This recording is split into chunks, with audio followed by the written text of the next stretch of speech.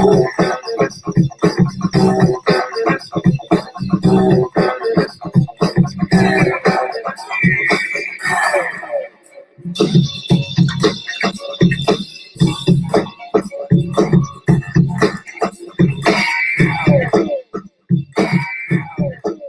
I ain't gonna torture y'all too much.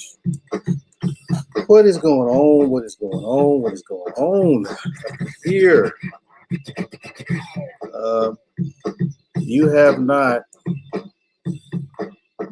found this an era. We are normal people around here. Right, right. Yeah. Let's see. Pull out my notes. See what can I put the cover up in here. All right. Man, a lot is going on. Once again,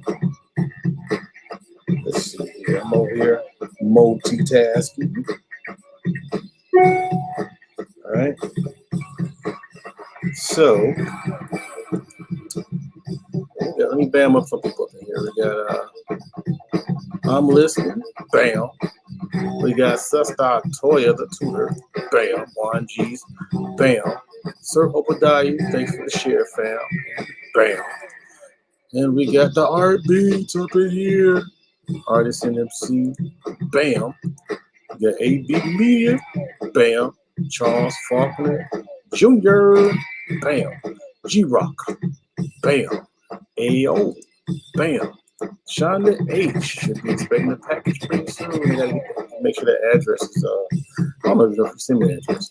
Bam. Dead Set. Fellow Xer. Anime. Bam. You two artists. I forgot about you, fam.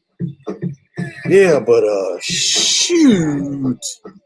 Man.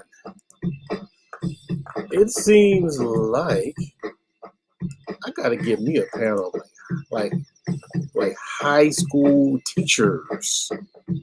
You know, not people that just sub, but just teaching, man. And get some take on the students that we're dealing with. We got DHDH up in here. Bam. And we have Shaka Nulu. Bam. It's kind of interesting what we're dealing with. Right? Because it's like a reset. You know what I'm saying? It's like a reset of like I'm telling you, I mean, this year compared to right before the pandemic, a lot of these students are very manageable. I mean, manageable. Right? I know I showed like some footage of a couple of sisters going at it and whatever, or a few sisters, but for the most part, maybe where I am, they had to give the administrator of my campus the credit. I don't know, but I'm just gonna keep it real a little bit. Some of the counselors be trying to send me the worst kids, and I still wind up having a good time with them. I don't know if those teachers are still around, right? Let's see. But I guess people, he don't know I'm on the air. Hold on for a second. Hold on, y'all.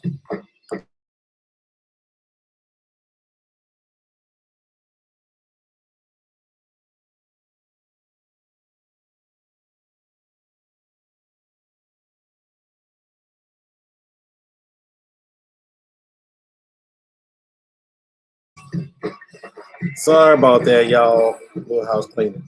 But I don't know. And I don't know. They must have heard. They probably listen. People at the school probably listen to my broadcast. I think I don't know. But I think I'm starting to get more. Oh, great. Thank you. This stuff is ready. It's in the envelope. Okay. But you know, I'm getting more black students. I'm getting more. It's like almost a third of the class now instead of a quarter or like maybe, because like for the last few years, I would say maybe the last 10 years, y'all, I was getting like probably like no more than three black students per class. The rest were Latinos and maybe a couple of, Polynesians. But this time around, I'm getting more, right?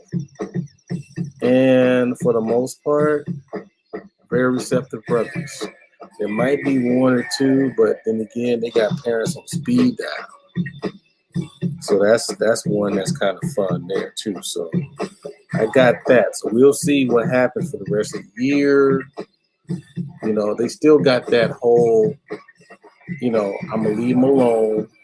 They know how to do the work. And then I look over my shoulder, they sitting there just staring at the paper. But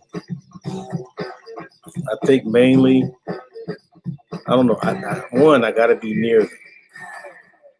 They can't be somewhere in the corner somewhere. And then two, I got to keep them going.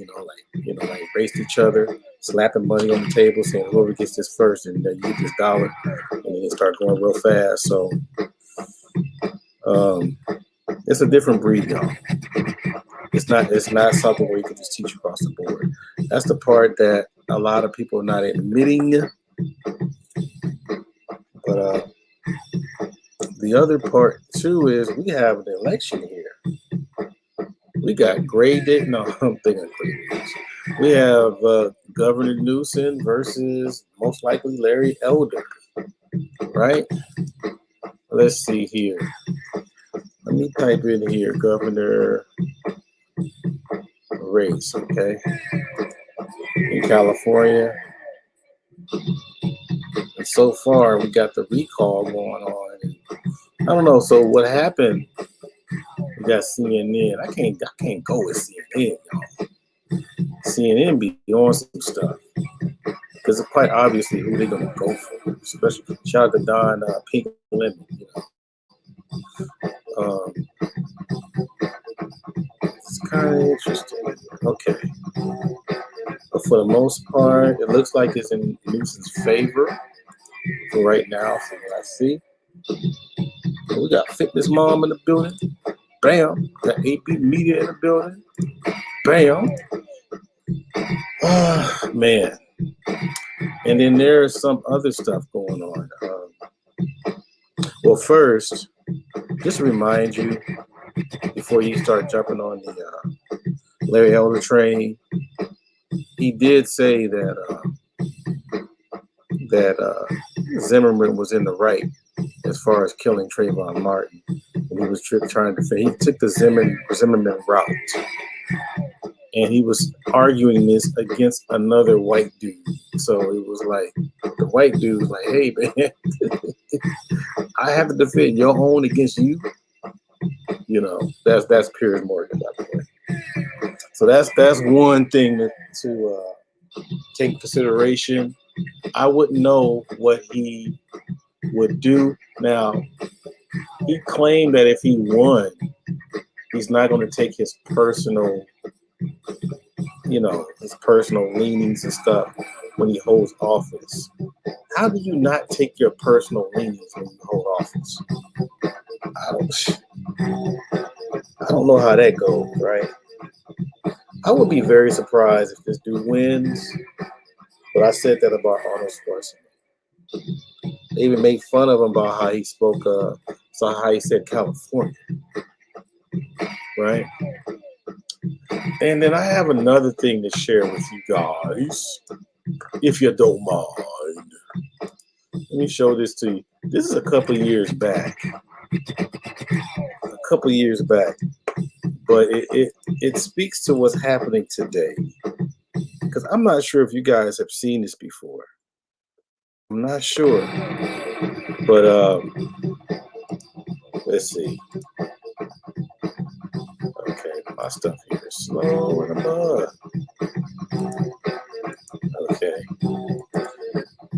It goes to show you when we start hitting the what should I call it? Let's see. Let me find this. Okay, Okay, why is my computer going slow again? Come on, man. I can't do that quick. I'm gonna turn this into a janky production. All right, I got that Rainbow of Terror for you Mac fans. That rainbow keeps going. Oh, I get it. Since I talked about it, no, as soon as you see what I'm going to share, you're going to see why it is a rainbow of terror popping up. Oh man. So let me clear some things out here. Okay, have a little bit of patience for the brother here. Have a little patience for the brother here. You know, just a little patience. We're gonna be all right up in here. Okay, good. All right, so now we're rocking and rolling. Let me show you guys something. It's gonna be like maybe a 30 seconds or so. Okay, this is a trill.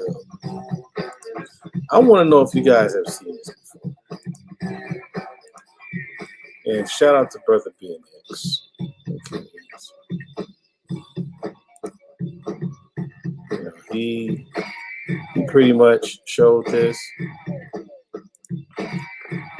So, and I don't think this is copyrighted by the way.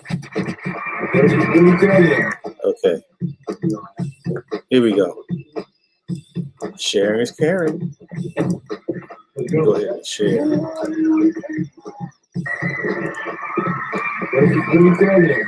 Oh, man, why so slow? Just a second here.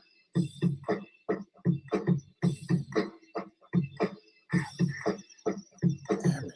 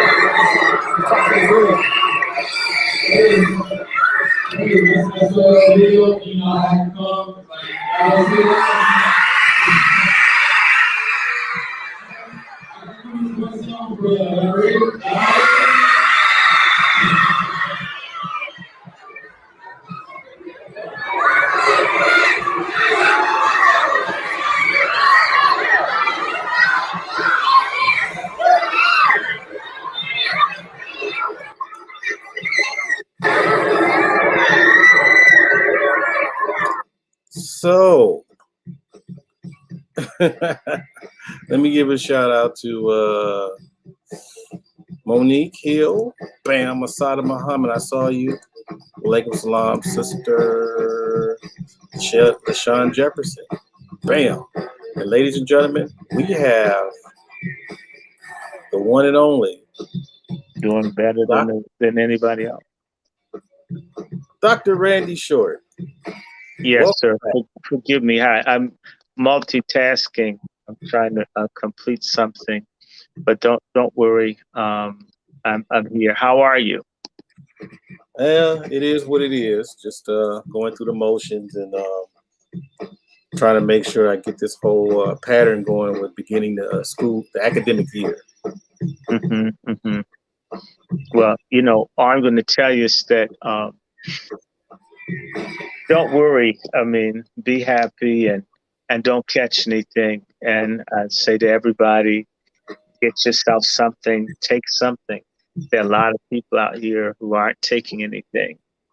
They're just, they don't believe that COVID exists, and they're not taking nothing, and they're getting sick and they're dying. I just wish it would just racist people. Everybody hate us. Just don't take nothing. You're okay. You're superior. Be superior. You hate me. That's right. I'm no good. I'm a monkey with clothes on. And don't take nothing. And maybe this world will be a better place. I hear you. I hear you. So we're coming upon the recall. I think within probably 3 hours or so, they're probably going to announce the winner Mm. of this whole recall. What Well, they direction? should. What You mean direction? the winner or the sinner? I mean, you have two bad choices. It's like asking, do you want to get herpes or HPV? I couldn't call it. You know, especially with politics in mind too. It's, Mm-hmm. it's pretty interesting how this stuff goes. You know, because this is pretty much a strong left leaning state. So Well, we win no matter what. okay, If Newsom wins, he's going to go back to being the the elitist dickhead that he's always been.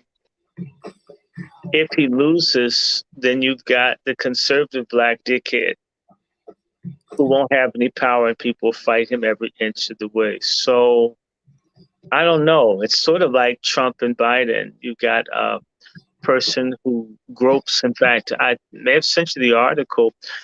Joe Biden groped a black minor at a school here in D.C. That's sexual assault. The president should be arrested, but it was a black kid.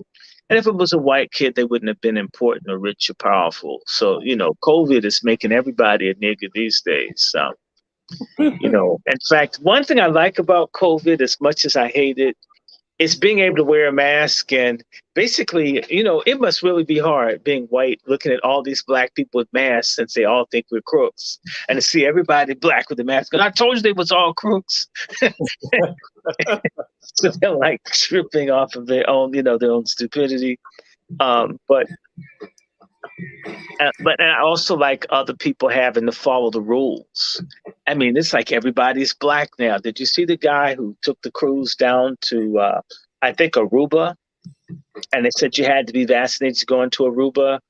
And this guy's like, I'm not vaccinated, I'm white. And it says, well, you can't, you can't, you can't get off the ship.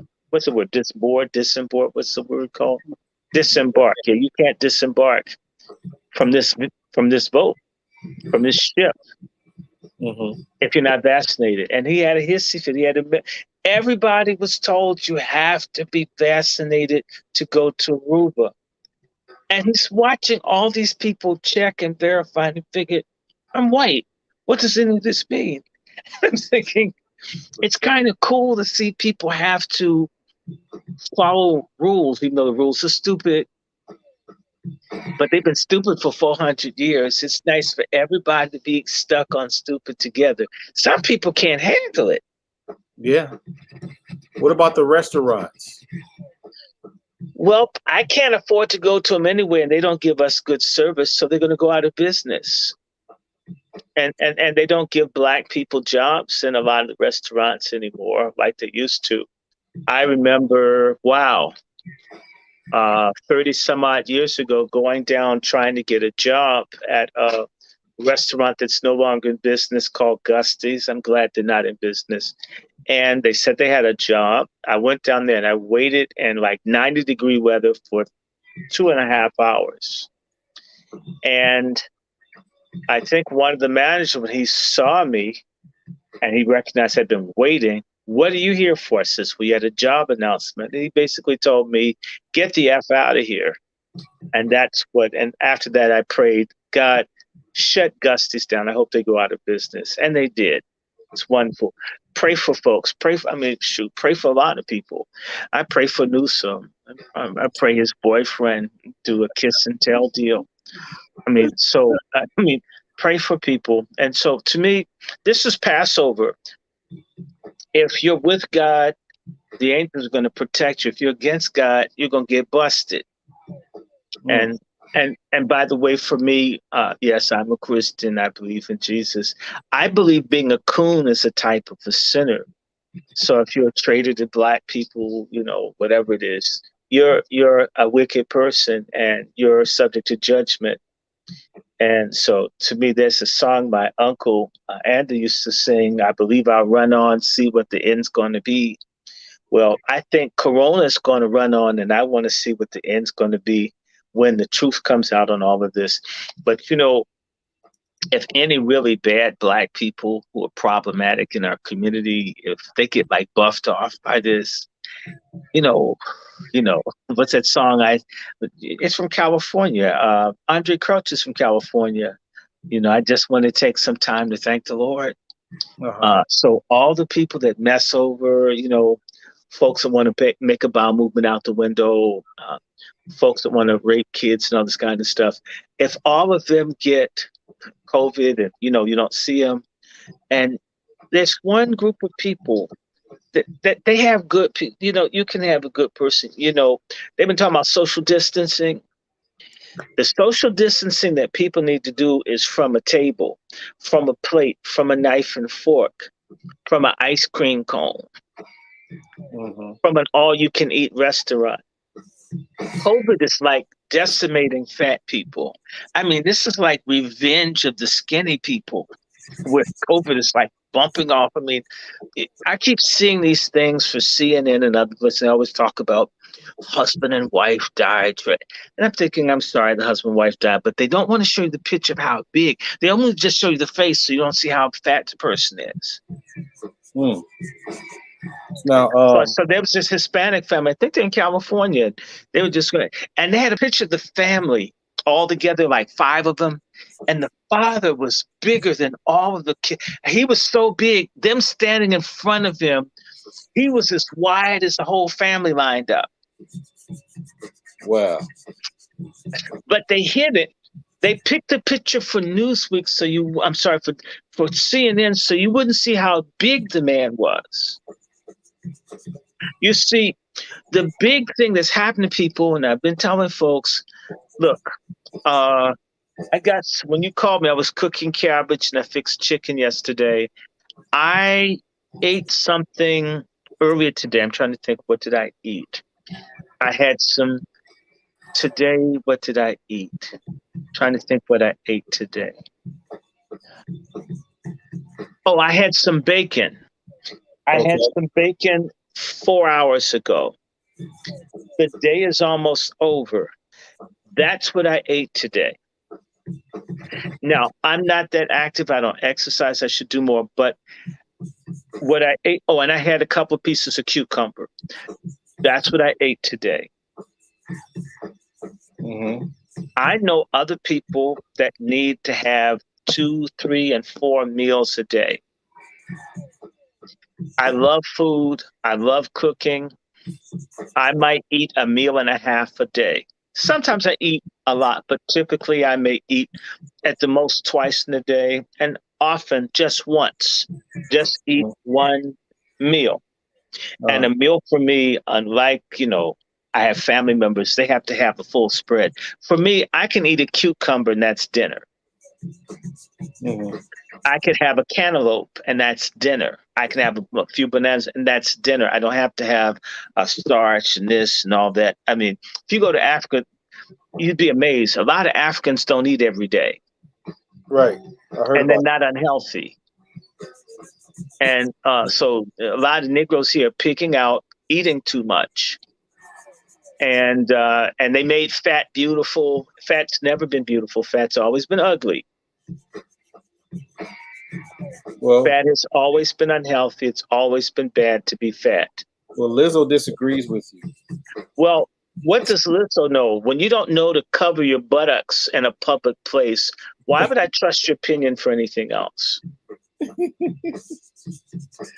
Lord have mercy. Yeah, that whole thing. It just seems like I don't know. I mean, they say follow the money. And I'm gonna just tell you something. I think they said there was some Bigfoot sighting somewhere. I don't know if you heard about it. Someone thought they saw Bigfoot. Uh-oh.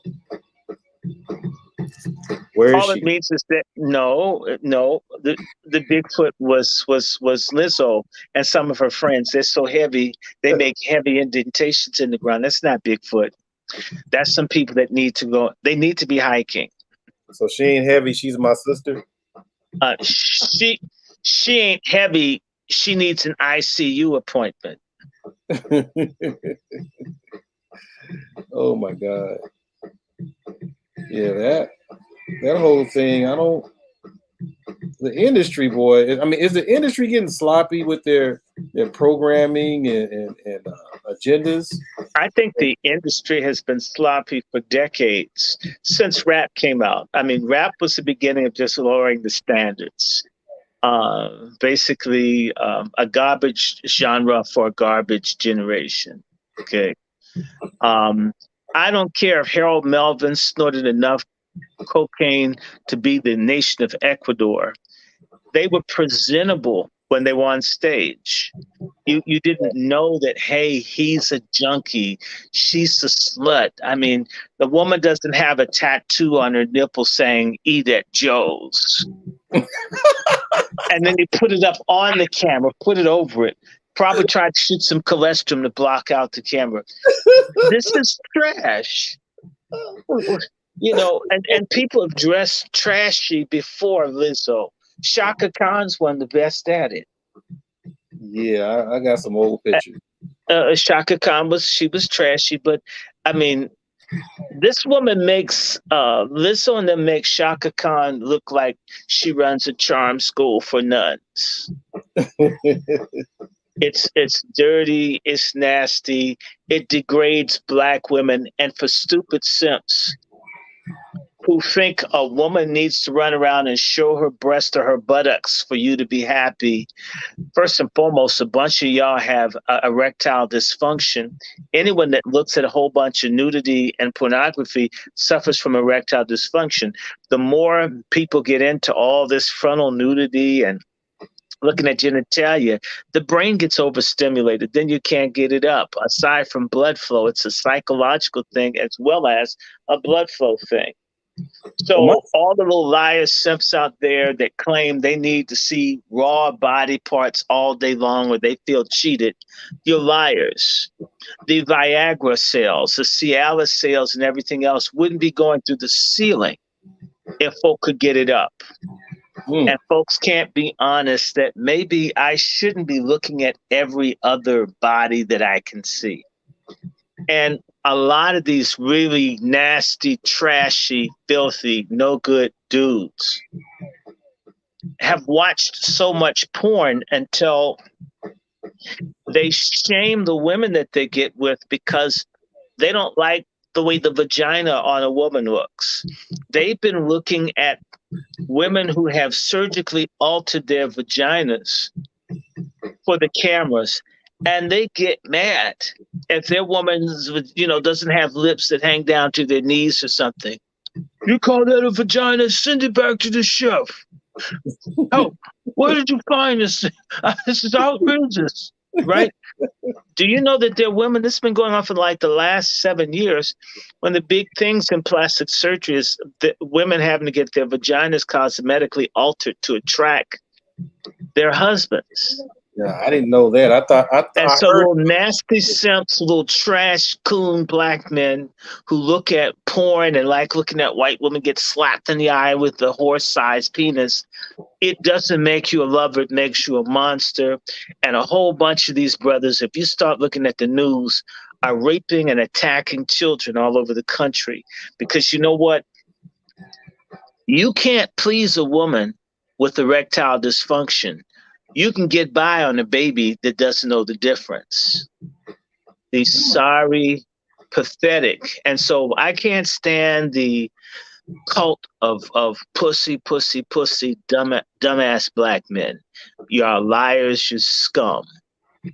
And sex is best when you're intimate, you love the woman, you care for her, you're friends.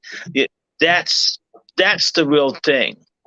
And by the way, the hip hop people, and I did it, I'll say it on any show, any rapper, I'm talking about the baby.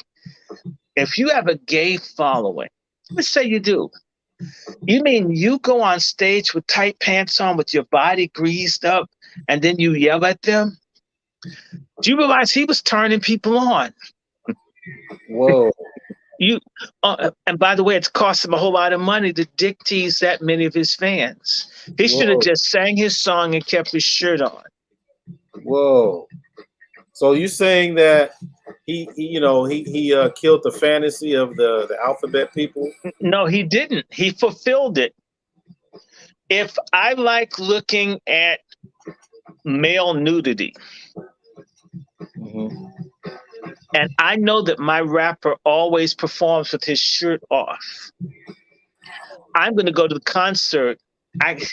Maybe he'll strip down his drawers, right? People have done things like that. Maybe I'll get to see more. So he can yell and scream all he wants how he doesn't like me, but he's still greased up talking to me. Mm.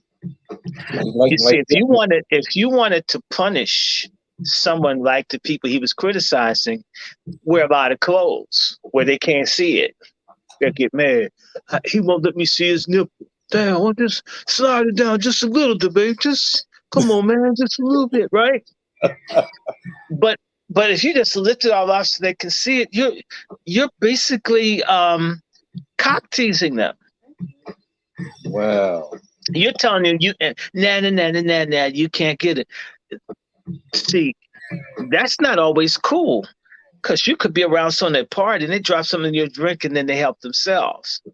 Oh, industry party. Right. In other words, you think I can't have you. I mean, I've been trying to mocking me, right? I'm just telling you, it's sort of like the prison system, or where I wouldn't go to prison and say nana in front of people in there. I would be like begging someone, so you could never get this. You do so what's that? Forgive me, MC Hammer, and say you can't touch this. I would never, ever, ever try to encourage someone to have or tell someone you could never get this. That to me is counterintuitive. I would simply say no, thank you. Sorry, I mean, there are plenty of people find them. It's not me. Not, ooh, look at my chest. You can't touch it. You can never get that. Believe it or not, when I was in college, there was a guy, I'm forgetting his name, but he's a white dude, and he's attractive for a white male. Do you know he will always hang with gay men, but he wasn't gay. And he loved the fact that they wanted him, but he wouldn't do anything. And he loved the attention, that they couldn't get it.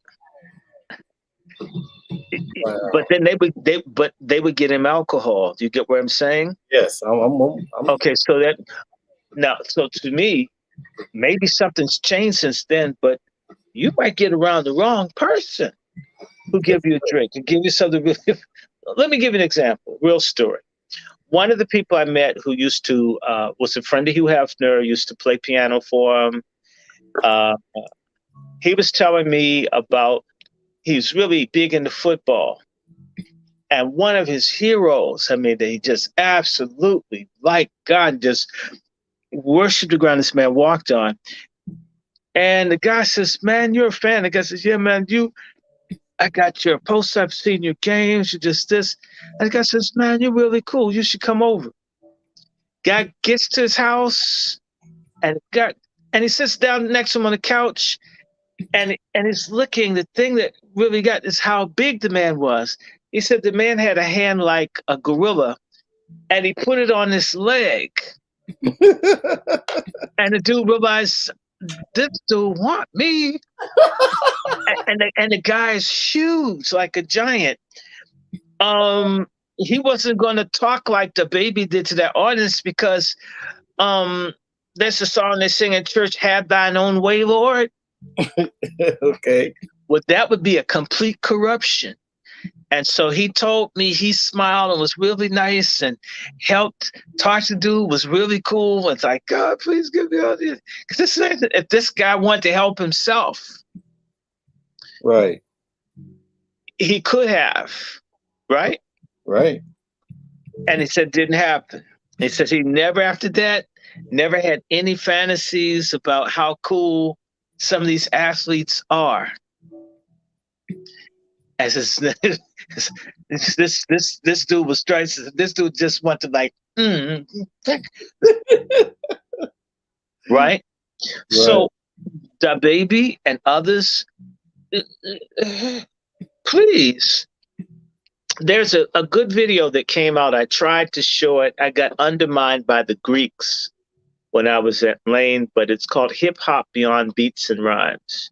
And a segment of the film talks about how they have marketed the Black male body to young Black men, like oiling it and constantly focusing in on it. I mean, basically glorifying it visually. Look at how nice it looks. Look at his arms. Look at this, right? Like slavery. And if you keep putting that, you've basically made it something good or to desire to look at. Somebody might say, I really want that, or I'm going to try it. They keep putting it up here. It must be good the way people be talking about it, right? Right. They do the same thing for dope, alcohol, everything else.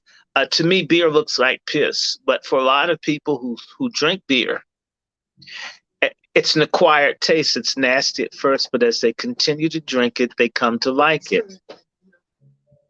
Mm. Well, and if, for everybody who doesn't like this, you can go look it up. At least in Africa, people drink cow piss. There's a beer made out of cow piss. They even put cow piss on their bodies to fight off mosquitoes. In Europe, a lot of the taverns, they always mixed piss with beer to improve the taste and the flavor. And certain people had good tasting piss that people would come to drink their pee. And this in Europe. This is, yeah, of course it's Europe, but you know what? We all want to be white. So yes, if you want to be white, you want to drink pee. And in fact, a lot of Black people would drink white people's pee if they had a chance. Shout out to Larry Elder, but go ahead. He's probably had the most.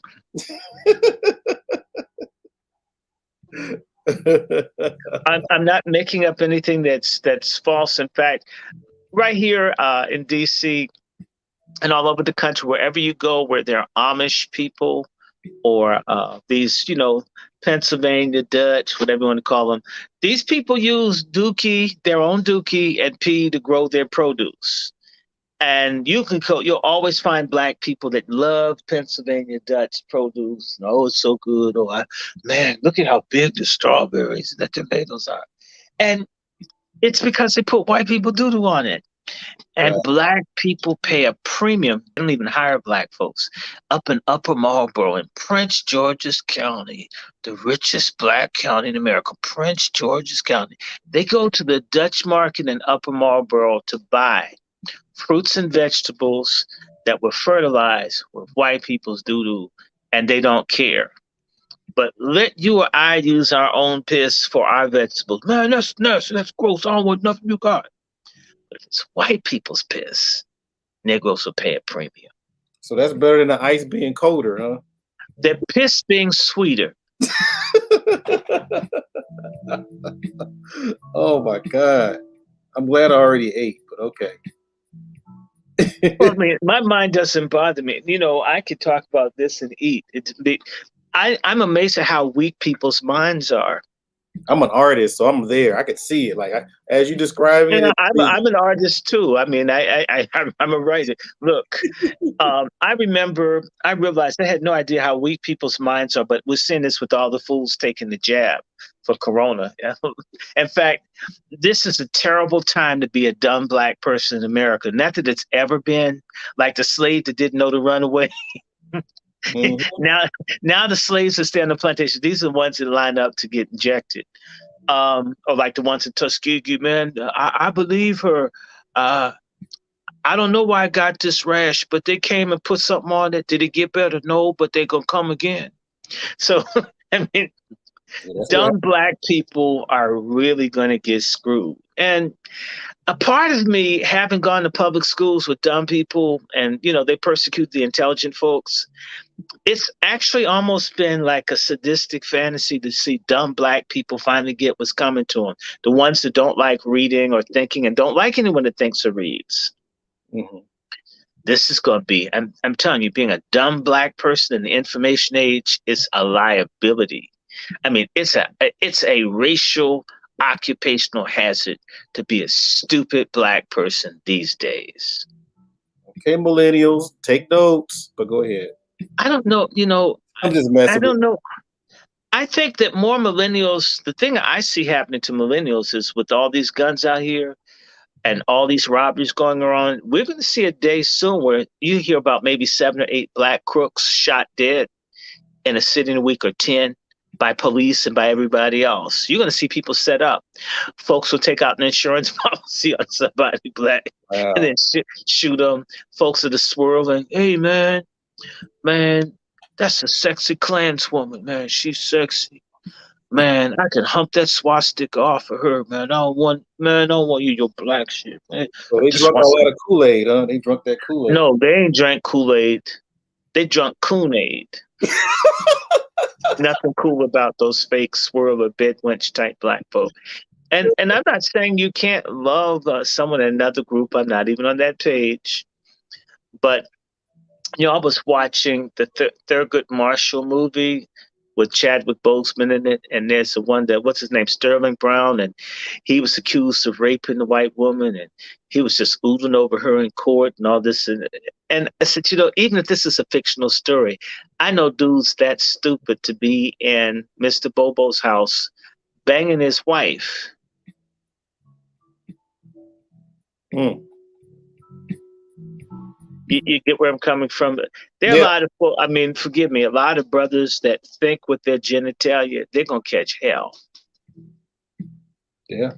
And a lot of sisters that are swirling. I just saw a black woman who was married to a white veteran for 10 years, and he decided he wanted to upgrade, and he's going to set her out like a house cat.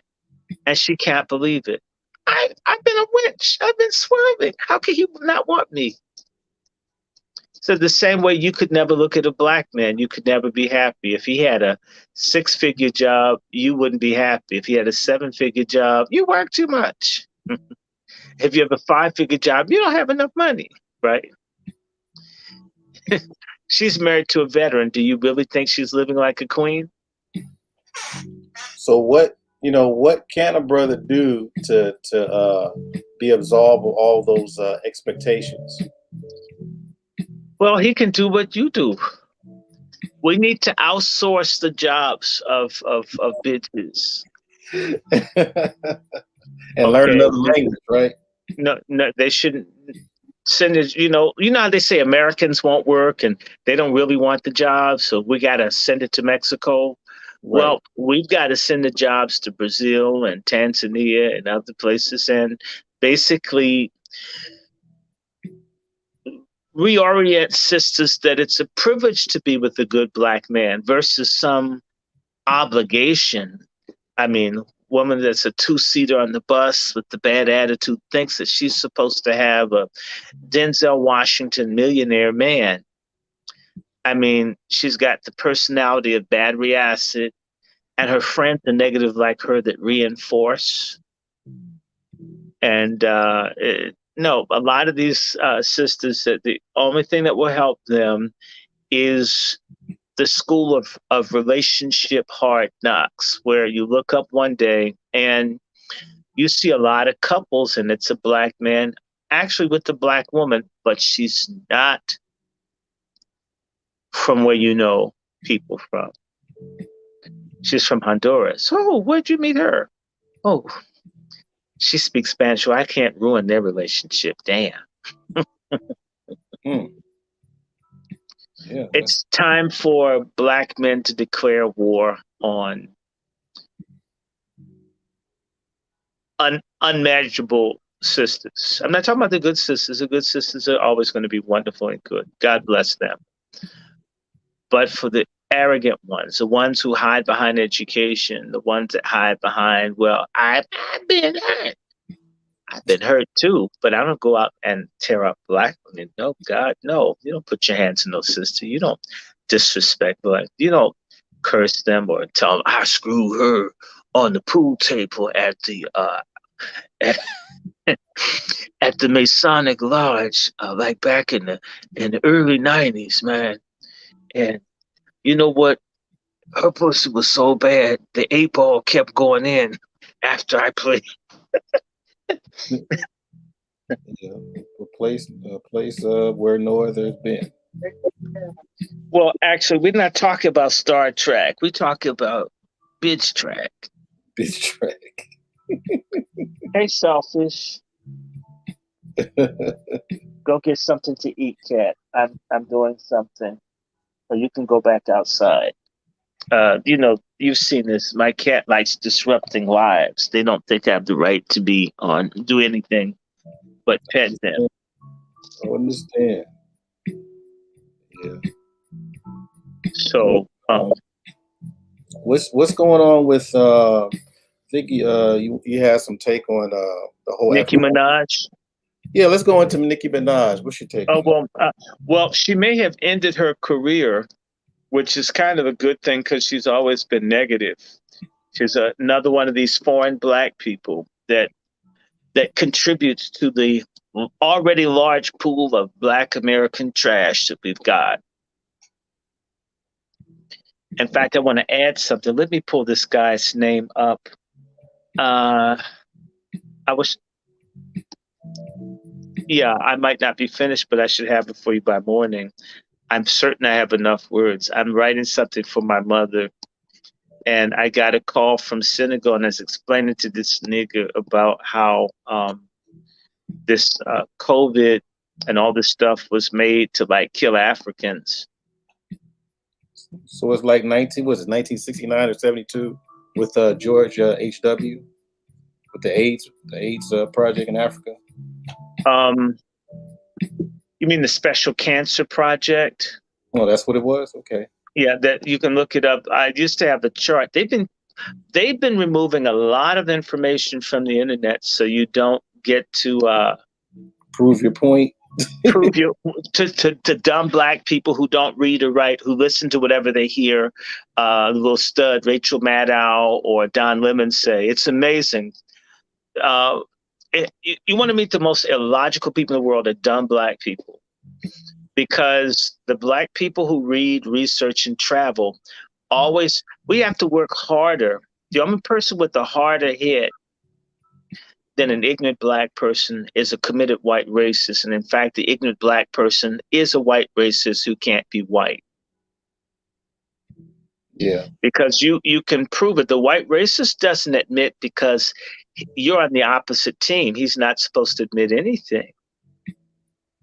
The black idiot, the black moron, the black half-wit, the feeble-minded, lazy black person, they're disagreeing with you because basically it's a way of preventing progress.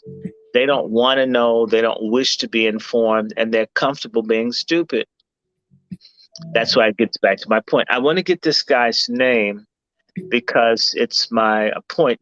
One of the things that's not being played up is the head of the HRC. This is the LGBTQ movement.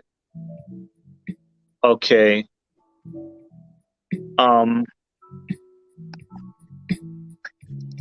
He was from Africa. He's from Liberia. Mm-hmm. And they finally, that's why you saw this gay stuff, what you see with, what's his face? Little As X. Okay. AZZ, not NAS.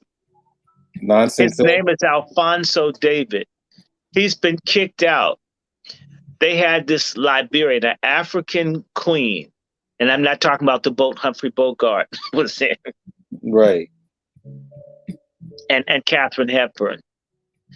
This guy, Alfonso David, he got kicked out of the leadership of the Human Rights Campaign, which was a sodomite civil rights organization, partially funded by David Geffen and also Chuck Holmes, who created Falcon Films, which was basically the gay pornography megaplex. Good Lord.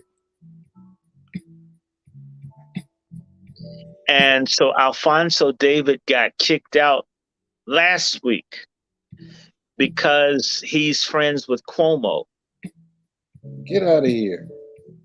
See, they want him out anyway. He was a dud. He didn't raise. Maybe he gives good blowjobs or something that makes them put him there.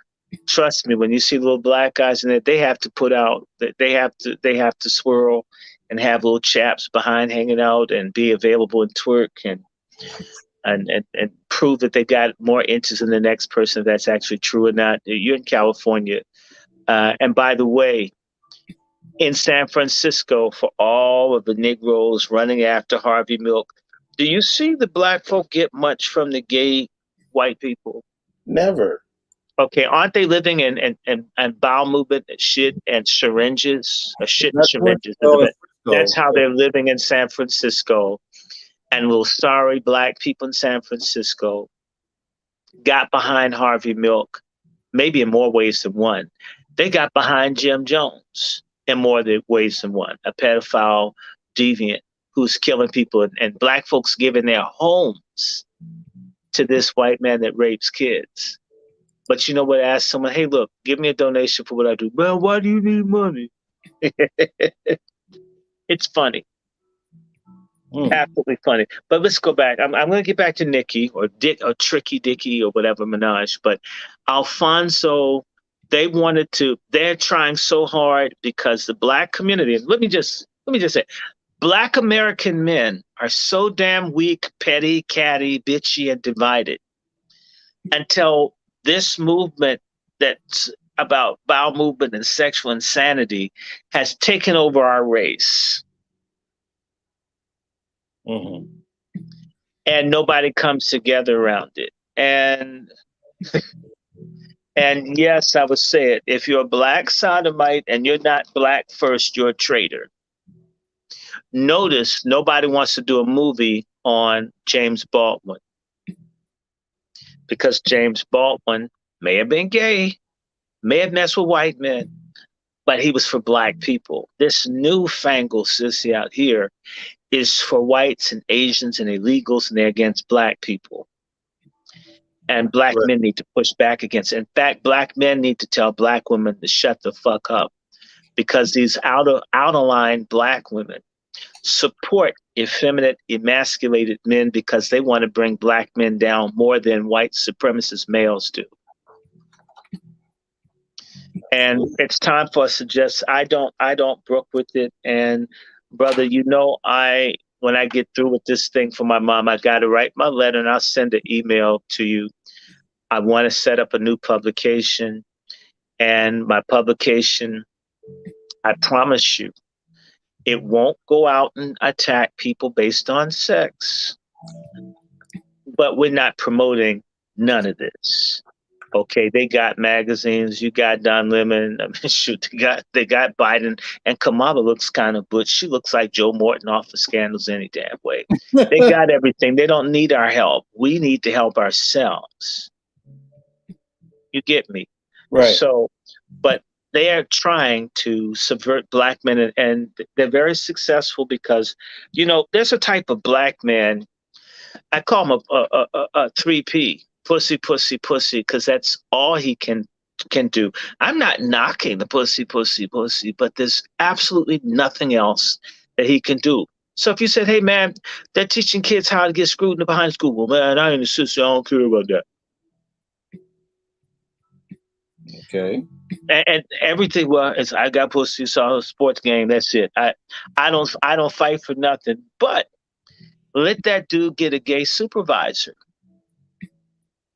It's a wrap. Yeah, well, he'll have to kiss his ass, and he may whine about it, but in reality, this stuff shouldn't be happening. They don't do this to Asians or Latinos. There's only one group of men that they have Nas X and all this stuff, and it's us. Not even white men go for this. When they're on white gays, the LGBTQ is a white supremacist sodomite movement with some stupid black people and politicians and preachers backing them. They're not stronger than we are, but forgive me, the black men, some of them are only straight when their penis is erect in a woman. They're fag and everything else. They're fags at the school meetings. They're fags for city zoning. They're fags on unity. They're fags on institution building. And you know what? You can get people, black deviant men, to come together, create something around sucking dick. But yet black men who say they love pussy so much don't have any institutions to protect people with pussies. Not at all. Lying ass dogs. And so it's a cowardly thing. I can't stand it. And I'm not saying dislike women or not like sex, but you can't do anything but fuck. Sound like a hoe with the dick.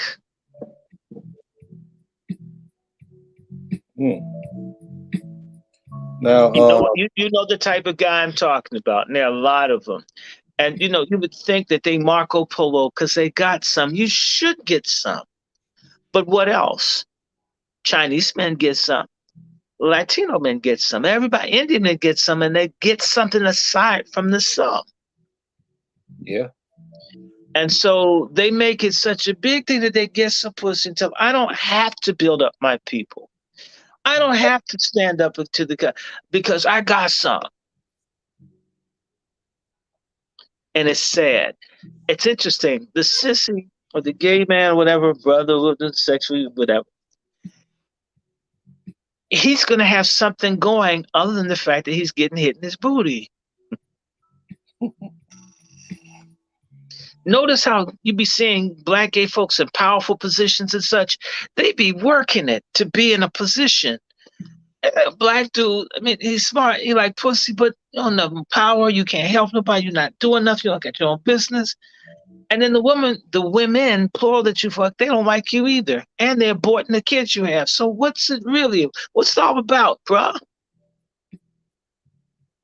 Yeah. Now, on the other side, you've got this very committed group that's systematically putting people in everywhere. So back to this guy, Alfonso David. They're literally bringing in deviant black people from Africa and the Caribbean to further fuck us up. We already got enough gay black people. RuPaul is from America. Sylvester's from America. We got gay people. We don't need any imports, but we've got them. And let me tell you something about these foreign black sodomites. They will be killed where they come from if people know about it. And by the way, I'm against them being killed, harmed, beaten up. I'm not even there. I think you know that. That's wrong. But those same people come to America and take out their rage against their own community on us. Like this guy, Alfonso David, did. And by the way, you know that Nas X has family from Africa. One of his parents is African, I suspect. That I didn't know. See what I'm saying? That I definitely didn't know. See, they're not going to put that out. I mean, nobody would fall in then. Notice that Akon never says nothing about Lil Nas. The Africans don't tell you when someone comes over here and they start acting punkish and all that, because that's in the, they could get jacked up when they go back home. So these Africans and Caribbeans who can't do whatever the hell they want sexually where they come from, they work with whites to break down the morality of Black Americans so they can do it here. They would sacrifice our integrity because I can't bust a nut with whoever I want where I come from. So I get in an alliance with white gays and Latino gays to attack black people because you're the homophobic people. And no one talks like what I'm talking to you about. And by the way, you know, they censor and shadow ban my videos and so forth. People tell me they keep taking them down. It's because I'm saying very intelligent. And by the way, have I said hurt anyone, kill anyone, hate anyone, violate anyone? No. But I am saying we have the right to stand up, to be who we are. And I don't know. I did an interview and I told people my grandfather's sister was gay. I mean, I told people, bitch, look like a black Dick Van Dyke with the ponytail. Okay. I'm telling you straight. I didn't hate her. I don't agree. I hate her. That's mine. She munches carpet. But then again, they were so broke down in North Carolina, they had like newspaper for wallpaper the first time I went down there. And they didn't even have the damn front page up there. I was so upset when I saw advertisements. At least have Nixon's picture up here, niggas. And, you know, I got whipped for talking too much. Shut up. Stop talking. Stop criticizing those of your family. This is my family, and they don't have the front page on the wall. Somebody wants me to ask you what's your take on Roland Martin? Roland Martin is Haitian American. The thing about Roland Martin, you always see pictures of him. I'm a single man. Trust me, if I find, in fact, we're gonna go to Africa and find her, or go to Brazil, whatever. When I find the right person, you won't see me separated from any woman I care about. Okay, woman I love. I like to be around the women I like. Why is Roland Martin a married man, but you never see a picture of him and his wife together? I never saw how his wife look. Well, I mean, maybe your cornea would need combat pay to look at the bitch. I don't know. So I think Roland Martin is he's in the boule. He is narcissistic. He's counterproductive. He's been pushing the shot. He's morbidly obese, so he's prone to probably get corona. Maybe, in fact, I hope he gets quadruple. I hope he gets all the shots he wants. And maybe a shot up his behind. Maybe that's what he likes. I don't know. I don't know. But Roland Martin, to me, is a misleader. He doesn't take the necessary stands that he could. He has the platform. I don't care how many black successful people who Greek letter or Masonic behind him. I don't really pay attention to what he does.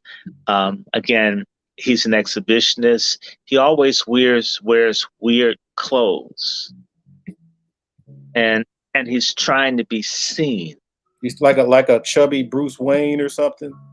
With an ascot and. Well, the ascot, I mean, as big as he is, all it does is make it look like he's got like he's a chameleon with turkey neck. Thing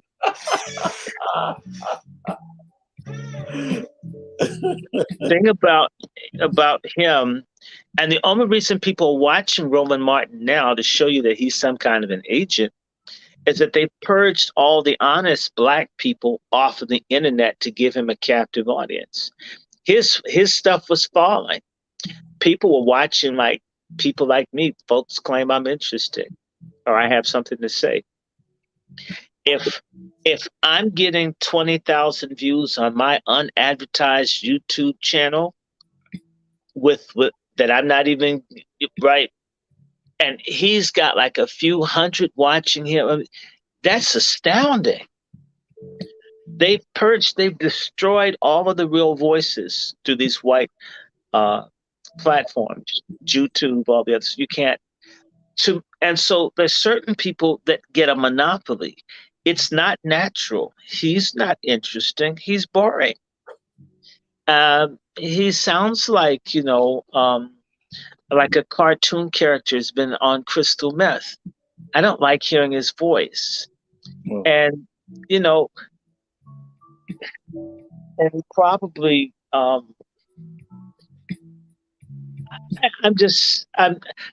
me share something about this to your person. I'm going to say this. Anytime that Roland Martin is willing to steal questions for a presidential debate to help his candidate break the law and do all this stuff, and he can't risk breaking some real news on his platform, shows you what a fake nigger he is. mm.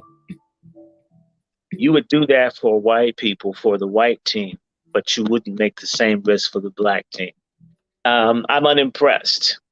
I'm not impressed. And if you want to be a leader, one thing he could do is lead by losing some of that damn weight, because obesity is one of the things that helps Corona kill you. Instead of talking about the shot, talk about dieting. Lead by example. Mm. That's what I have to say. And if that's harsh for people, but then again, where's your wife at? You got a woman. I don't. Shoot, if I had a woman, in particular, if I looked like him, like like a mollusk with the shell removed, and I had someone that was with me, I would be showing out saying, yes, even someone as unattractive as me got somebody. Even a caveman could do it. Mm-hmm. Right. Oh. Now, I want to go back to Nicki Minaj. Okay. Nicki Minaj has been a purveyor of lesbianism and degeneracy in our community. And so her career being put on pause would be great. I feel I'm disgusted by Rihanna too. She's also not a Black American. I'm disgusted that everybody is everyone but us in the movies and everything else. I despise stupid Black people that don't demand that some of the artists and actors and people come from our community. How many Black folks get to go and become major stars in other countries? Why are we so generous with everybody but one another? Why can we forgive Dylan Roth, but we can't cope with a Black person from a different city or a different accent or a different religious denomination?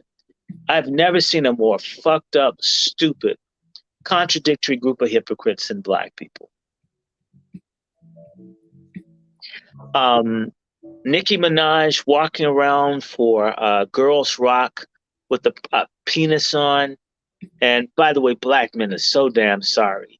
Anyone that would cock their legs open, they see as a friend or an ally. I will repeat what I said in 2016. We're going to see an abundance of Black men shot dead by white women and others, thinking, well, basically, dick and pussy go together regardless of color. Racism don't matter as long as we busting the nut together. Let me deal with this. This cat is having a civil rights protest because I'm ignoring it. Maybe you can hear it. Actually, let me make fun of my cat.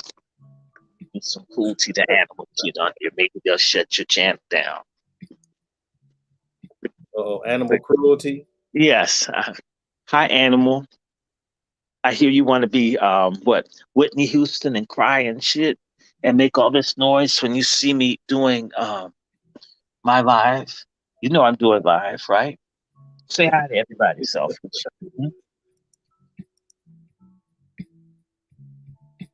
So now you stop. Now they stop whining. They just don't want me to do the live.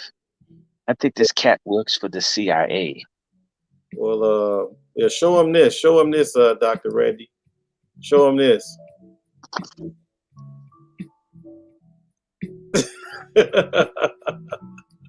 Stop disrupting. I'm trying to have a damn social media career, and this cat is. They ruined a couple of these things. They came on and they do this whenever I go live. They try to protest. By the way, they don't want you to hear their voice, so all of a sudden the noise stopped. They Mm. don't want people to hear, the sound that they're making. So you stop singing. They don't want other people to hear the noise. It's like a fake woman that will fight with you when your friends aren't around, but they don't want people to know what a nigga they are in person. So I figured if I just sat here, the cat would shut up. So yes, this is Animal Cruising. No, I'm not gonna open the door. You came in, you're gonna have to spend a few hours here, and no, I'm not gonna help you get out. I'm gonna treat you like a black political prisoner.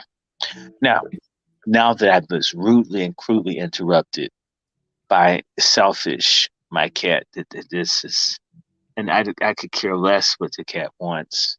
They know I'm talking about their ass, and you can sing. I mean, in fact, I like them making all this damn noise, so let me just stay here and ignore them.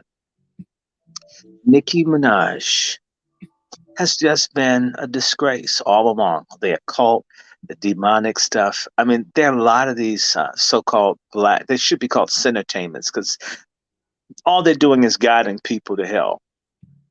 There's no cause that you ever see them speak up or get involved in or do nothing for us. They're trash. I I like the fact that COVID is ruining the careers of a lot of these useless, weaponized celebrities who never ever speak up about racism until they don't get an award on one of those little stupid ass shows. Mm. They waste their money. They do all the wrong things. They shame us. I don't like it. I hope all of them are broke. Forgive me. Sometimes my eyes are really dry when I hear about someone dying or getting shot. I'm sick of the shenanigans and the buffoonery from male and female. Mm. So, Okay, can you hear the cat yet? yes. Well, no, actually, I don't hear the cat. Okay, let me get closer. Okay. All right. Yeah, I'm doing civil rights disobedience. I'm sitting in front of the door, so they can't get out. Okay. This is, yeah, I'm disobeying the animal. So, Now let me see. the black They may. bull Connor. Hmm? The black Connor. Okay. Well, basically, Bull Connor. The one thing I want to say to people about Birmingham, because it never comes up. Who do you think owned the big stores that wouldn't let the black people go to them in Birmingham? Were they Jewish? Bingo. You never hear that. It never comes up. And I'm not saying look, I have Jewish uh, family mix in, but you never hear that. Now let me go back to these. So I'm sick of hip hop. I hate it. I'm ready for a new genre where people can really sing, dance, and dress and have some style. I'm sick of it. I hate it. I don't think I bought a hip hop or rap record in 20 years. I wish everybody would like me. I wish this shit would sink into the ocean like a lava flow off the volcano in Hawaii. Let's get something new. People can't sing, can't dress, can't even fuck straight now that they're all queer. I mean, what purpose do they serve other than to destroy us? Let me ask you this: since we got the Nicki Minaj's, the Cardi B's, the Nas X's, and so on, and Lizzo, let's throw her in there. Can it get any? I mean, do you think it will get even worse than that? Yes, it will get worse. Pretty soon, folks will be doing live sodomy on stage. And why? Because what's his name? David Bowie used to simulate licking assholes and sucking penises on stage. The That black folks will do it and make that seem as if that's good. Oh wow, this is a new frontier in entertainment. Oh my God, Nas X literally let a guy suck him on stage. By the way, Luke Skywalker used to let the Japanese woman suck his penis on stage. That was back in the 80s. So people having sex in the concerts, except it will be all kinds of deviants. Mm. And by the way, it, what's interesting that the news doesn't report is all the STDs. It's ravaging our community. They want us to be sterilized. They want us to be, your stuff silted all up, all this syphilis and all this. It's disgusting, and you don't hear it. Nobody talks about it. That's why I keep talking about VD and the Black community. There's herpes everywhere. In fact, was R. Kelly has herpes that's out now, and all these other people just deliberately spreading disease and filth in our community. I don't give a damn if they have a bunch of hit records in the same key of voice. Now, going back to, touch on that a little bit. Now, I know you heard about the whole Texas thing as far as the anti-abortion laws. I love it. What's the angle? What do you think the angle is? Well, I mean, the anglers, they just did the census, and if you did the census and you were white supremacist and you recognize that there are close to 50 million Black people that they'll acknowledge. There's another 50 million people that are not white in the country. You've got about 60 million people that are Latino. You've got about 30 some odd million people who are Asian, right? Mm-hmm. If they're going to hold on to things, even as a minority, they've got to stop killing their children. They don't want to give this up. That's some dumbass Hispanic. Oh, it's our turn. We're taking over, man. This is going to be our country. Bullshit. Asians, look at it. The hate crimes against Asians, it's not going down, it's going up, and it's going to continue to go up. You have hate crimes against Asians here in DC. Did you hear about the white dude that beat up the Vietnamese engineering student from George Washington University? He started calling them fags. He beat up dude's mama, daddy, and the son in a nice area of DC. This stuff ain't going away, and Asians don't report these things when white people do it to them, and white folk mess with everybody. It's not going to get easier. Let the tensions between China and the United States intensify. Let stupid ass Leiden or Fagin or whatever you want to call him, let him take a stand for Taiwan and the Chinese do something. And watch people who fought in Vietnam and Korea and in other places lash out. In fact, when the word gets out that the Chinese really did make this thing and they let it come over here, I'm sorry. I grew up with blue collar white folks that were real. It just let you know who they like and they don't like. If you told them that the Chinese are trying to take down the United States, they can't hold off for beating somebody with epicantic fold eyes. They can't. So you think that the anti-Asian bill is mainly them looking in the future, knowing that these Asians are going to be jumped on by damn near everybody in the future? Remember that bills can be revoked. Mm-hmm. This country is going to become more and more conservative and reactionary as people feel the pressure of the growing numbers of these non-white populations that they may not want to be in relationship with. People don't want us. We're an unwanted population.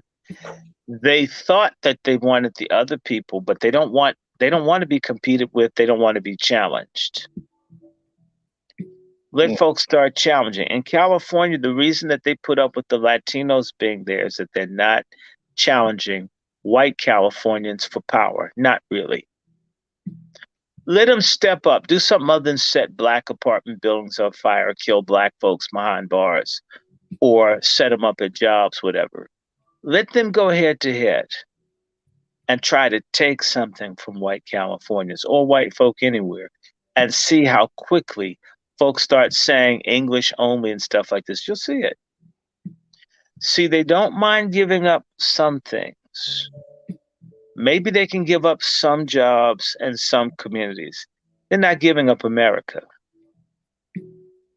It's never going to happen.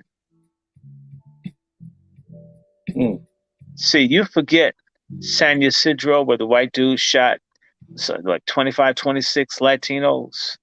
And there was a playground, a white woman shot up a whole bunch of Latinos. When this hate thing, which I don't advocate anybody hating anyone, I'm just talking about hatred.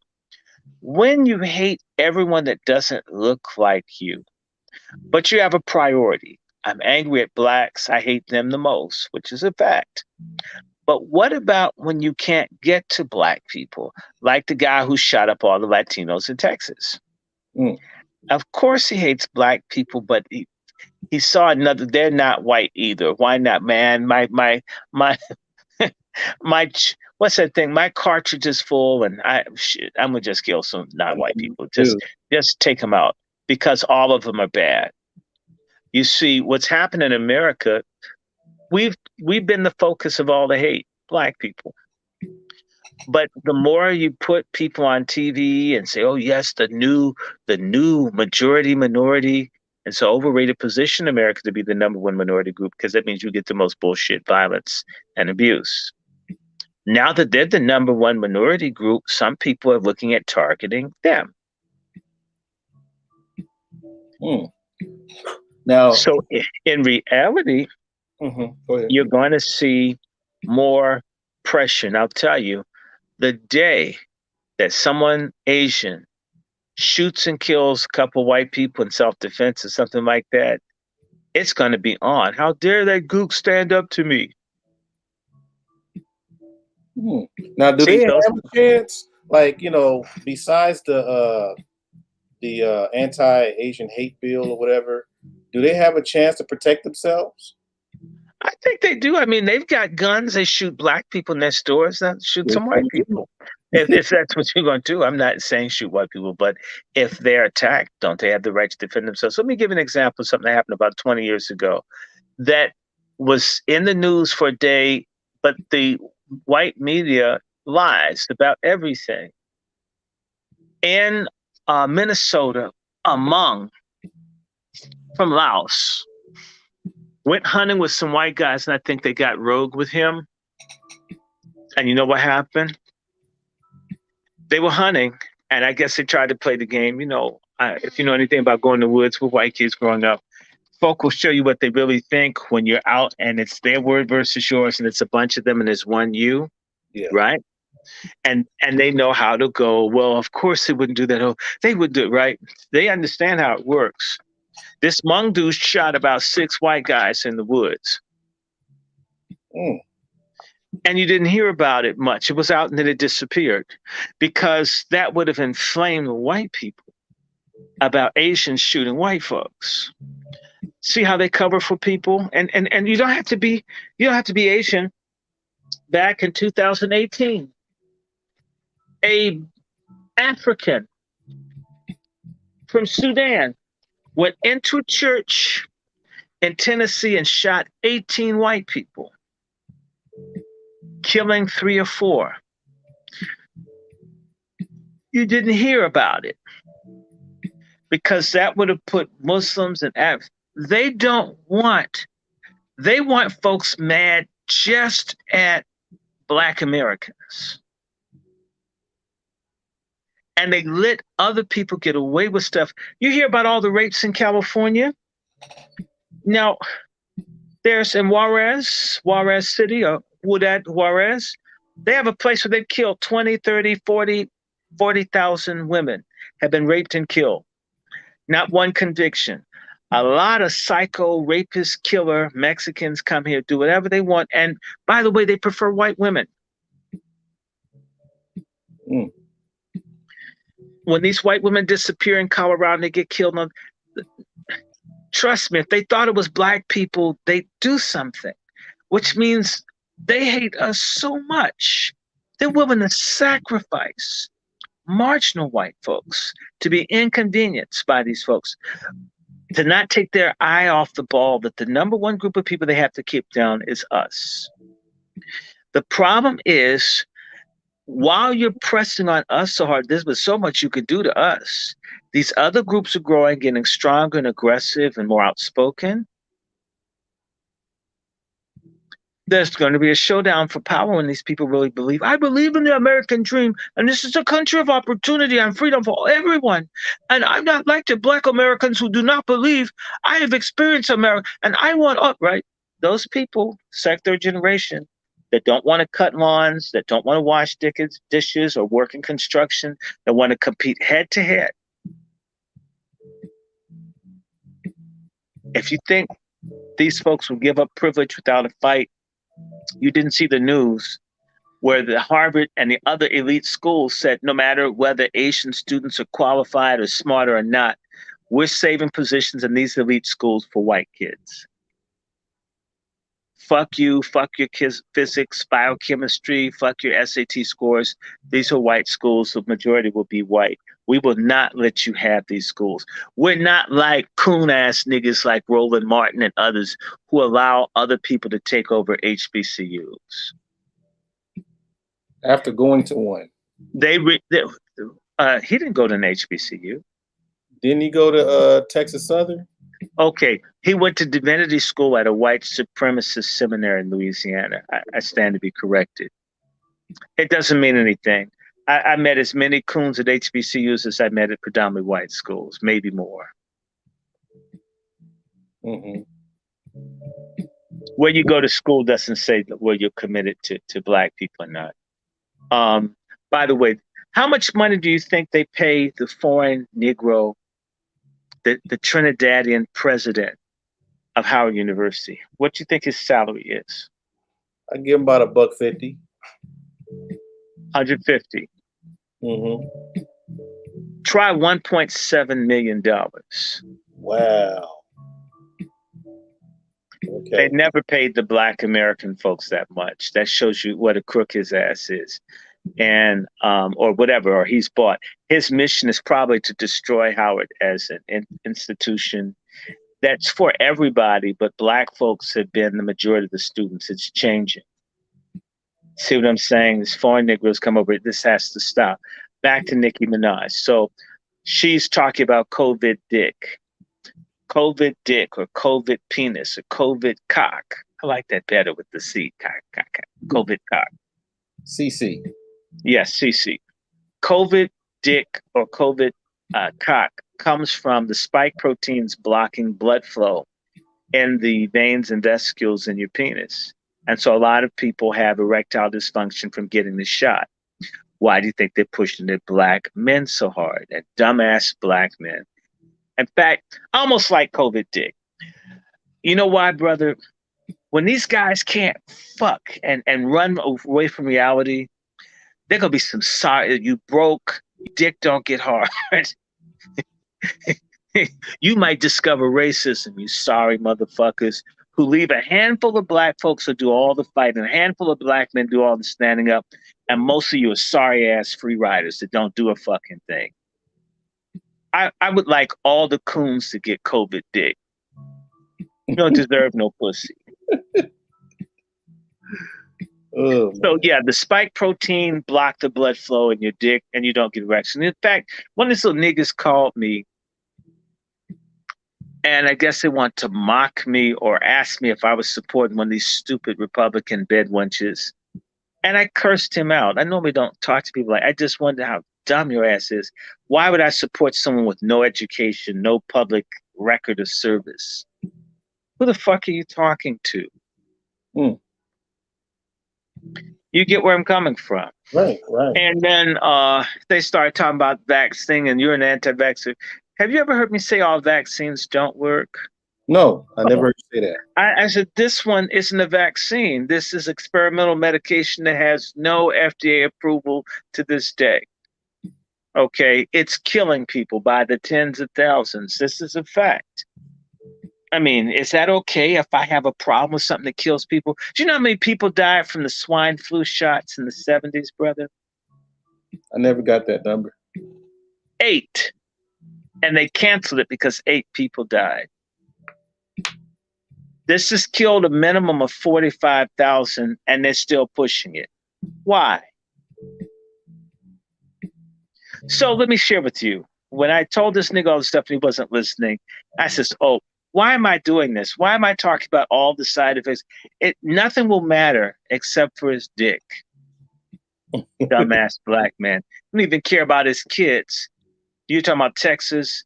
66% of black children are slaughtered in the womb. Sorry ass black man. There won't be any future pussy for your kids because everyone's getting killed. Dumbasses. Stupid ass black men. If you cared about pussy, you wouldn't want a person with the pussy in the embryo form destroyed. They're liars. Mm-hmm. They're liars. And a whole bunch of niggas swing both ways. All that pussy talk is the front. Any hole they can slide into and bust a nut is good enough. Nothing's sacred. In fact, they get a woman want to fuck in the ass when she has a pussy. That's gay to me. Why do you want to fuck a woman in the ass when you can have a pussy? It ain't just Hollywood anymore, huh? No, it's everywhere. Let me just say to you. So I said to this dude, "Well, I hope you don't get COVID dick." And he got quiet. Does it cause that? I says, "Well, you tell me. You've been vaccinated." It got quiet. Hit a nerve. This dude's dick's not working since he got this shot. Stupid ass. Talk to me like I'm dumb. At least I can get an erection. That's too much information, but I'll tell you. We got some ladies listening. Well, the ladies, and it's a dumbass sisters telling me, "You get the shot or you don't get no pussy. I don't want to catch no COVID." When you could get ivermectin or some hydroxychloroquine and all the other things that you could take, drxmd.com fools. There's ways to fight against getting corona. And I got the shot because my lady said she ain't gonna type me up unless I get it. And the dude want to sound like he's a macho man, that he's accepted, basically being sterilized because this woman said so. I've never seen another group of men, my lady said. And it's amazing. If you're such a baller, you can tell your woman no. Right. Women say no. You mean it's so hard to say no dick? She says no pussy whenever she wants to, even when you get married. Right? Even if she has a girlfriend, a man on the side, she could say no to you and take your ass to court and still win. Why can't you say no? That's a slave, by the way. A slave can never say no. And so the black men that never say no are the biggest, sorriest ass slaves I've ever seen. I mean that. And I hope I'm offending your audience. Fuck y'all. Weak ass, sorry, dumb ass men that take all this. They there's 60,000 missing black men in this country. If you love pussy, you'd be trying to find them. That's true. Well, I just called 911. Wait a minute. When 911 used to be a joke, now 911 is a cop-out. And Black Wall Street, they fought back. Even though they tried to fight back. You won't have a Black Wall Street now. Black folks just lay down. In fact, a lot of dudes say, "Man, that white dude's got a big penis. I didn't know their penis was that big. Maybe I should take it." I bet you if the Klan, other people coming, niggas be trying to have sex with people, trying to burn the neighborhood down. We know some people in this space. Yeah, there are a lot of people. A lot of them are in Congress. A lot of them in entertainment. A lot of them are in sports. A lot of them are folks that you see every day, brothers, who always talk about how fine a woman is. You never meet her. She's white. Tell her that. She's white. You're ashamed. And he'll say, "Well, you asked to describe a woman." And I had one dude, he was a Haitian with the white woman that looked like Conan the Barbarian, except she didn't have the helmet with the Viking horns and shit in it. And he told me his woman was thick. She wasn't thick. She was like a polygon. She was fat, no shape. He never spoke to me again because I told this little foreign nigga, you're a fucking white woman. I know you are. Man, you can't look at me and touch. I said, yes, I can. You're a fucking white woman. And she's not attractive either. I'm not messing with the white woman. My woman's thick. And I saw her. It's a fat white woman. And she even had like sideburns and shit like Elvis Presley. I don't know where he found her. Whew. I mean, I'm serious. The broad had sideburns. You know, I start singing Elvis. Caught in a trap, can't walk out because I love you too much, baby. I'm all shook up. Oh yeah, bless my soul. What's wrong with me? I'm shaking like a man in a fuzzy tree. What do you think when you have such luck and need love? I'm all shook up. Yeah. So I grew up with white boys. I mean, you know, my father beat my ass for asking him what was a sex machine. Um, James Brown had a record out, Sex Machine. Everyone was talking about it. So I asked what was a sex machine. I got whooped. I mean, I didn't touch Jay. I was afraid of James Brown. I thought everyone was going to kick my ass for listening to him. Make you scream like him, huh? I could do him, but I don't feel like it. But I'm just going to say this abortion thing, stop killing the babies. And, you know, I'm going to just tell you about a sorry-ass friend of mine who's no longer living, who told me about having 6 of his children aborted.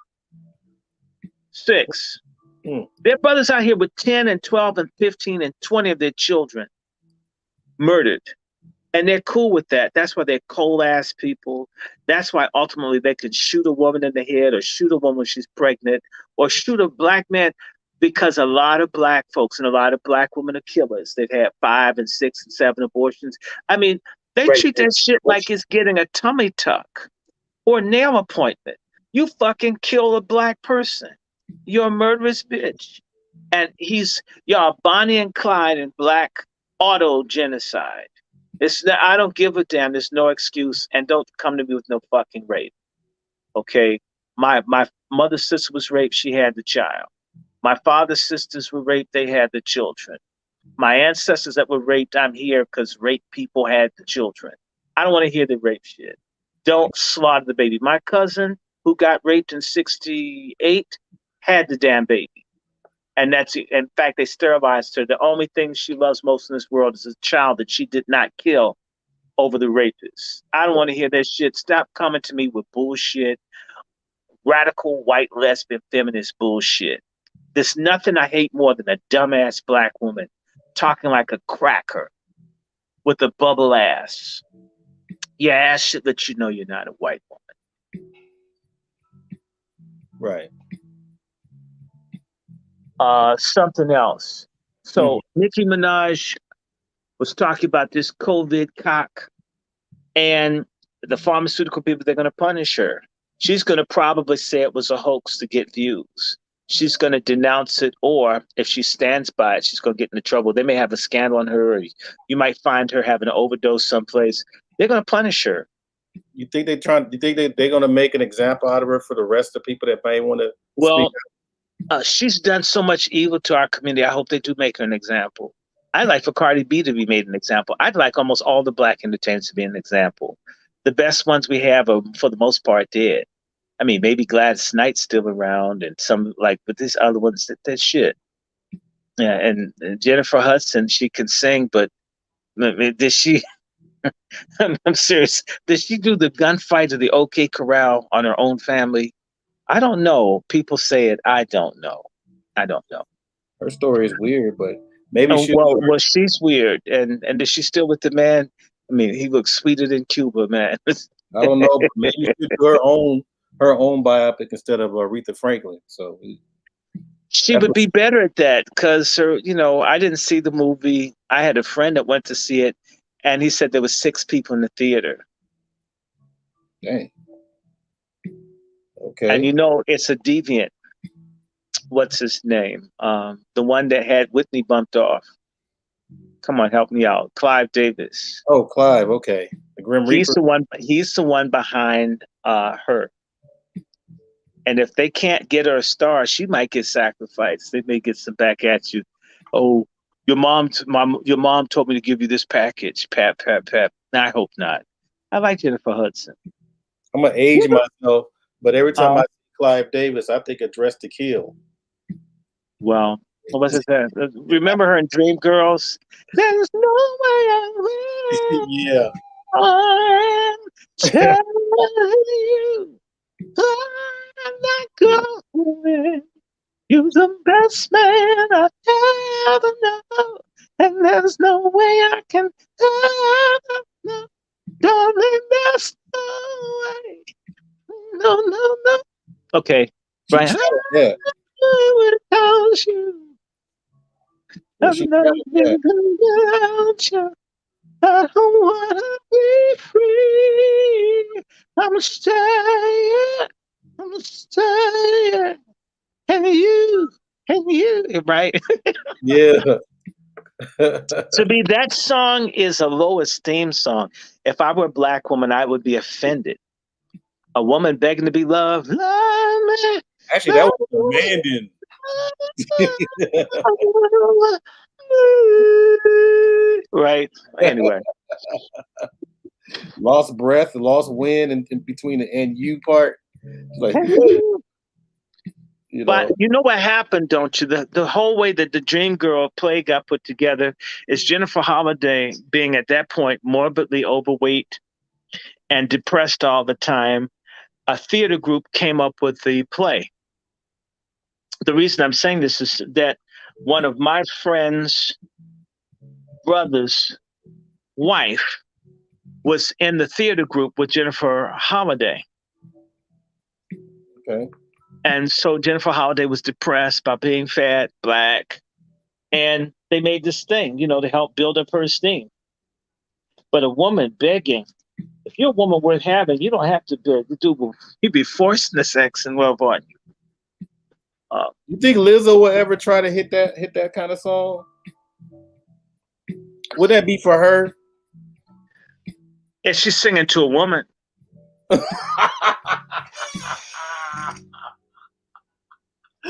Or a candy bar? No, I'm joking. Let me stop. I'm getting Well, actually, I was thinking, what would you do for a Klondike bar? I mean, can you imagine Lizzo would start World War III? Oh God. She's terrible. She's terrible. I refuse to take it back. I won't take it back. Fat is not beautiful. It's not. We need to be. I remember when black folks were smaller, healthier, wiser. In fact, have you ever noticed a lot of big women are pushy and aggressive and have bad attitudes? Yeah. You know why?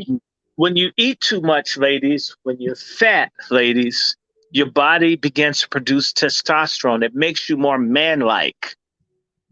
It makes you less feminine, and you act more like a dude. If you wonder why dudes don't want to be with you, you're acting like a man. Why should a man want to be with it if he's normal? And, I was in the store with a friend of mine back many, many, many, many, many, many years ago. And I was just telling her part of the problem in our community is that, basically black women they are the relationship thugs in America among women. I mean, they have the thug prize. I says, what do you mean? I says, well, because black women don't want to play by any rules. I says, well, how so? I says, well, let's go to the store. So I went to the store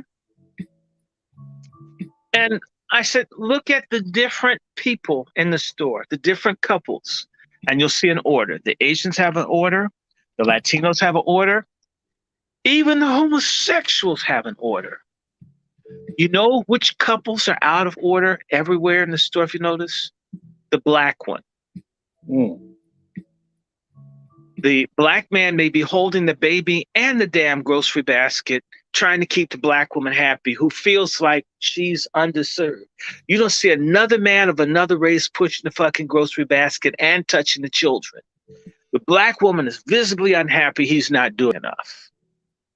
There's a hierarchy for everybody except for when you see the black man and woman together, she's competing. Even if the man is being submissive, she's competing with him being submissive. She's giving him hell for kissing her ass.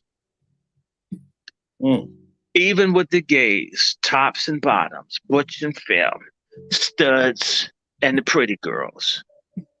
Get a black woman together and she acts systematically out of her place.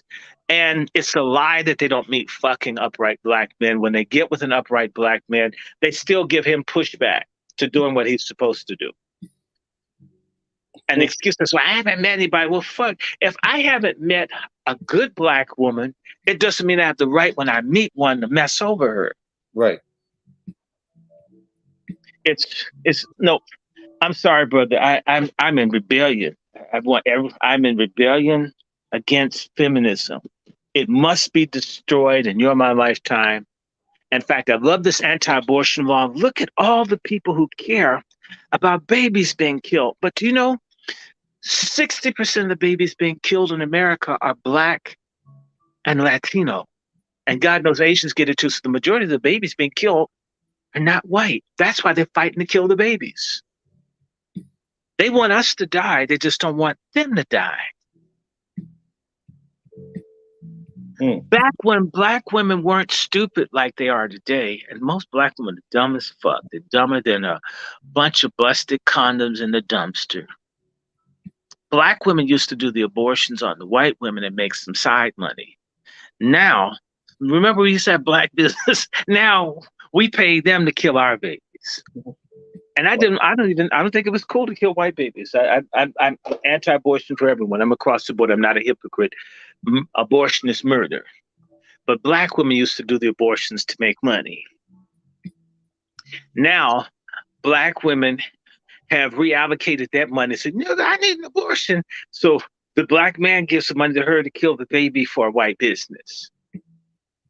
Planned Parenthood is illegal under the United Nations Genocide Convention. They shouldn't get $500 million from the government every year. You'll never see not one prominent, important black woman tell the truth about black people being systematically destroyed through abortion. It's supposed to be liberation. I'm disgusted at most black women for being accomplices to the destruction of their own race. If you don't, fuck you, you're all guilty. If you don't speak up, you are part of the problem. And I don't want your pussy. I don't want you. You're an enemy of my people. And I feel the same way. If you're for abortion, you're against black people. And our black women, there are a lot of black women traitors. They don't deserve a good man.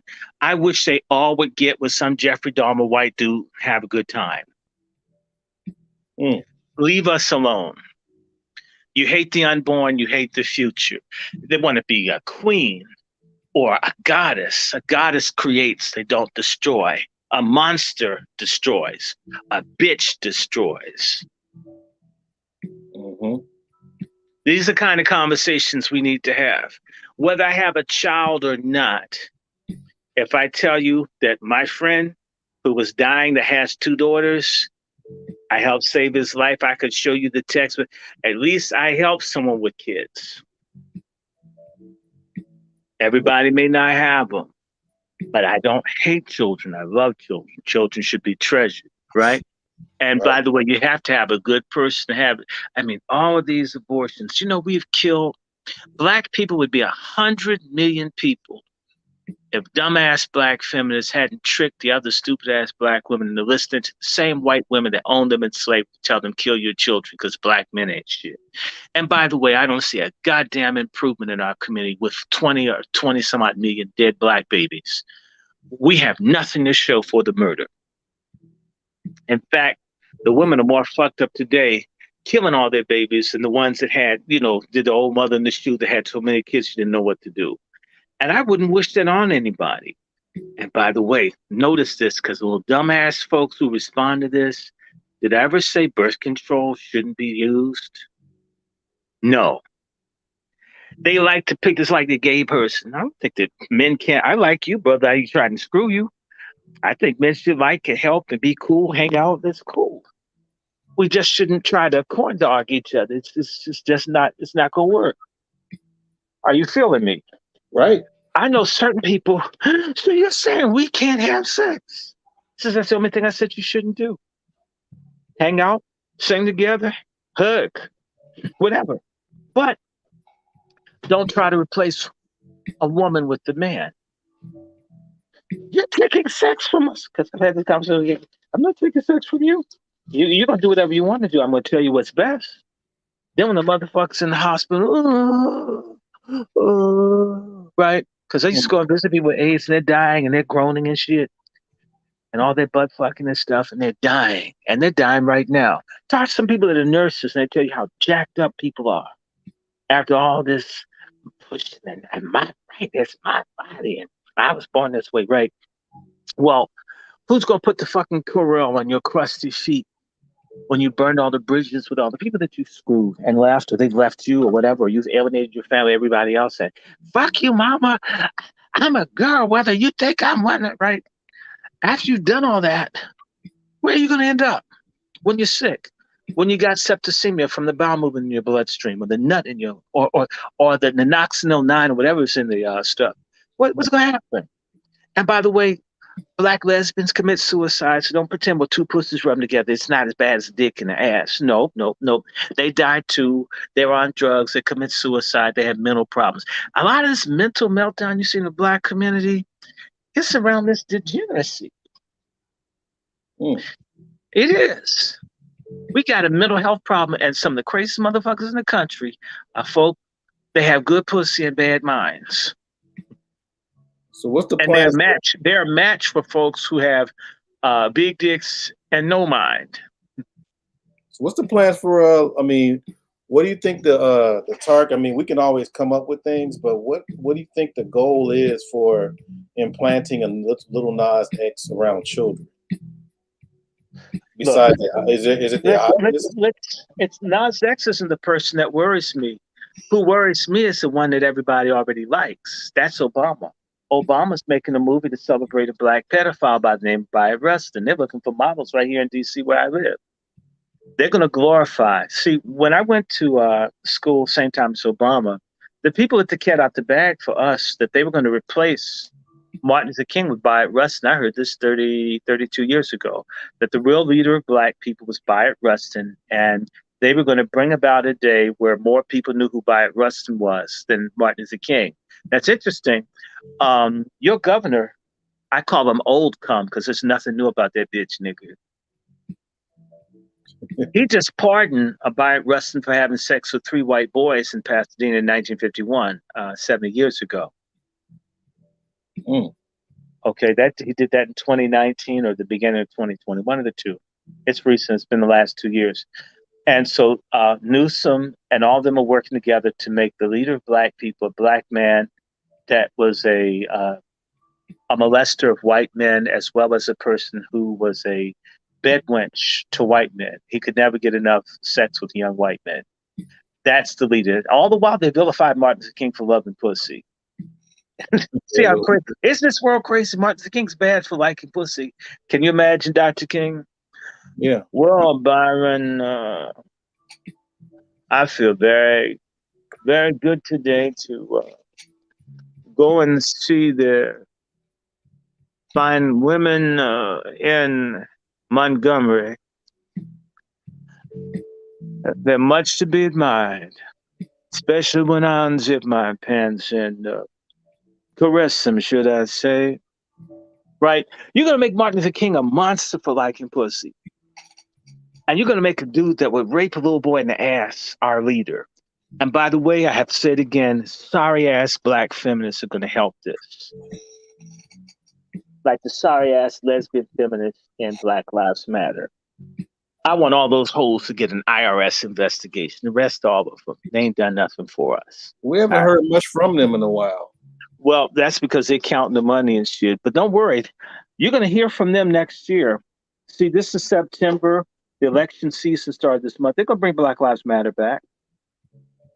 So does that mean that somebody has to die for them to come back, make a comeback? No. What has to happen, you have to understand that Black Lives Matter is owned by the Democratic Party. And the Democratic Party called those guys out to bring down Trump. Trump's out. And if you notice those bitches in Black Lives Matter, I'm talking about these jabs. Pro or con. So they don't care. They'll bring them out for the elections. You'll see. They'll be back. And by the way, one of the things that they did that dumbass niggas missed, and I love the N-word because I see so many of them. But check this out.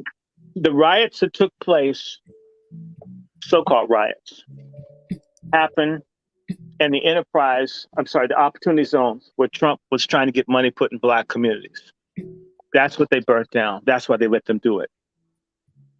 They planned to revitalize certain black communities without gentrification. Black Lives Matter and them helped destroy. It's so shameful. You know,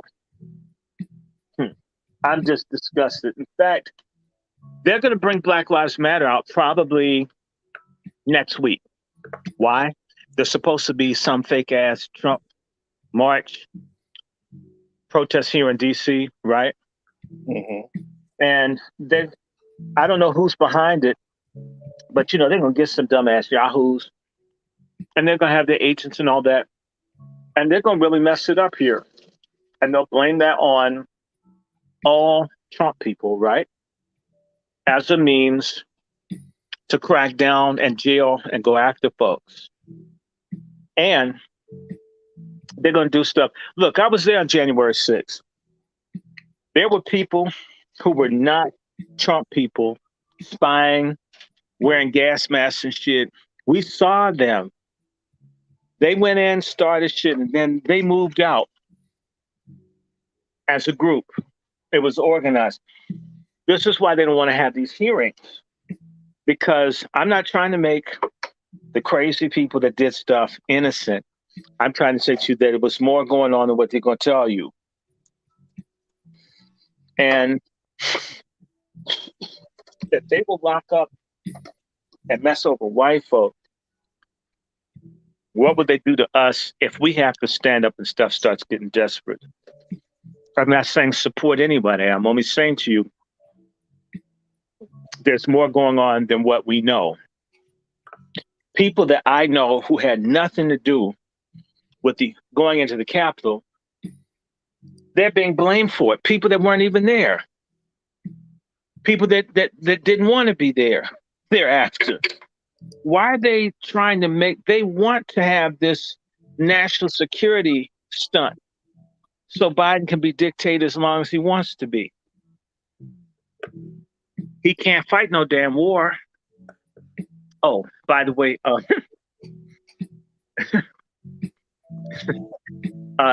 asked you to, you know my question, right? What's Kamala Harris's favorite classic black TV show? Classic black TV show? Classic. Like, classic. You know, back, right. I don't know. Different Strokes. What you talking about, Willis? No. No, what you talking about, Willie? Willie.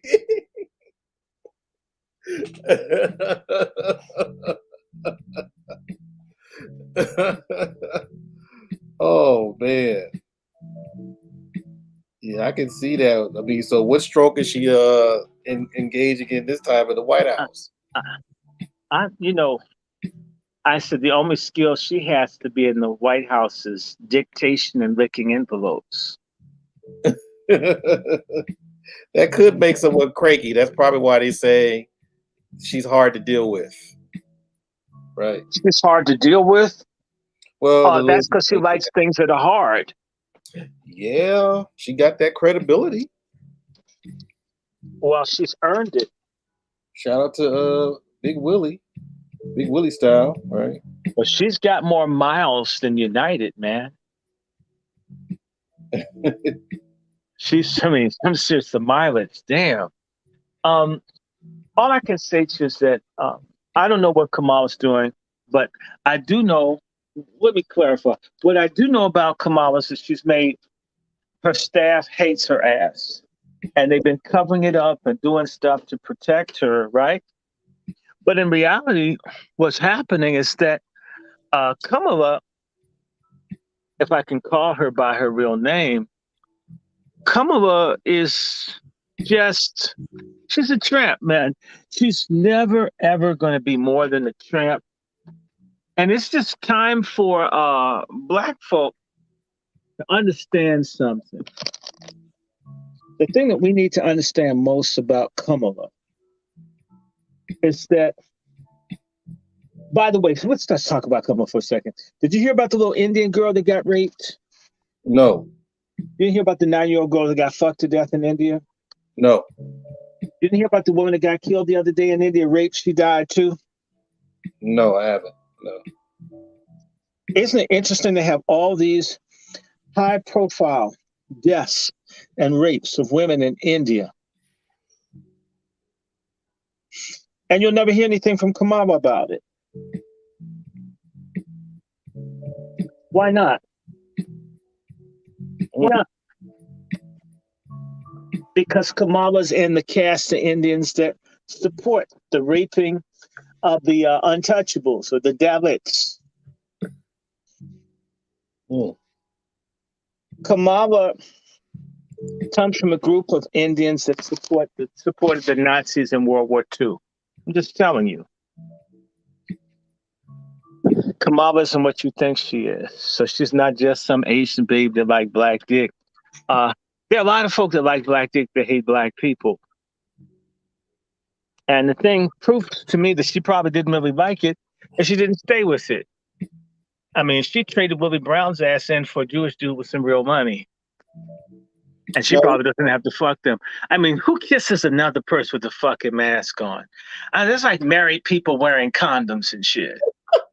That's the dumb shit. I'm sorry. Fuck her. Fuck all y'all that don't get it.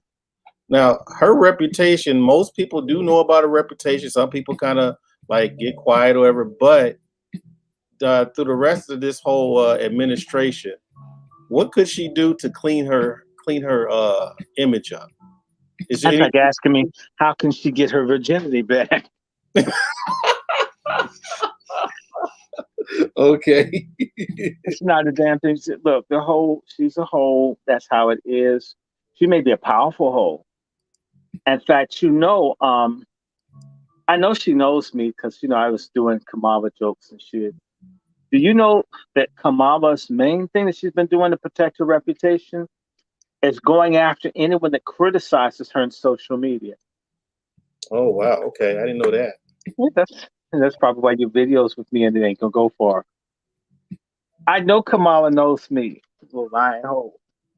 And she's got that ostrich skin neck. Ostrich skin purse. Her face looks leathery. Speaking of that, have you seen how bad Obama looks? Yeah, he look like Obama looks like a geriatric Max Headroom. I'm trying to think, what? Damn. And I think I sent you a picture of Jesse Jackson. Yeah. Did you put that up there? Let's put that up there for people to see for a second. Stop coloring and shit. Pay some attention to me. Put the picture of the Jesse Jackson that I sent you up there. We have to talk about that for a second. Okay. Let me see. Jesse Jackson. All right. And I'm gonna come to COVID pussy soon. Because a lot of sisters feel like they're off the hook. Oh, it's just a dick thing. No, it's a pussy thing too. Let's see. Hospital. Mm-hmm. Let's see. Did they yeah, because you sent it by WhatsApp. I don't have it on my computer. Oh, you want me to send this shit to you again? Yeah, you might have to. I'll text it to you just a moment. It's not online. They swept it.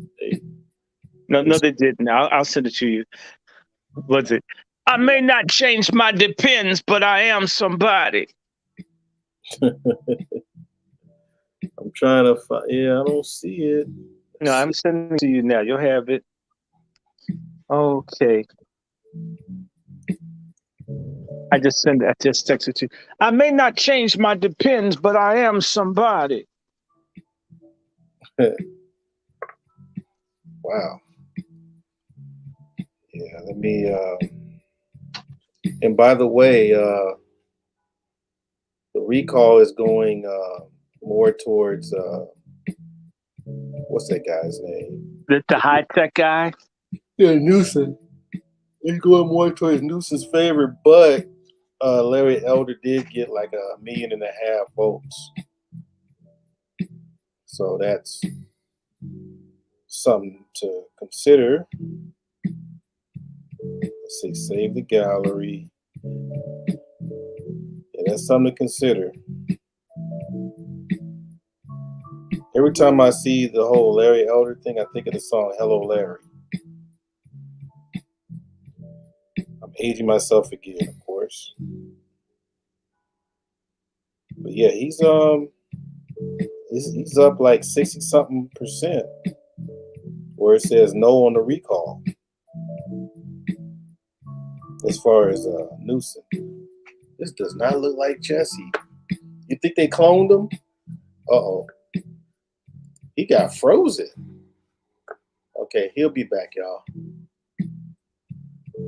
But anyhow, please hit the likes on your way in. Hit your, hit his Cash App if you can. Let him know that you support and send him some love. If you got some questions, his email is up there. He'll definitely answer some questions. He has a book. He has a book that's already out. Mine just came yesterday. I don't have it with me. It's in the kitchen. You probably talk about it. We're probably going to talk about his book on my other channel.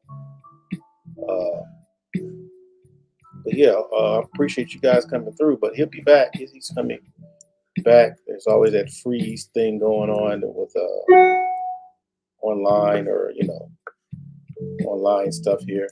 But yeah, hit the likes, please. Hit the likes. Subscribe and hit his Cash App. Show him your appreciation. Right? Yeah, but while he's gone, it don't look like Larry's going to make this one. And we'll see what happens tomorrow with the race.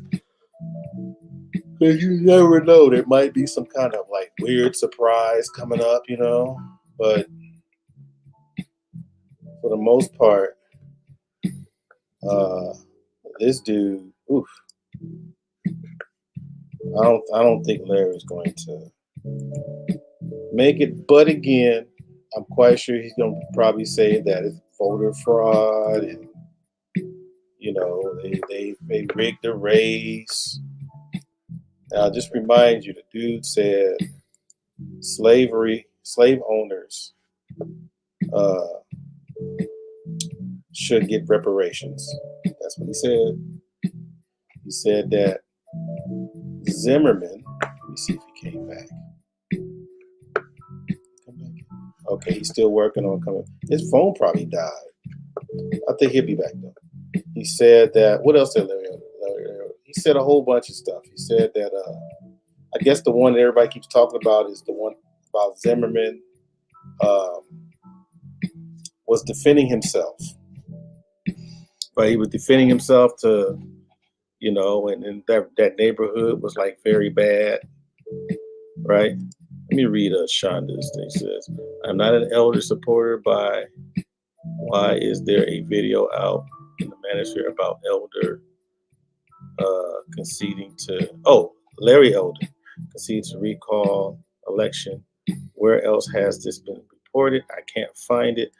I saw the article, but it looked like it was a more personal slant article.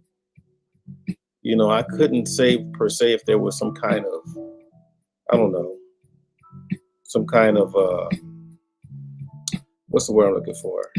Credibility from that. But there was some kind of article that I sent out in my little information pool, my think tank. just to see what people thought. I didn't really get any kind of responses, so most likely it didn't have it didn't really, you know, hold water. Let me share this screen with you guys here, show you guys what's going on while we wait on Dr. Short. Somebody hit the troll alert, troll alert.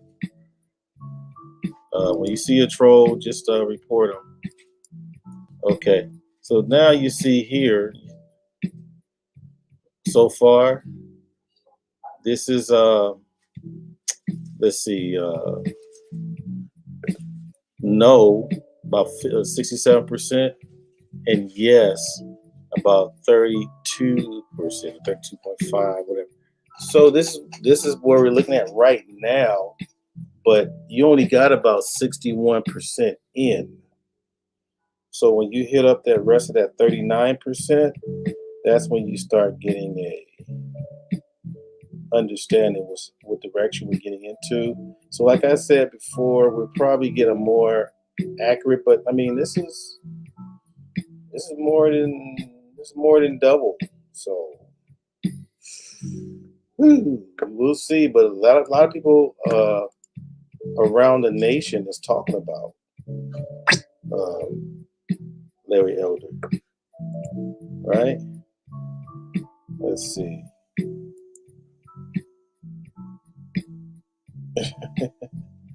Yeah, okay. So you got a good eye.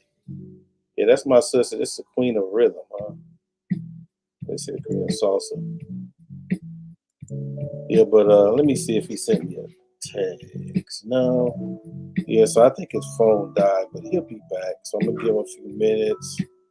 I don't want him to get caught up with a whole bunch of people on the panel.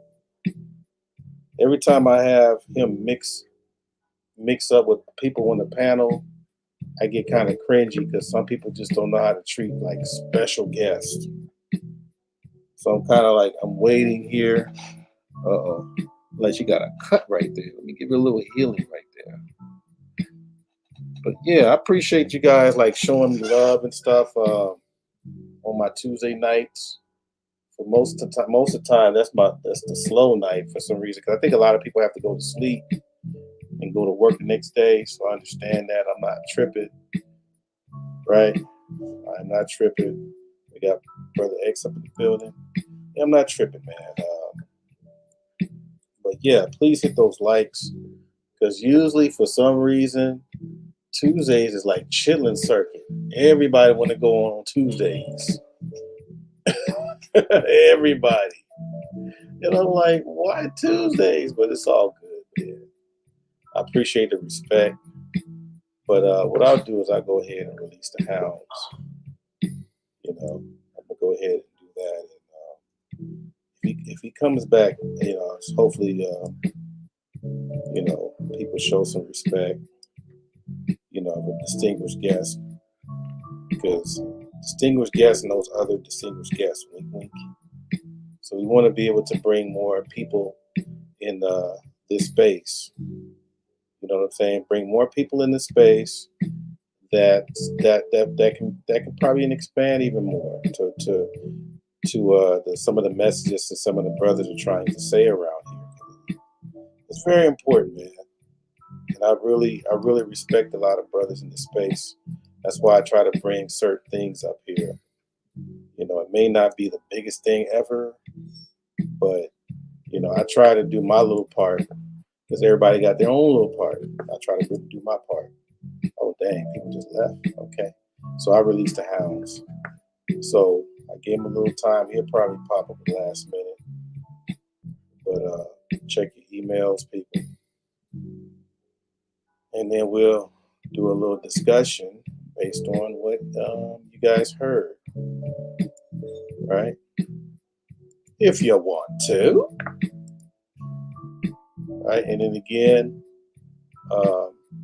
send him some love on his Cash App because he didn't have to be here. You know, sometimes I drag. He's the main one that listens to me when I be like, please, please, please, come on up, come on up. All right, man, I'll come on up. You know, so he listens, man. I got some other people too, but I keep getting the whole busy message. too busy. Ladies and gentlemen, we have Xavier in the building. What's going on, brother X? Peace, brother Art. What's good with it, man? Oh, nothing much, man. Nothing much. Just Been a minute. Been a minute since I've been down here at your house, man. I'm making my rounds today though, so I figured I would come through, man. I just got done being interviewed by Dr. Anwar Dunbar about an oh, hour okay. ago. Yeah, I was down at his place. We was talking about mechanical engineering and the like. Yeah, So BGS calls him Mr. Goodbar. yeah, man. The last time he was on my channel, he was on there with the master teachers, but I had both of them on there at the same time. So that was a real good stream. Yeah, I'm gonna reach Um, out to him because I'm gonna do the whole black. What do you call it? The scholarship panels. I'm gonna start doing those. But go ahead, brother. yeah, I should have hit him up. I forgot. I wanted to ask him to come back on my Ask the Doc series. So I gotta hit the doc up and drag him down to my channel one day. Um, But far as Dr. Randy Short, I remember when he was on here before a while back, and I caught the stream late. I didn't really get a chance to really listen to what he was about because he eventually jumped off because he got into an argument with somebody on here or something. So Yeah, I didn't really get a chance to listen to what the brother's about. And I'm like just coming through now. So I didn't really get a chance to really listen to what he was talking about all yeah. that much. He's a conservative, but he said he doesn't like coons. I Oh would, yeah.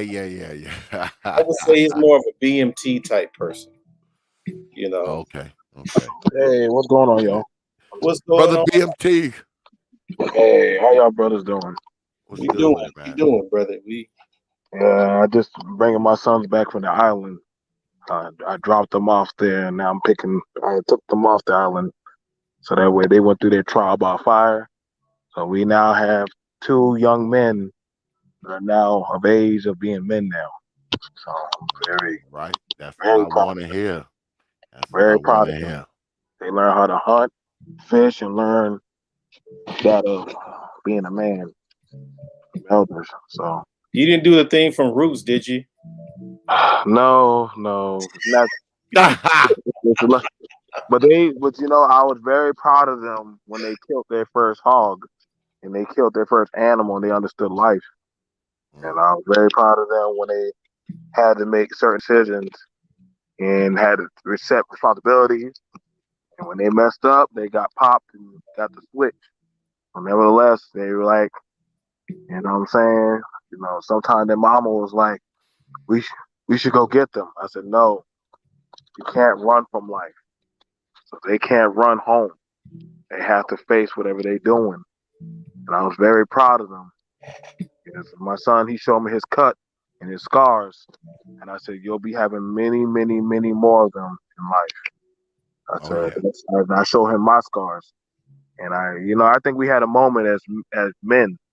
The tears that came from my face and the look in his face was that of, I'm proud of you. And I think that's the thing about it that I think a lot of men don't get, a lot of young men don't get, is that trial by fire that some of us had to go through of the hard lessons. You get coddled and coddled and coddled, and it's making a lot of weak men. And that is, life is supposed to fashion you like iron and keep hammering you. You know what I'm saying, for the conditions. You know what I'm saying, and I understood that when the elder was hammering their stuff, and making them clothes and different stuff and sweetgrass baskets. But I'm just like I said, I was sitting listening to the doctor. I was listening to him and I was listening to the conversation. And I think one of my sons, he has a mouth. He keep talking. So every time you talk, they smack you in your mouth when you talk. They're like, men are talking. Why are you talking? So it was very, very funny. I said, you're going to get tired of getting a busted lip. And he said, yeah, I don't talk no more, Daddy. I said, good. I said, that's one of the best lessons you can learn in life. Stop talking like a damn woman and shut up when the older men are talking. And that's it, son. But I'm very proud. Got two new men that joined the fold, you know. That's cool, Yeah. brother.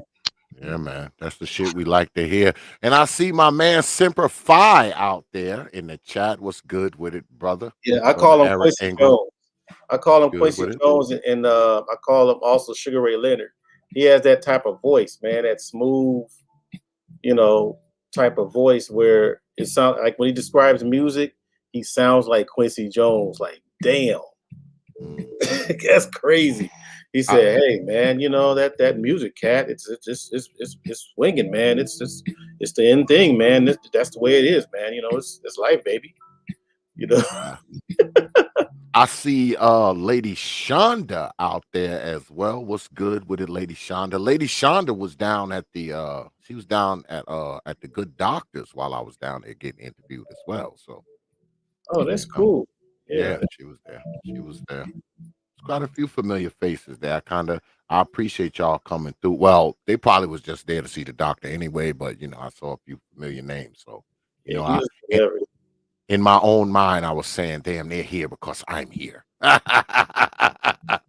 But they probably was just there to see the doc. But if you were there to see me, I appreciate the support. I do. Yeah. So, So, what you got? Like going these days, Professor X. well, you know me, I stay with some old debate tomorrow. Jay Speed will be squaring off with AJC and Red tomorrow on the debate. I don't know what they're debating, and neither the hell do they. I spoke to both of them 2 days ago. Neither one knows what they want to debate, but they want to debate, so that should be interesting. That was a good one last week with Trey. With Trey and Jay Speed. That was Yeah. That was actually pretty good. That was pretty good, man. It's gonna be fun tomorrow, man. It should be very interesting. Thursday, I'm interviewing Citizen Lou, and he's gonna be talking about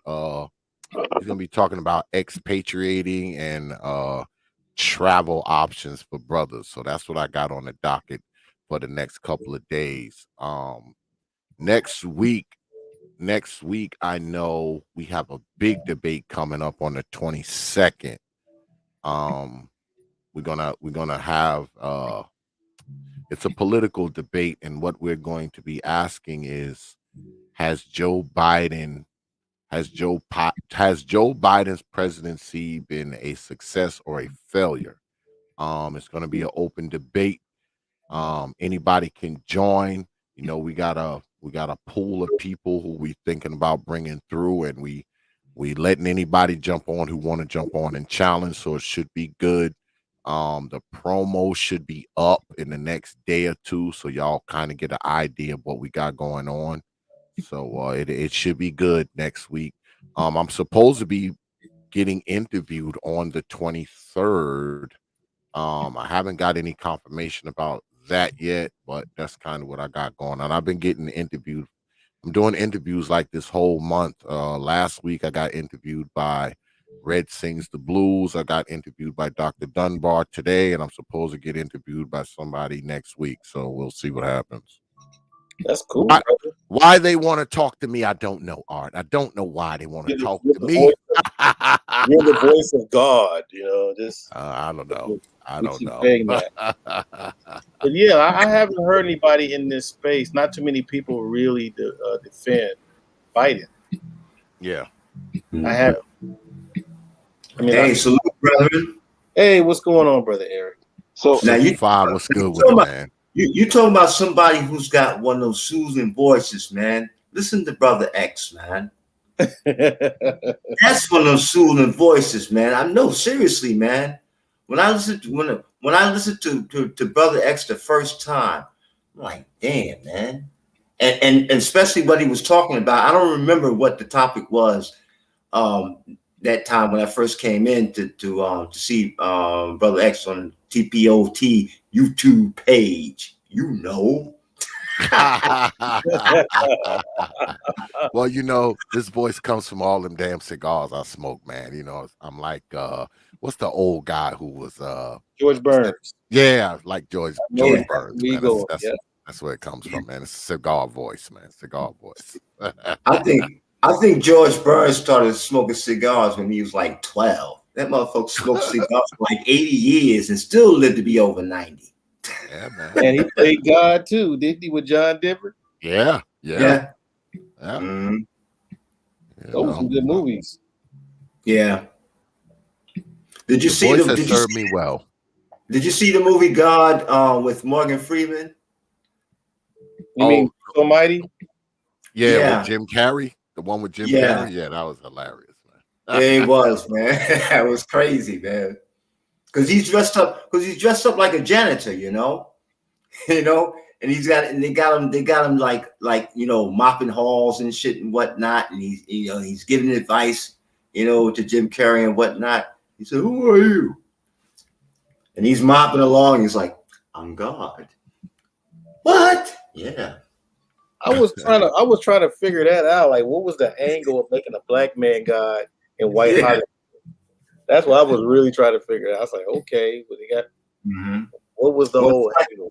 It's like that short song, I don't care what the white man say, Santa Claus is a black man. That was I was kind of questioning that, but oh well. Maybe it's the affirmative action of God, Well, only Morgan Freeman could have played that part. I mean, no one else would they put in that part as a black God. Only Morgan Freeman could pull that off, man. Yeah. Remember, Tiny Lister played the president in Fifth Element. Really? Yeah, Tiny Lister. Debo. Oh yeah, that's right. Debo, he did. That's right. We were like, huh? Yeah, so they working it, Yeah. And we got AL in the building too. AL Evans, how you be, bro? Come off mute.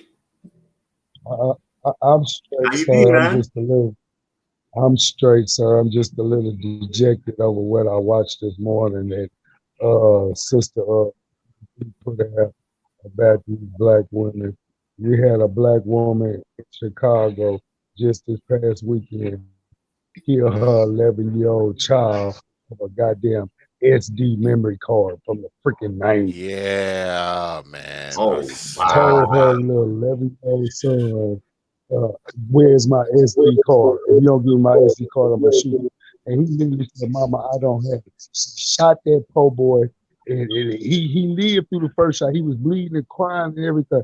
Went in another room, got on the phone. Do you hear me? Or do you hear me, Eric? Do you hear me, everybody on this panel? Went on the phone, when done what black women do, cackle, ha, ha, ha, come back in there. Where's my SD card? Mama, I don't have it. Shot this little boy in the head again, point blank range, and then turned around, got on the phone, called her family and her husband. And this is the same child you kept away from your husband, but and even the husband admitted she loved my son so much. How could you love your child so much to the point that you killed your child? But they wanted to say she was having mental breakdowns. You don't have that kind of mental breakdown where you look at your own flesh and blood that you pushed out of your goddamn JJ, blood, guts, and all, and you decide one day you that mental that you go kill the same thing you pushed out of you. I ain't trying to hear that I take you in this world, I take you as shit. I'm sick and tired of this shit, man. Yeah, I mean, well, obviously she was just an incubator, a human incubator. That's what she was, and the reason why she got that card was because of that baby she had, the very youngin' she killed. Yeah, she had some mental problems, that lady. I mean, I looked at that story. I mean, you can look at her and tell, she ain't wrapped too tight, as they say. Right. Yeah. She wasn't wrapped too tight, man. And now that boy is dead. She probably should have never had the kid in the first place. And if she did have him, he probably should have been with his father. So, No, boss. I get exactly what you're saying. The child should have been with the father off the rip. And they even said the father, they were together for 11 years. He put up with this for 11 years and then stuck around afterwards to be close to the kid because he knew this chick was mental.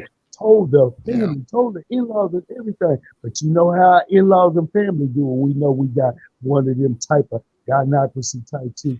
Oh, we hands off. We just sit back and wait for something to happen and say, "Why did you do it?" Type.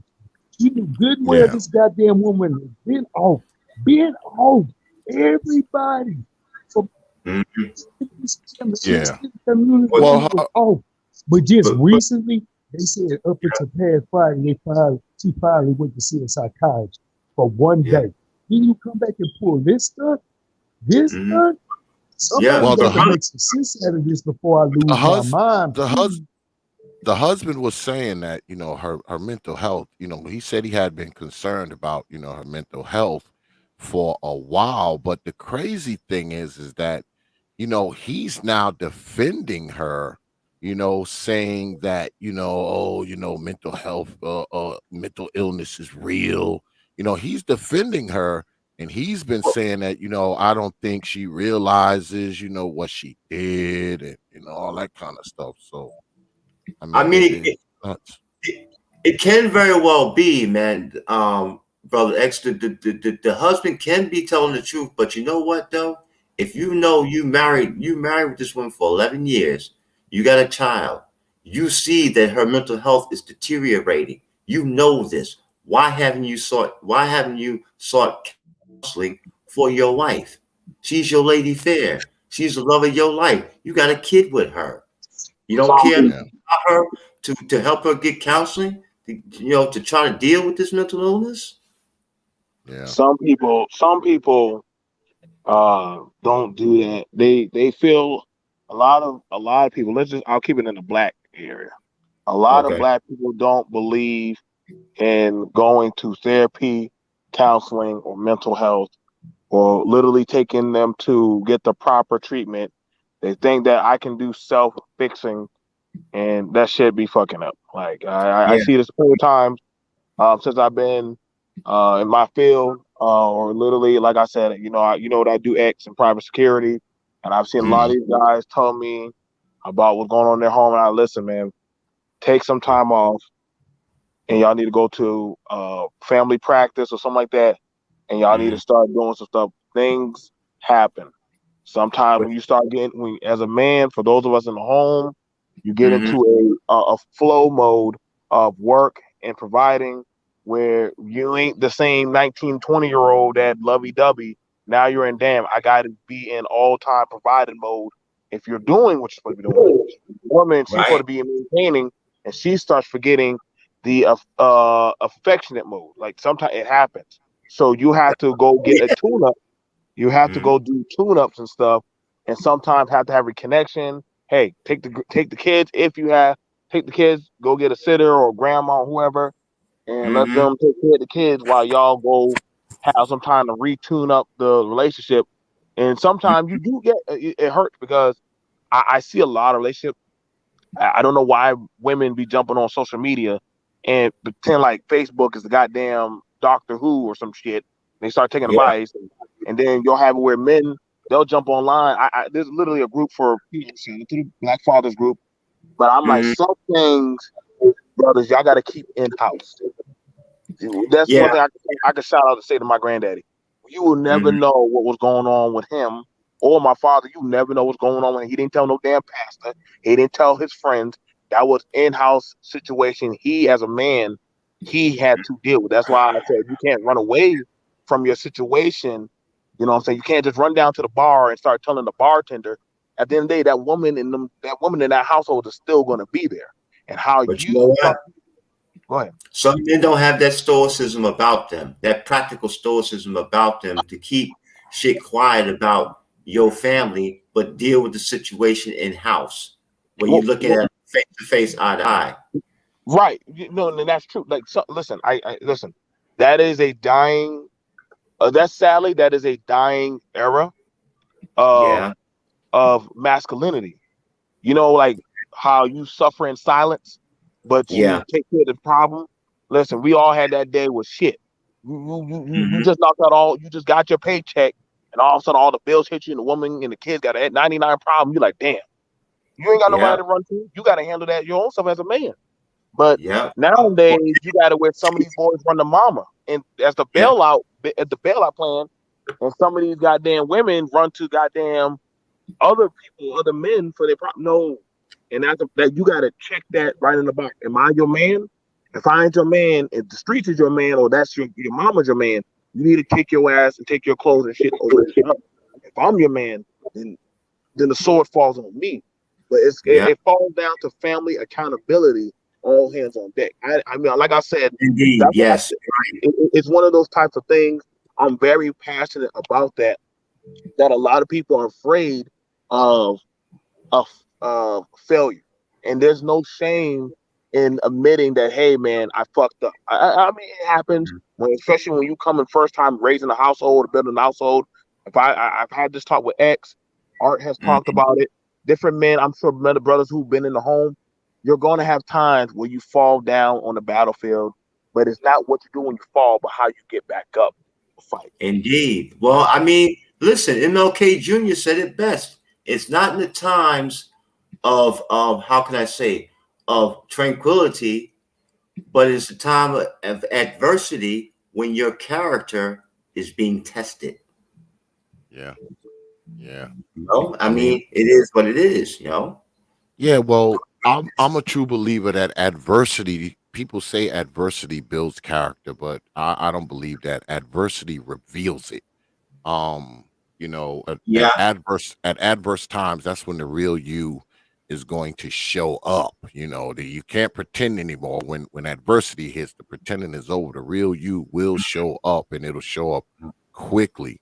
But I was looking at this story with this woman who, and I think brother AB that got a picture of her up there.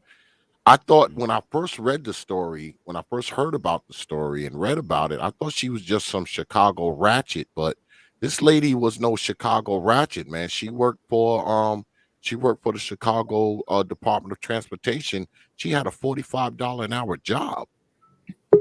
So she Damn. wasn't like just some ratchet hoe collecting a welfare check.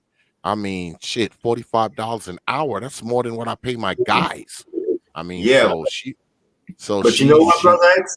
You remember that uh show you had about your old mama? Well, when oh, I your have old I mama, have a lot of yo, shows about these old mamas. Which one you yeah, talking about? I mean, the last two you had, because you went in that last show, man. I listened all the way through that show, man. You Which went one? in deep.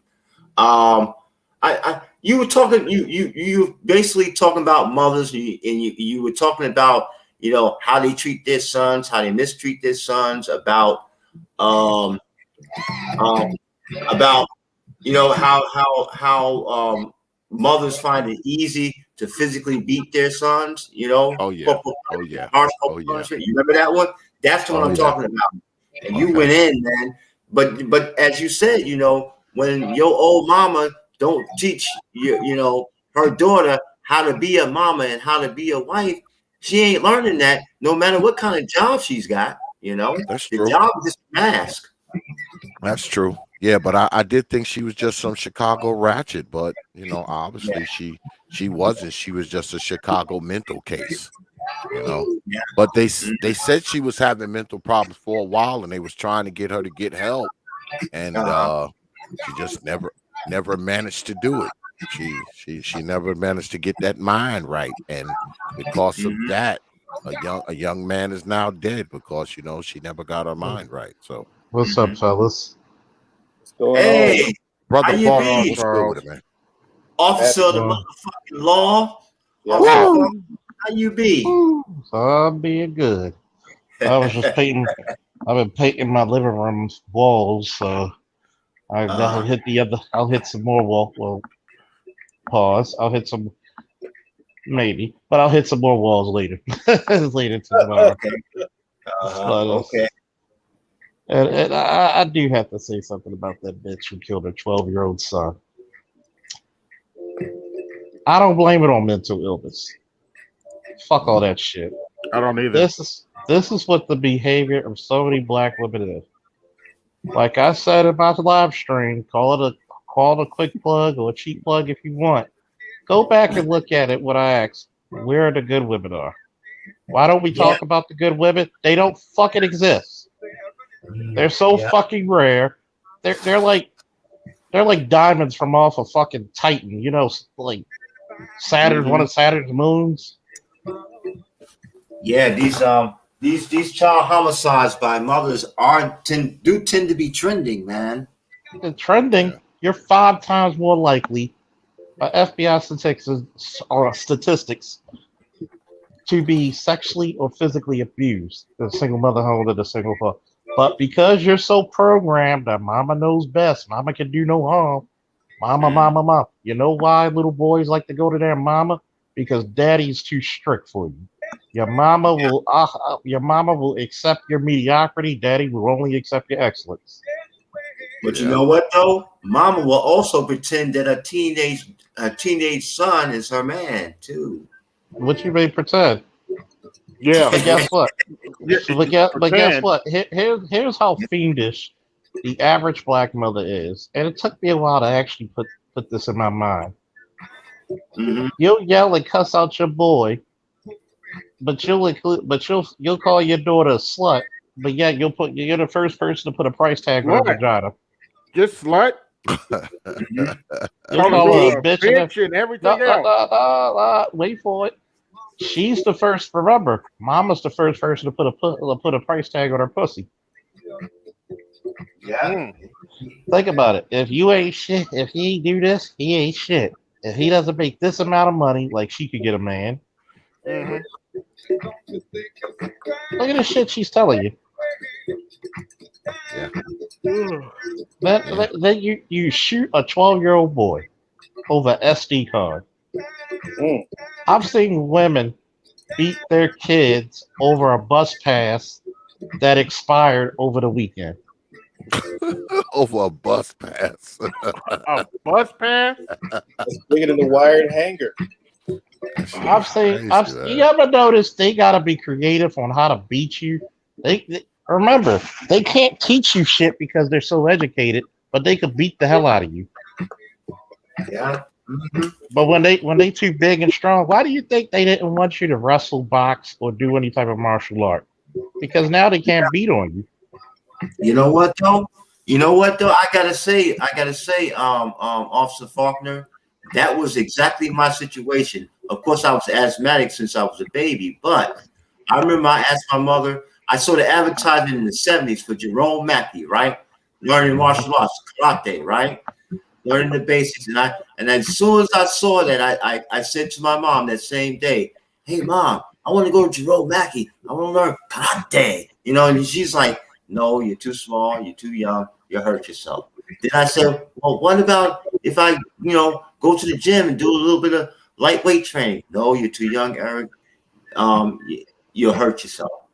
I'm like, damn. By the time I played midget football at like age 12 or age 13. I'm playing midget football, man. Where at the weigh-in you couldn't weigh a gram over 125 pounds. Okay? And I'm fucking 13 years old, man. Mm-hmm. What's up, fellas? What's up, Art? What's going on? What's going on, child? What's going on, everybody, man? Yeah, man. I lost my old phone, so I had to do a new channel, man. So I just wanted the fellas to hear my voice, man. Yo, man, it's me, man. It's me. I'm not a fake person. All right. I had to double check, man, because we got a whole bunch no doubt, fam. Yeah, you know I'm a day one, man. You know I'm a day one. Yeah, because you gotta check the weirdos. How you been, man? I've been chilling, man. Still working these 2 jobs, man. One at the grocery store, man. The other one at the hospital. So don't forget, James. When I get more freed up and finish some of my classes, I will definitely have a back east or a New York Brothers panel. Trust me. Oh, that's what's up. I really that. Eric, we got Prophet up here. Hey yo, will you let me will you do me a favor? Will you let me go all the way in though? Or do I gotta concern myself? A million New York questions. The reason why I might say New York, because I think we got way more New York brothers than just back east. Right. I'm just a simple Baltimorean. That's it. Hey yo, so some of my slang, I'm gonna break it down to your Baltimore veterans. We got enough. Oh, You know we what? already But we I'm pretty gonna much keep do, it we raw, pretty bro. much know it. The I'm only gonna thing we be. don't really say is The dead stars ass. already know. I'm gonna be doing a Dead DMV ass, panel. yeah. I'm doing a DMV panel as well. Oh, So, Oh okay. yeah. oh But yeah.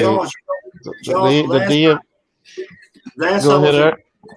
last time I was in Baltimore was in the '80s for a family reunion because I got family, I got kinfolk, and well, I remember in the '70s when I was a little kid, I used to go visit my auntie and my uncle, and they had one of those old Corona typewriters, Mm-hmm. and they had this giant ass dictionary, man. That motherfucker had to weigh about 20 pounds, man. That shit was like that shit was like a foot thick, man. This God dictionary, man. That shit amazed me, man. damn. Oh yeah, they That's know what's for that up, shit. bro. It's kind of funny because a lot of the DMV each. Let me put it to you this way: Baltimore, DC has their own rich cultures. Hell, where Baltimore has club music, DC has go go. Mm-hmm. I mean, it's different history for different folks, Mm-hmm. and Indeed. Yeah. what's crazy. And I'm gonna tell you, like going back to what Eric said about the karate. A lot of Mm-hmm. black mothers, the only reason a lot of black mothers will let you learn karate, wrestling. My mother tried to do that shit, so my father and my grandfather stepped in and said, "Let that boy become a man." Yeah. Well, what if he gets hurt? Let him get hurt. And you know what? My mother was the first one to tell me that if one of these little badass boys get in your face, you better grab a brick, a bottle, or whatever you have, and whoop his ass. Because if you don't, and you come home crying, I'm gonna take you right back to him, and you better show me who he is. You know, growing up with a black mother is the most confusing shit in the world. She took you out Sometimes of karate, but she wanted to take you back to You get don't the want me to bubble. learn how to fight, but you want me to fight. Well, get the Word. fuck. Right? You don't want me to learn how to do it properly, disciplined. Yo, that's crazy, man. Yeah. Yep. She's And scared guess that what? she's And my scared you mom might was a use it against her. Yeah, and my mom was a CEO for 30 years in a women's prison, man. Up in upstate Wow. New York, man, Bedford Hills.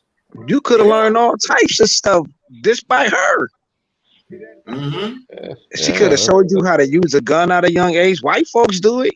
They show their Yeah, kids how to use guns at a young age, how to fight at a young age, everything. I'm Yeah. like this. Like it's funny because I see a lot of these young black men. If you give them combat sports and martial arts, because I don't see a difference between combat sports and martial arts, with one exception.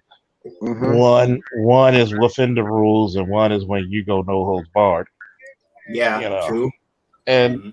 I look at it like this: when you let men run the community, it runs smoothly. This is chaos. Like, I'm sorry, female thought process is too chaotic and too iffy. Yep. And you know what? Like, I'm go sorry. ahead. I'm sorry. I'll go ahead. No, I was just about to say, man, I notice as a man myself, listen, I melt around children. You hear what I'm saying? I love the babies, man. And and the fact on top of that, the fact that I'm a father, man, Yeah. makes me more concerned, man. Every child Yeah. I see, man, I don't care what color he or she is. The fact that this is a child and they do amazing shit, man, that melts me. That melts my heart every time. I'm gonna tell you one of the greatest, and Art can probably tell you, or anybody who's ever been a coach. When Mhm. you had a kid who was always told they weren't gonna amount to shit, they're too stupid, they're too dumb, they're too lazy, they're too black, Yep. and imagine coaching somebody, and they might not be the most athletic person, Right. but they put their heart into something, and just so happens the skill, the time, and the opportunity, and they win a match. Dude, you almost want to go to tears because you see the pride they have in themselves. Like, You if know I could why? do this, Because you're an empath and you start caring about your Yep. athletes. That's yeah, why. think Hey, about yo, it. yo, fellas. It's the funniest shit when you hear one of your wrestlers, "Yo, coach, it worked." Yeah, Hey, indeed. yo. Yeah. Hey, yo, that was me growing up, man. My mom, right? I was playing Little League Baseball. I got hit with the ball. She took me out of baseball. So I'm home chilling. This guy, he was doing a paper route at the time back in the 90s. He knocked on the door. He gave us our paper, and he said, "Yo, you know what? I like this kid." Because I said hi to him. Because I opened the door, said hi to him, greeted him well, and everything. And he wanted me to to do the paper route with him. My mom told him no. My mom told him no. You know what I'm saying? Then there was a program because I told Charles this before, but I ain't tell him the whole story about when I watched Boys in the Hood and about Trey Father, how he told him not to join the army. But they had a program at my school about the army to join I think like a boot camp or something, some type of program for the teens, right? Because I was going through a transition in my life. Like I was a nerd kid, but then I want to hang out with the cool kids. So my mom seen me going down the wrong path, and I asked her to join the program, and she said nope. Man, you know what I did? I did shit myself, man. I went to PAL over the summer, man. And you know they used to give you the summer meals and whatnot. I just Right. went there. I saw those kids, and I just sat down at the table. And I remember this one lady that was serving up the food. She was like, "Hey, baby, you knew, right? I ain't see you. No, I've been here all summer, man. I promise I have." Word. Like I'll tell you, why would you? See, you know what? I got to give New Style credit for this because he's one of the first people to point it out. Probably one of two. Okay. So many black mothers stifle their boys. They sabotage their boys. They call it love. Yep. And they call it love. Think love. about that shit. You just had multiple times where mothers sabotage their boys. And we're just looking at it like, what if you would have went in the program and you'd have been like, you know what? I'm gonna go since I like it. I like the military. I can deal with this. I'm gonna make a career out of it. Yo, child, I was so messed up, right? Like, I think I was 13, 14. I was so lost because I was always told no. I was in middle school chilling. So this kid came in there and he was looking fly or whatever. So what happened was I asked him what he did, and he said he was selling drugs. So I actually left lunch period, got in the car because his homeboy came, got in the car with him, and then we drove from here to Henrietta, and then we ended up in freaking Kentucky, bruh. I was selling drugs out there, bruh, and we got caught like in 3 days. Then I got locked up in the juvenile center. And then, so my mom had to come all the way to Kentucky with her friends. Like 4 of her friends had passed away like some years ago, though. And I really could not express to her why did I run away and why I was in Kentucky. But as I look at it back, like you said, as a grown man, she always told me I couldn't join anything, bro. I didn't know how to stop being wild. I was a wild kid. Yeah, I was a wild kid growing up. Like 8 years old, I was a wild kid. Like my dad had me drinking. I was smoking cigarettes at 8. I was drinking with my father when we was going to see other women because he had a lot of women. Like I was lost. But she always telling me, no, you can't join this. No, you can't join that. What was I supposed to do? See, this is the natural thing of boys. Boys are naturally curious and they explore. Mm-hmm. And women think they're keeping you safe by treating you like a girl. But they would never tell a girl, don't go get your education. They will put their girl in Boy Scouts. They'll put their girl, go ahead, girl, you need to be independent. You ever notice how they make their daughters independent and they make you stifle? Facts. Yeah, man. My sister did everything. Exactly. And did you ever talk to your mom about that? Nah, I never. She ain't trying to hear that. She ain't trying. I would actually humor yourself one day and talk to her and ask her, why did you keep me from masculine activity? That would have benefited me. Okay. Just ask her, why did you keep me from masculine opportunities and activities that would have kept me out of trouble? Yeah, I was in the Boy Scouts. I didn't steal anything or burn down the church. She took me out of that. I'm gonna tell you, and I'm gonna create this saying for the manosphere. Yeah, And yes, and thank you, fellas, for giving me another topic to speak on. no doubt, always. Behind every troubled young man, there's a mother who sabotaged them. Word. Yep. I've been saying it for years. But she had a whole bunch of I've, men in been the house that saying it. didn't told me shit. If you They think, told me that. if you think people are pissed off with the last one, oh, they're gonna hate my guts with this one. I've been telling y'all, I've been hitting y'all in the head with these 3 words. What's that? These old mamas. And when I Word, started talking about it, people were like, "Oh, X, oh, yo, mama black," and all this old kind of foolishness. Now everybody is starting to see the detriment that some of our mothers, and I say some of our mothers ruined us. She ruined us, man. A lot of our mothers freaking ruined us. And I don't even believe, I used to think before that it was about protecting these boys. I don't even believe that anymore, especially if you're a young boy growing up with your old mammy and your father is who knows on the other side of the world, dead, on drugs, in the penitentiary, whatever. I don't believe it's protecting you.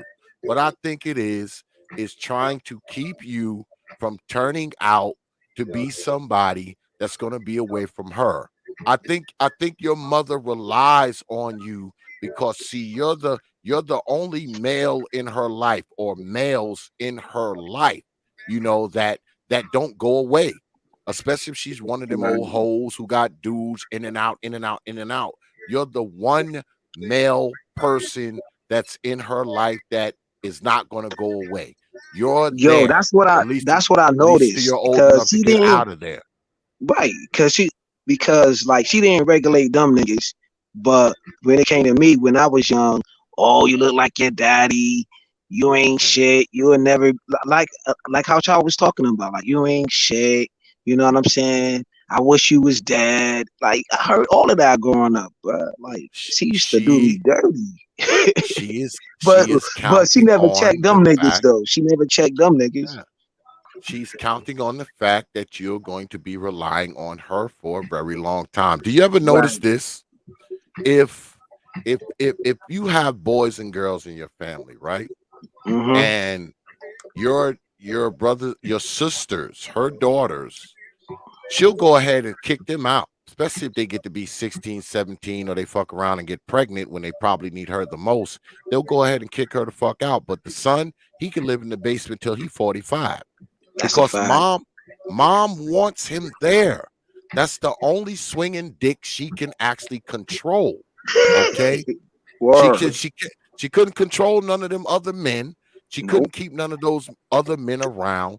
But see, as long as she keeps you there and you deify her, worship her, and stay loyal to her, she knows she'll always have one man around if she keeps you from all these things that you want to do. If she keeps you from going to the military, keeps you from joining the police force, keeps you from doing anything that's going to get you away from her. That is what she prefers. She That's a wants to fact. keep you there, and she will make an attempt to ruin you, to cement you into that damn house. And when you leave scratching and kicking because mama don't want you to leave from that goddamn house. She wants you to stay right there, be reliant on her. And when her ass get too freaking old for you to rely on her, now you're there, she can rely on you. Yeah, you know what? They do that. They do that in Italy too, though. I remember reading that it was a tradition, at least back in the 70s and 80s, that Italian young men would stay at home till they're like 30 years old. However, when they do move out at 30 years old, it usually means they get married and starting their own family. That's the difference. Oh yeah, your mama don't want you to go nowhere, man. That's why, as a young boy, I mean, it's not about her protecting you, man. She's stifling you because she's hoping that you stay, especially if she don't got no man. She's hoping that you stay there and never Ah leave. man, she ran every Man, my dad. I asked my dad before my dad passed away, though. Right? I asked him the tough questions because I remember Charles did a panel and he was like, "Yo, no matter what your father did in your life, at least listen to him." And he know your mother way longer than you, so that shit resonated to me. I was like, "Oh shit!" But he did this panel years ago, though, years ago. And so I asked my father, I'm like, "Yo, man, why you left my mom, yo?" You know, and y'all already know what it is because of her mouth, man. Word up. He said, "Man, I couldn't take that shit." Yeah. I always tell young guys, because I talk to young guys about this, you know, online and off. And, you know, I tell them, I'm like, when you grow up, man, you know, don't just listen to what your mama been saying about your old man. If your old man is still alive, you find that man and you talk to him and you listen to his side of the story. And I guarantee Right. you to be like totally different than what your mom was talking about. Because see, Totally your different. yeah, your mom ain't gonna tell you that your pops left because she couldn't keep her fucking mouth shut. Your Right. moms ain't gonna tell you that your pops left because she screwed his brother. Your mom ain't gonna tell you that she was out there hoeing and running the streets and all this kind of bullshit and didn't even really know your father's first name. She found that out like after she was pregnant. So I mean, she's not going That's to a tell you real these things. red pill, black Yeah. pill shit. Yeah. Yeah, she's Yeah, not man. going to tell you these things, man. So Right. Nope, find she your never did. father, listen And to the that only reason man's why she story. knows his government name is because she has to. We Right. got a legal mandate now. You know what I'm saying? That's Yes. a fact. And Lady Shonda is right. That Oedipus complex and form of female manipulation. Absolutely. I did a video called Oedipus Complexity. Y'all should check it out, man. Y'all should check Okay. it out where I talk about this shit. Cause y'all know, boy, I get on these. Oh yeah, I know. Mamas.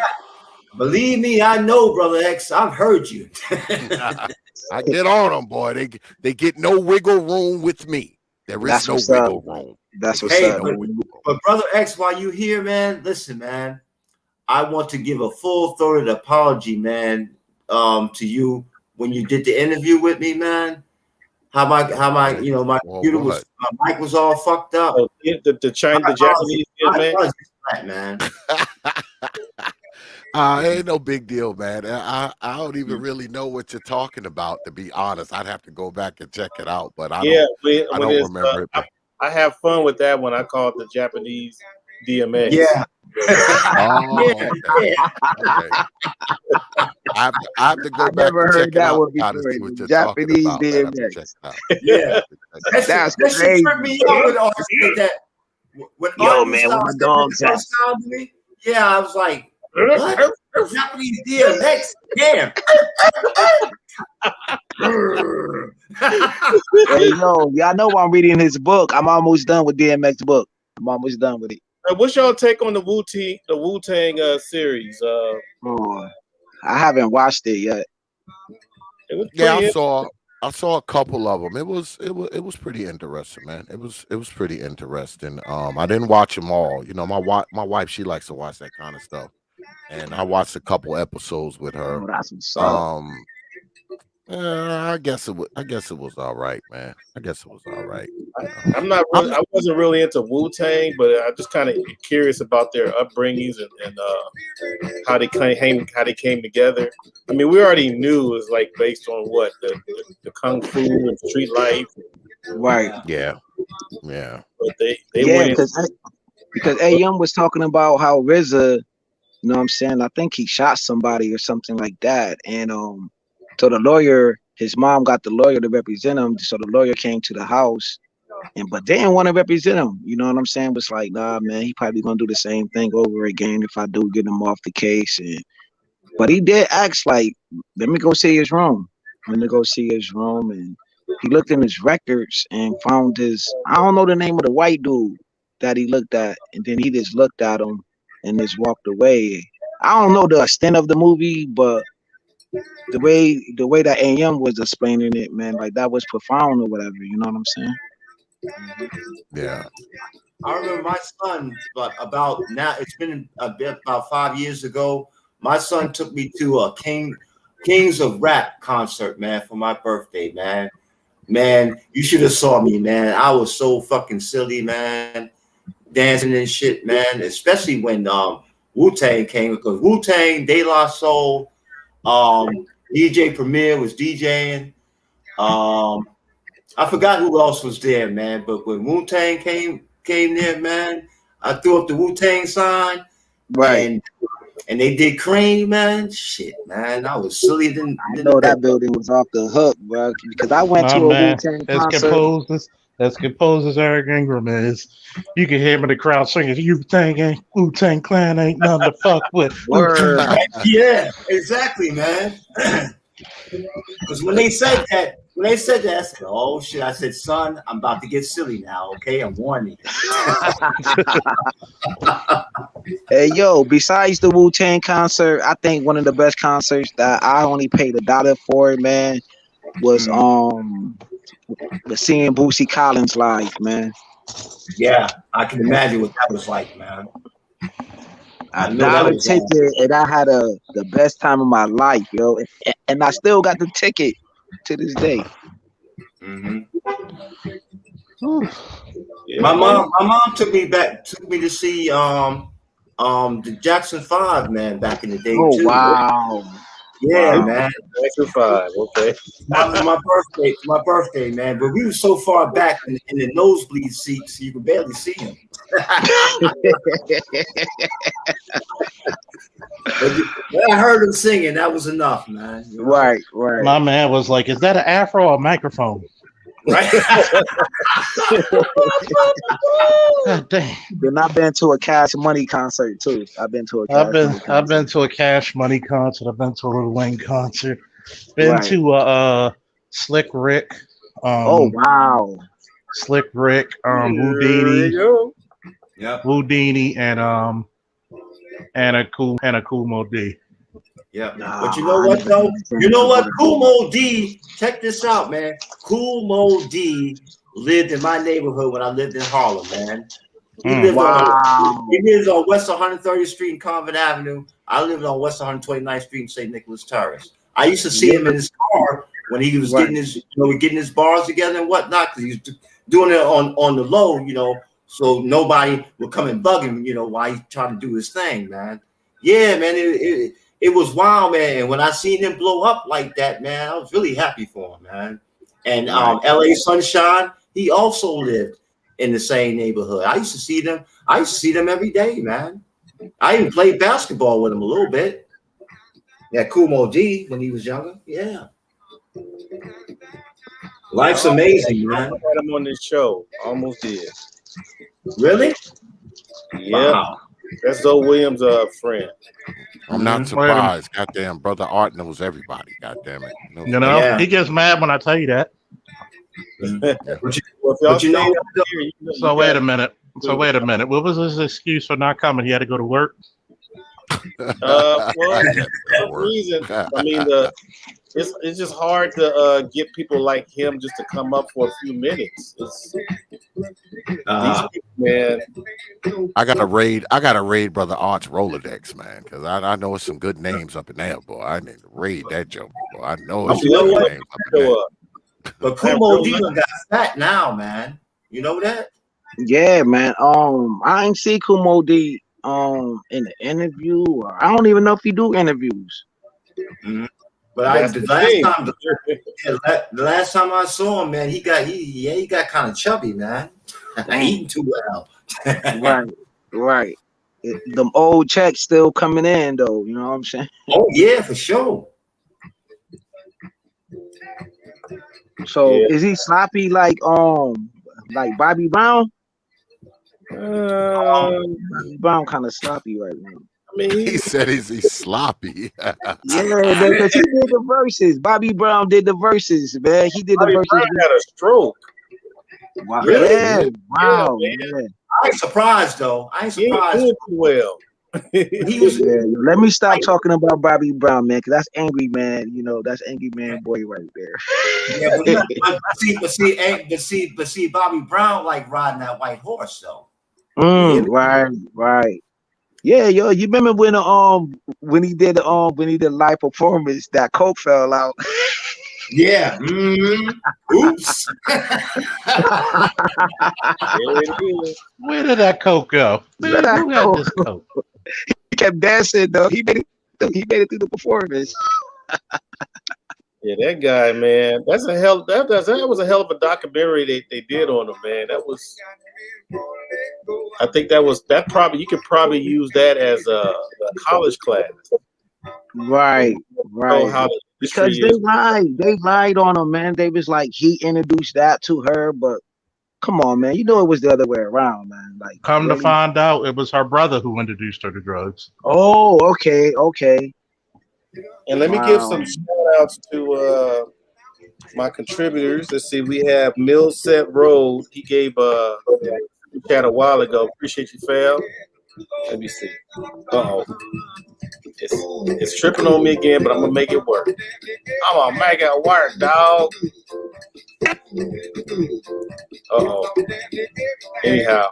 You got Art New Style 2 stepping back there and shit. Yeah, it's over here. I got an old ass computer, man. I'm gonna make it work. But anyhow, continue and I'll interrupt you guys. I hear that Gil Scott Heron in the background, Art. Oh yeah, man. I gotta put something different. You know, low key. Yeah. You know. But yeah, man. This is I mean, what do you guys think about what's happening? You know, with the climate of the pandemic. You think it's gonna get worse, or do you think it's gonna stay the same, or do you think it's gonna die?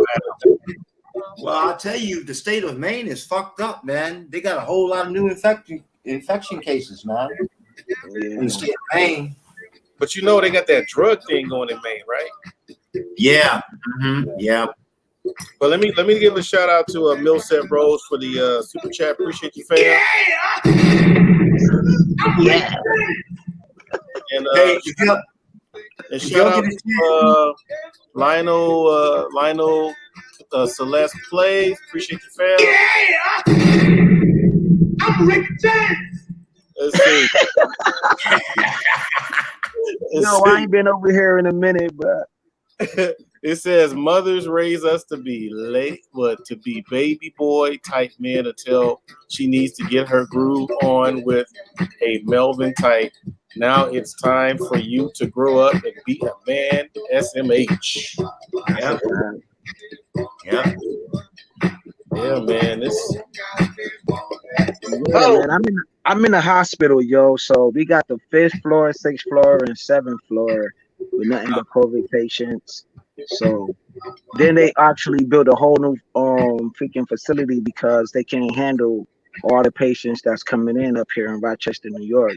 So the cases is going to get more worse, you know what I'm saying? Especially with the mandate going on. People don't want to work right now. They're going to be quitting. So we're not going to have a full staff in either department with nurses, doctors, patient transports, you know what I'm saying? And so on and so forth, man. So I'm on front line and I see it every day. So it's going to get worse, man. Yeah, but you know what though? If you want to hear a song from the 70s that's as relevant today as it was when they first sang it, listen to the Temptations' Ball of Confusion. Okay. We'll definitely do that. I don't have to work tomorrow, so I got free time. Well, today.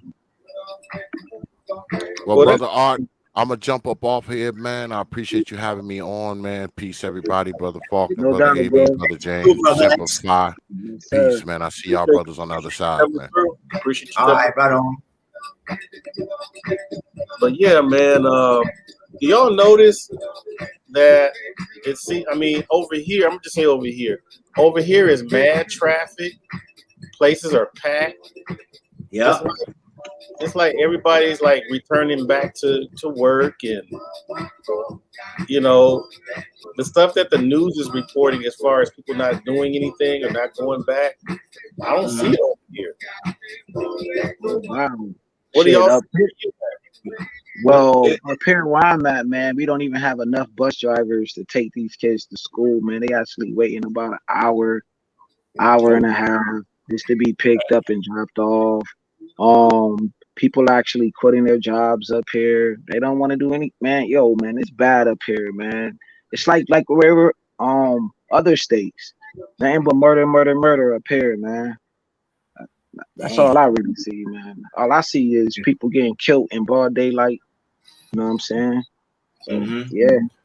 Well, over here in the Winter Wonderland in Finland, here it's not as dramatic as that, but we got people over here walking around like COVID-19 don't exist, no masks and That's shit. what I'm talking about. Yeah, Laughing, same up here. right? Hugging up on each other and shit. I mean, it's crazy Bruh, over here. That's what I'm talking about. Because I talk to my students every time. It looked like they're at Disneyland. I know they haven't seen each other in a while. Like I keep joking, but it's not like a joke. But I'm like, y'all digging in each other's Cheeto bag and kissing and wrestling, all kinds of stuff. And then check this out. They come with some of them. I mean, a lot of them. That is long distance students. They come with this whole positive test, and then you're thinking that they're supposed to be gone for 2 weeks, right? Yeah. Say, for example, they bring the test in on Monday. They back on Monday with a negative test. Oh and shit! And I'm sitting there like, I'm thinking, roll, like, what are you doing here? He said, I came back with a negative test. I'm like, what? So it's something about these young kids compared to Man, these young kids lazy as hell, man. I'm gonna keep it real with you. You know what I'm saying? Because they have my job. You know what I'm saying? So they'll work for like I give them a month. They'll work about a good month, then they'll quit the job. Wow. They said I don't want to do this no more, man. So they thought unemployment was going to pop off for them, but they cut unemployment. They ain't getting no unemployment up here. But like I said in the very beginning of my life, it just seemed like, you know how they said everything is a reset or a reboot? Yeah. It really feels like, I hate to say feel, but it really feels like I'm with a whole new type of student. Yeah, that's right. It's like, okay, because the ones before the COVID, a piece of work, man. They were like out of control. Bruh. But I know. I see them.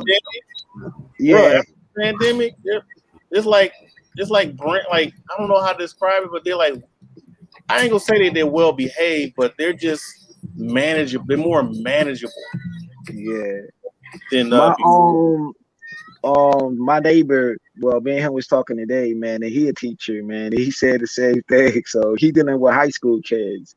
And he said, bro, these kids, man, because he was telling me about this one kid, like, man, listen, he come to school, man, with his head down because he ain't have nothing to eat, man. His mother don't cook for him. And like, so they got a program within the school that they send this particular kid, man, like food home. You know what I'm saying? Check So this out, imagine how many kids that don't really eat like that, though. But speaking of that, you got to remember, these parents were irritated.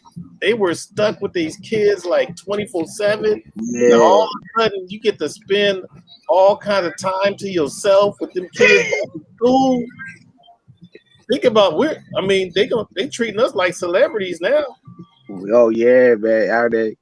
Because you got women, you know, getting evacuated out their homes, kicked out of their home, man. So what I call it this, fellas. I call it the hyena catfish, man, that's dropping down like the Dow. You know what I'm saying? Like right now it's free. So keep your foot on their necks, man. But these boys out here, man, it's gonna be bad for them, man, because they moms don't care about them, man, because all they chasing is the D and attention. You know what I'm saying? You know what's funny? They might get the threat of their life if they get suspended from school. Like, wait a minute. Yeah. Gotta see this nigga down. Like Samuel Jackson. Raise this nigga down. Oh wow. I don't give a fuck about this nigga down. You better school. I have to say my most demoralizing experience in life though was being expelled from my high school, man. I really felt bad about that, especially for my mother, my father, because they're paying tuition. You know, I was going to Rice High School. Oh wow. Oh, West 129th Street, St. Nicholas Terrace. No, West 129th Street and Lenox Avenue. Oh shit. From the USA. Yeah, man. Rice High School. That's Big L block, right? Huh? Lenox Avenue is Big L block, right? Could be. Yeah, yo. I think Lenox Ave is over there where Big L at, yo. That's spot in Harlem? I couldn't tell. Yes, Harlem. Yeah. Oh yeah. Hell yeah, that's Big L block. Mm-hmm. Trust me, I had all his his tape. I used to walk past it. The college with my homie every day. Yeah, man. Hey, so you know, this COVID shit is gonna get worse because people aren't wearing masks. Facts. Everywhere I'm going, you know, I'm all over the place. They're just not wearing masks. They when they see me wearing a mask, sometimes like it looks like they can't, like it's, you know, it's almost like these people think like they got their freedom papers or something like that. People are just a damn mask. Yeah, it ain't that goddamn hard, man. If you gonna go out. But damn, you can't put on a mask. You know, most of it's really not that big a deal. But that's what's gonna cause it to happen. That's what's gonna cause it to spread. Everything that everybody's talking about, what people refuse to talk about though, is this damn resistance for wearing a lightweight mask. Right now, does it? Is there some irritation with it? Absolutely, because sometimes you know it'll cause, if I wear it for too long, it'll cause my nose to run or something like that. But it's simple. You know, you pull the motherfucker down, take a couple of breaths, and then put the damn thing back on. It's just not that big a deal, dude. But that's the shit, right? Yeah, you know, over here in Finland, it's mandatory. It's mandatory to wear the masks on public transportation. All boats of it. Right, yo. Same here. Where are you located? I'm in Finland. Okay. It should be mandatory. Yeah, it is mandatory, and you know, I'm right next to the Yeah. And you know, we gotta wear it outside. And, you know, outside and inside. Okay. Yeah. So y'all vaccinated, or can y'all talk about that? Yeah, I'm vaxxed up, man. I haven't got vaccinated. So one of y'all got the shot, or two of y'all got the shot? Well, I got the shots. I got both doses, man. Pfizer. I got both shots. Oh, okay, yo. Same here. I got the one shot, and I get my other shot on the 21st. Yeah. I haven't gotten it yet. I'll get it down the line. Other than my arm being sore, I didn't have any real side effects. That's word, yo. My arm was sore too, bro. Included included the one Dr. Reddy Short was talking about. I don't know what he's talking about. COVID dick. Yeah. Hold on. Stop the press. What is? Hold on. Should I ask that? Like, what is that, bro? Like, what y'all talking about? What he's saying, you know, we're just going to say what he's saying. What he's saying is that one of the vaccines causes you erectile dysfunction. Wow. Really? Well, I ain't had no problem with that. Yeah, I ain't had no problems down there. I don't know. You know, I'm not saying it couldn't happen, and I feel bad for whoever it did, but I haven't had any problems down there. Me neither. But wait a minute, though. Who on any of these panels would say they have erectile dysfunction? I would. I'll tell you. I don't care. I don't got no. Yeah, listen. I don't got no shame in my man. Listen, man. But who has? Let me ask you this: who has? I don't know. Not me. I don't know. Nobody's gonna say it, dude. Nobody's gonna talk about that. I will. I'll tell you if I don't got my pipes going right, bro. I've been in. Come on, man. I'm from the Coliseum days, man. Saturday. Okay. You out of how many people? That's true. I don't know nobody else. But in general, man, it's that male machismo that won't allow. Right. Yeah, that's true. So I don't know. Maybe they probably put some in the back chat.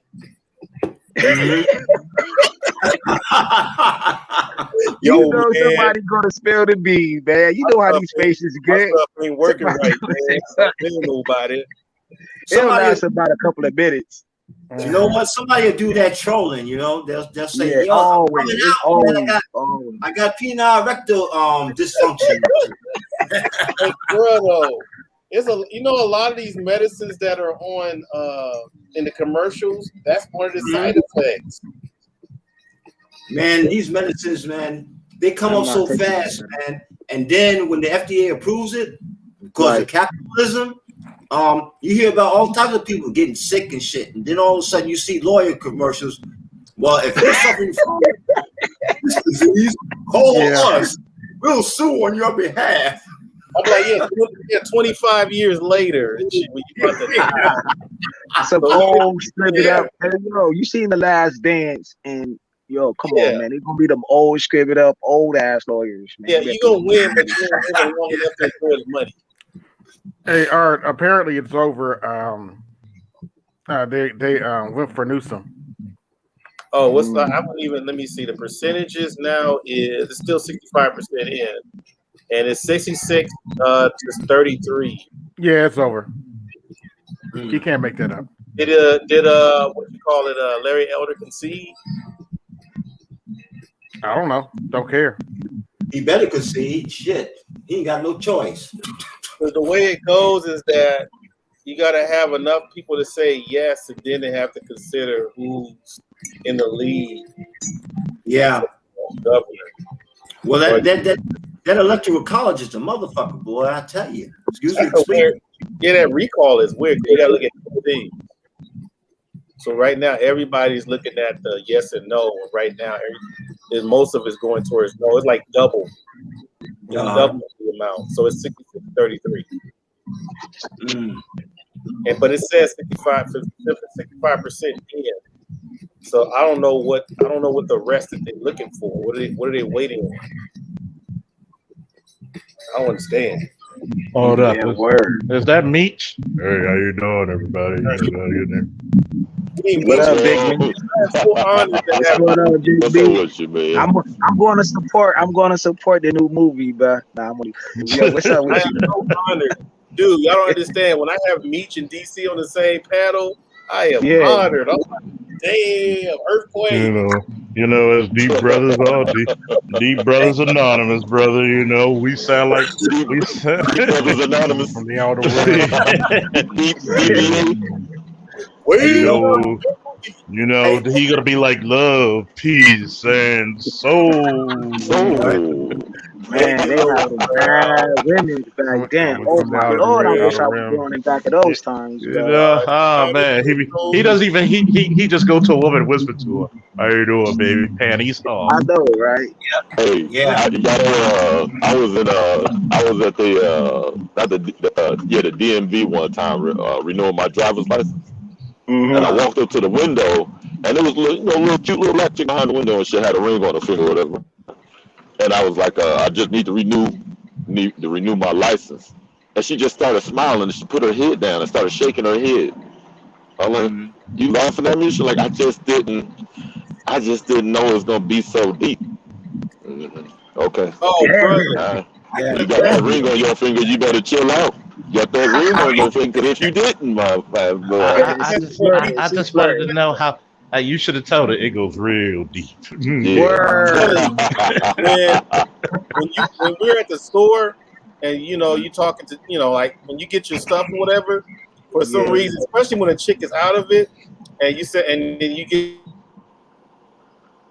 Oh man. It's fucked up when the host is like out of it. They look good. Hey, brother, I want to show y'all something. If y'all want to get a real good laugh from reading a book, check this out. Look at this, man. If you get a chance, read this. This shit is funny as hell. Yo, I got the subtitles to I don't give a fuck, bro. Yeah. I wrote the sequel called Hemorrhoids. I learned how to irritate assholes. I'm gonna get that. I'm gonna get both books. Yeah, that's Gotta good. support. I started laughing, man, reading that book at the introduction, man. That shit is Damn, that shit gotta be fired. Yeah. Shoot, man. Nice. All right, man. I need to hear the story about the cashier lady, man. Oh, yeah, that's what I was saying is that for some reason this happened on several occasions, though, where, you know, when you say thank you very much with a deep voice, their eyes get look at you real. I mean, Mish know what I'm talking about. Yeah, they look they at do. you like, yeah. Like, It's like shock. Thank yeah. you very much. They're like, oh, shit. That shit used to irk my nerves. That shit used to irk my nerves when I was in school, man. All the deep voiced brothers, man, got all the girls, man. Trust me, that's a fact, bro.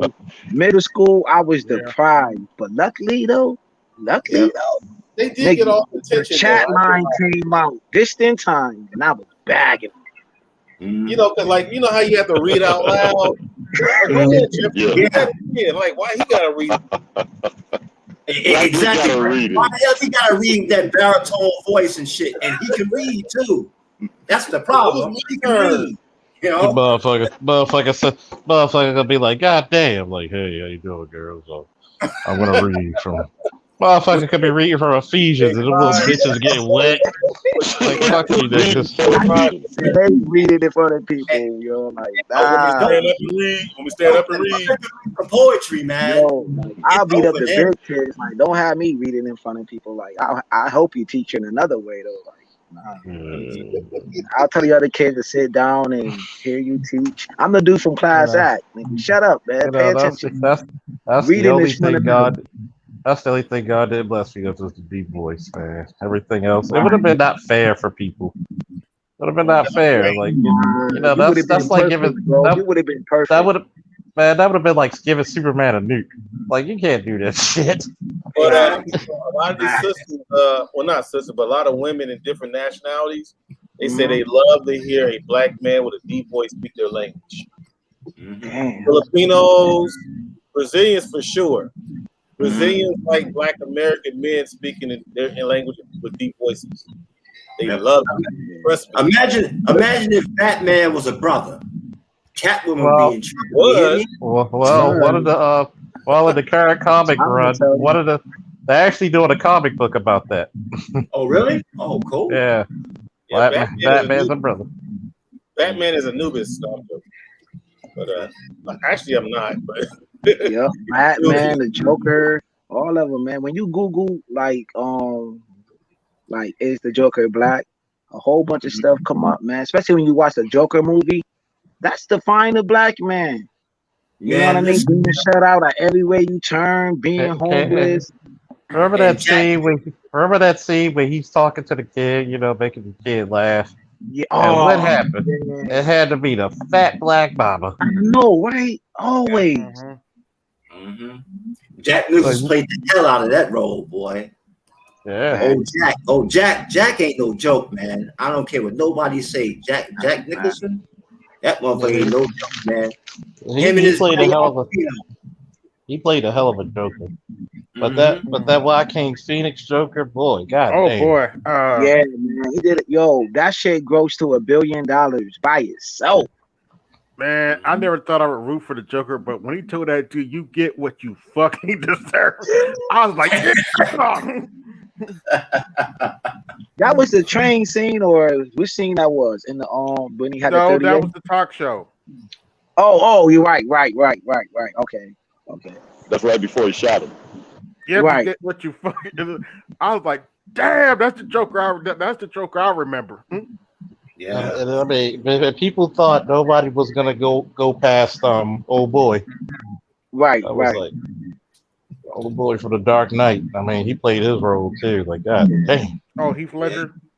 Yeah. Well, that's Phoenix River brother though, right? Phoenix River, I think.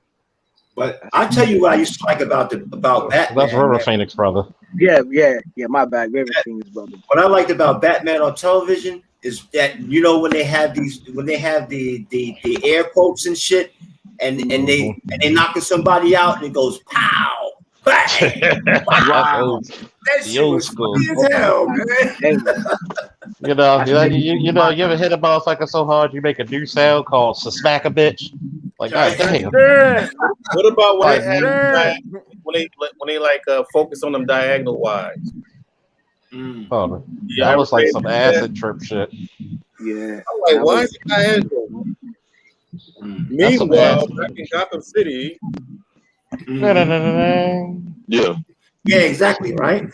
Hey, I'm gonna ask Eric this question. Was there any fighter motherfuckers that Linda Carter back in the day? I think I found out. Go ahead. Ask again, Charles. I said, was there a fighter woman playing Wonder Woman to Linda Carter? Oh, hell no. Hell no. I mean, that bosom on her, boy, she can breastfeed a baby till he's 10 years old. Damn. Yeah, she was uncommonly beautiful. So I can imagine the first time little boys and teenage boys first see that first episode. Like, God. What about Barbara Eden and I Dream of Jeannie? Yeah, white women not supposed to be built like that. Well, I prefer Bewitch over I Dream of Jeannie. Oh man, hell yeah. I prefer Jeannie. I like. Yeah, that's I like Jeannie, man. Yeah, I did too. Jeannie liked to get Major Nelson in the bottle to fuck. That's what that was about. Yeah. He didn't want to go. He trapped him down there one time, though. Jeannie, you can't do this. Right. I'm not supposed to be here. What's up with Haji? Haji, the great Haji. Yeah. Haji was like the ultimate wingman, even though they were pilots. Even though they were both pilots, so it makes sense. Oh, you talking about Major Healy? The Healy? Oh, you talking? Yeah. Haji is like her god, her boss. Oh, you talking about her boss? And Dr. Bellows, the psychiatrist, he's the biggest quack. That's the funniest shit ever, man. Dr. Bellows. Yeah. Hey, what were they wear? Cocoa Beach. Cocoa Beach, yeah. In Florida, right? Beach, Florida, yep. Hey, Art. Yeah. Did you hear about Reverend Al Sharpton? What do you do now? He's crying. He said Joe Biden stabbed us in the back because he didn't get the bills passed, which is why I made this picture months ago. Hey, yes, that is. Listen, man, Al Sharpton can't even race pimp right, man. That's a new one, race pimp. Word, race pimp. Yo, what the hell y'all be coming up with these words? No, I heard this from somebody else. I don't remember. Memory doesn't serve me, man. But I heard one brother on one of the live streams say that shit, man. What you did when you heard it? I fell out, man. Charles, that picture is it. Oh my God! Let me see that picture. Yeah, blow it up. It is what you think it is. Oh my God! You know where my inspiration for that picture came from, right? Batman and Robin. Yep, Batman and Robin. He slapped him so hard. He slapped him so hard. He turned that bitch around. Wow. And he ain't got a black eye, he got purple eyes. That means that motherfucker worked him over a couple of times. God damn. So Robin is the brother, right? It's Al Sharpton, yeah. That's Al Sharpton. Oh, that is Al Sharpton. Hold on. That's Biden slapping. Oh shit. I had to pay attention. Damn. Oh, that's crazy. Getting the living shit slapped out of him. God damn. Joe Biden. He got the Don King hair sticking up. Yep. He knocked the perm out that motherfucker. Joe He Biden knocked is the telling perm off that motherfucker. yeah, he's telling Al Sharpton, hey, shut the fuck up. You can't even play the game right. Shut up. Al Sharpton. Short term. Like, oh my god. That's what he was saying when he was telling the black people, like, yo, man, y'all need to do what the fuck I tell y'all to do, man. But no, He ain't I saying like made this picture. What was that? I think it was back in January. You know when that leak tape came out about you know him telling the black leaders pretty much look, go back to Latinos for jobs. Yeah. That's basically what he said. right. I heard the audio. I heard the said, audio. look, That he said, shit look, white people crazy. are not going to be the majority in the next few years. Go back to Latinos for jobs. That's basically what he told them. Yep. You better go talk to the Latinos. Yep. Told all your so-called black leaders that. Holy shit. Yeah. I was like, god damn. Told him the But truth. But I tell you, now you know he's an old Dixiecrat when that motherfucker had the audacity to say that if you don't vote for me, you ain't black. You ain't black. Holy shit. When they said, And like, he had this like the motherfucker easiest right smile here, on boy. his face, like a pimp. He had a That very was- easy smile on And his face. you talking about a race pimp, huh? He did He one know of that- James Brown smiles. You know how he stick his chin in and smile and show all his teeth? Yeah. You don't vote for me, you ain't black. He did the little teeth thing. Yeah. Yeah. I'd have been like, what the hell? He's like, get up off of that thing. Well, you I'd know, have been he like, learned, But you know can't what? talk about the women weed in workplaces in California because they passed the bill though. Yeah, but That you you know can't what? discriminate against women weed. You know who put Biden up on And game? race funds. You know who put Biden up on game? Senator Who? Robert Byrd, Senator Strom Thurmond, okay, Senator Old school Stinnett. Yeah. Oh, you know, the senator you couldn't hear what he was saying because he had the white sheet over his face. Yeah,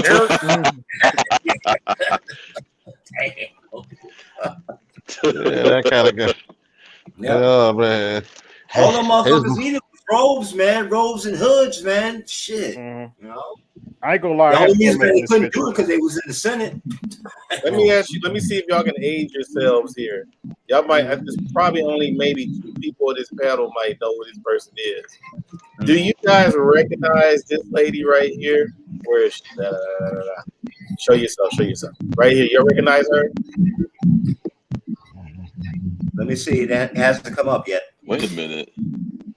Yeah. Wait a minute now. That shit looks familiar.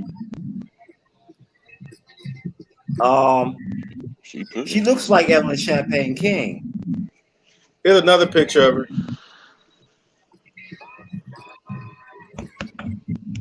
I don't know. I don't recognize her. Y'all don't remember the secretary for Spider-Man? Oh yeah. Yeah. You know that was actually a character in the comics, right? I just remember her from that Great Patch. Yeah. Like She always- Peter Parker. Peter Parker actually had a black girlfriend. Yeah, No, look at that's her not face. her. But look at her face, man.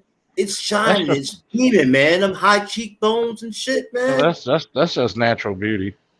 I mean, Yep. she's looking real fine, and you can tell Nobody's that. Jefferson Saw her, lost. man, but she was fine back in the day. I was like, Yeah. damn. Yeah. Okay, so I ran That's into her back in 2009. And this how she looked like, you know.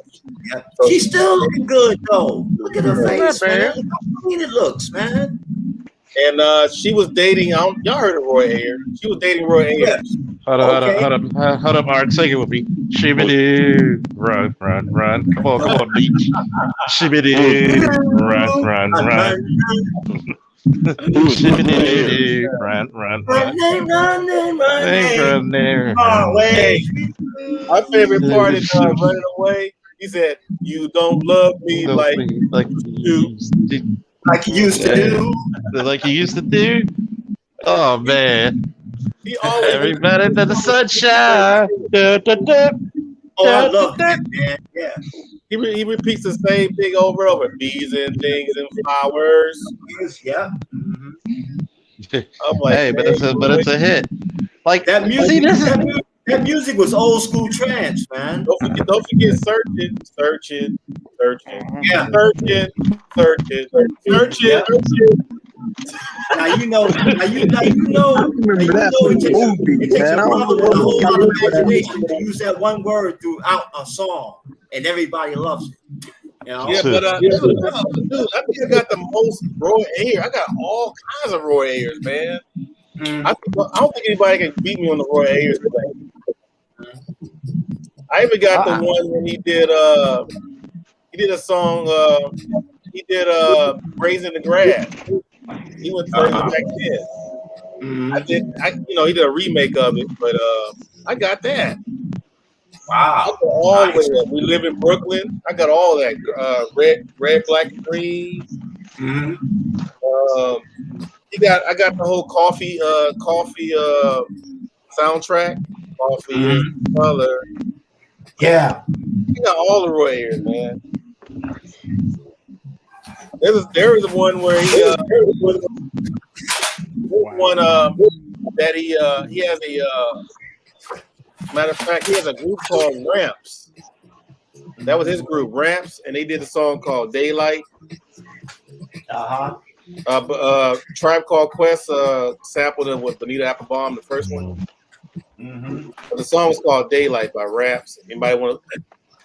That's a gimme. Y'all can look that up on YouTube and download that. That's gonna be one of y'all favorite songs. Check this out, man. Hey, fellas, check this out. My favorite word is Deja Vu. As a matter of fact, the back is a better picture. Yeah, that's you know who that is, right? The Queen Diva, Dionne Warwick. Yeah. She's outspoken, by the way. Yeah. She's very outspoken. Yep, and if y'all can see that.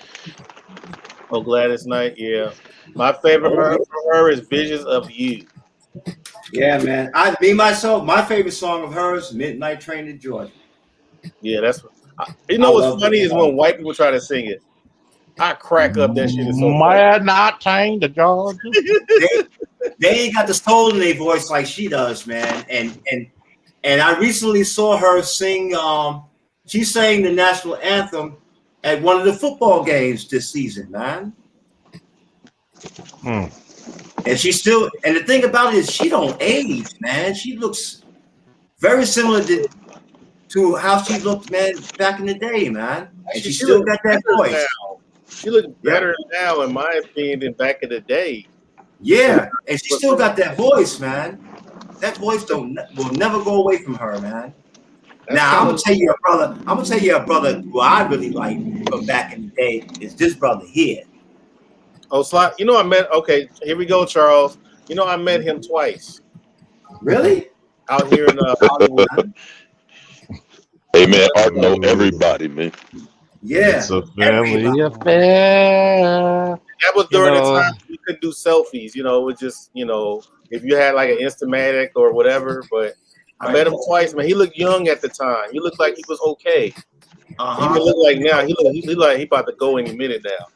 You know what, Art? You need to stop flexing. You hear me? Art the kind of Negro. I'd be like, I remember the one time I Uber Jesus. Y'all keep forgetting. Y'all stay like in the backwoods somewhere, back east. Y'all not in L.A. That's true. That's true. You run into celebrities out here, Redondo Beach, Torrance, Gardena, everywhere out here. Yeah. And what you gonna do? And of course, I always got to give homage to the Queen. I got too many favorites from her. I can't even come up. Okay, my favorite from her is Until You Come Back to Me. That's my favorite. Yeah. Oh man, you make me feel like a natural. If you wanna laugh, it's this picture of her with this see-through orange knitted shirt. Oh, I saw it. And it's like Don Cornelius is like hugging her, and he like looking at her, like looking at the titties, like, damn, you surely are a natural woman. She planned that shit for Don Cornelius to look at. Man, early 70s, bruh. Yeah. Everybody, I heard so many stories of dudes trying to, holler at her because she was the shit. Yeah. Yeah. For some reason, when she had her hair like a reddish brown color. They were like, damn, you know, everybody went after her, man. According to Judge Joe Brown, she was highly sexual, man, when she was younger too. I believe it. Lady Queen, yeah. That's my goal, man. I gotta get Judge Joe Brown here, man.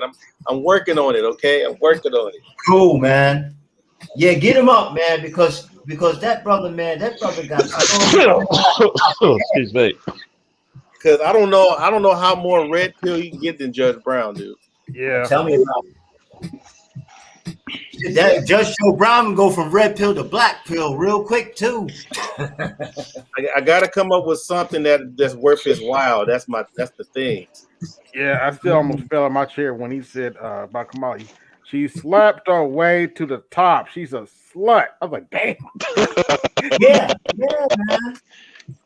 Well, maybe we can, you know, if anybody want to purchase his barbecue, I can say that because he's pushing his barbecue. Yeah. If people got quiet. Hey, check this out. Who remembers this?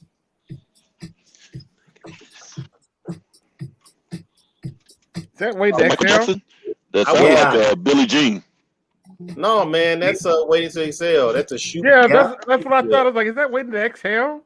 Yeah. I didn't buy that. I didn't buy that purposely. I didn't buy this either. Actually, my wife bought this. She likes Whitney Houston.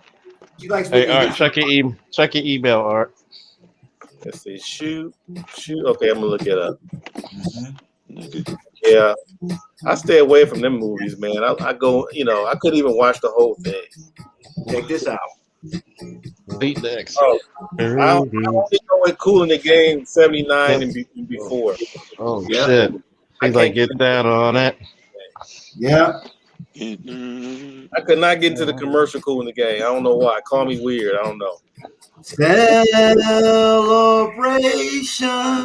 I had to get into the ladies' night Cool in the Gang and then earlier. Yeah, I like that. Yeah, I like that too. And get into that. People, you know, the Hollywood Swinging, Jungle Boogie. Yes, indeed.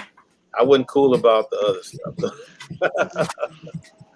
You know, the Jerry Curl Cool in the Gang. I was like, And how about this one, the wild one? I'm good. I'm good. Listen, man, wifey love all black female artists, man. You hear what I'm saying? Well, you live to tell about it, so that's a good sign.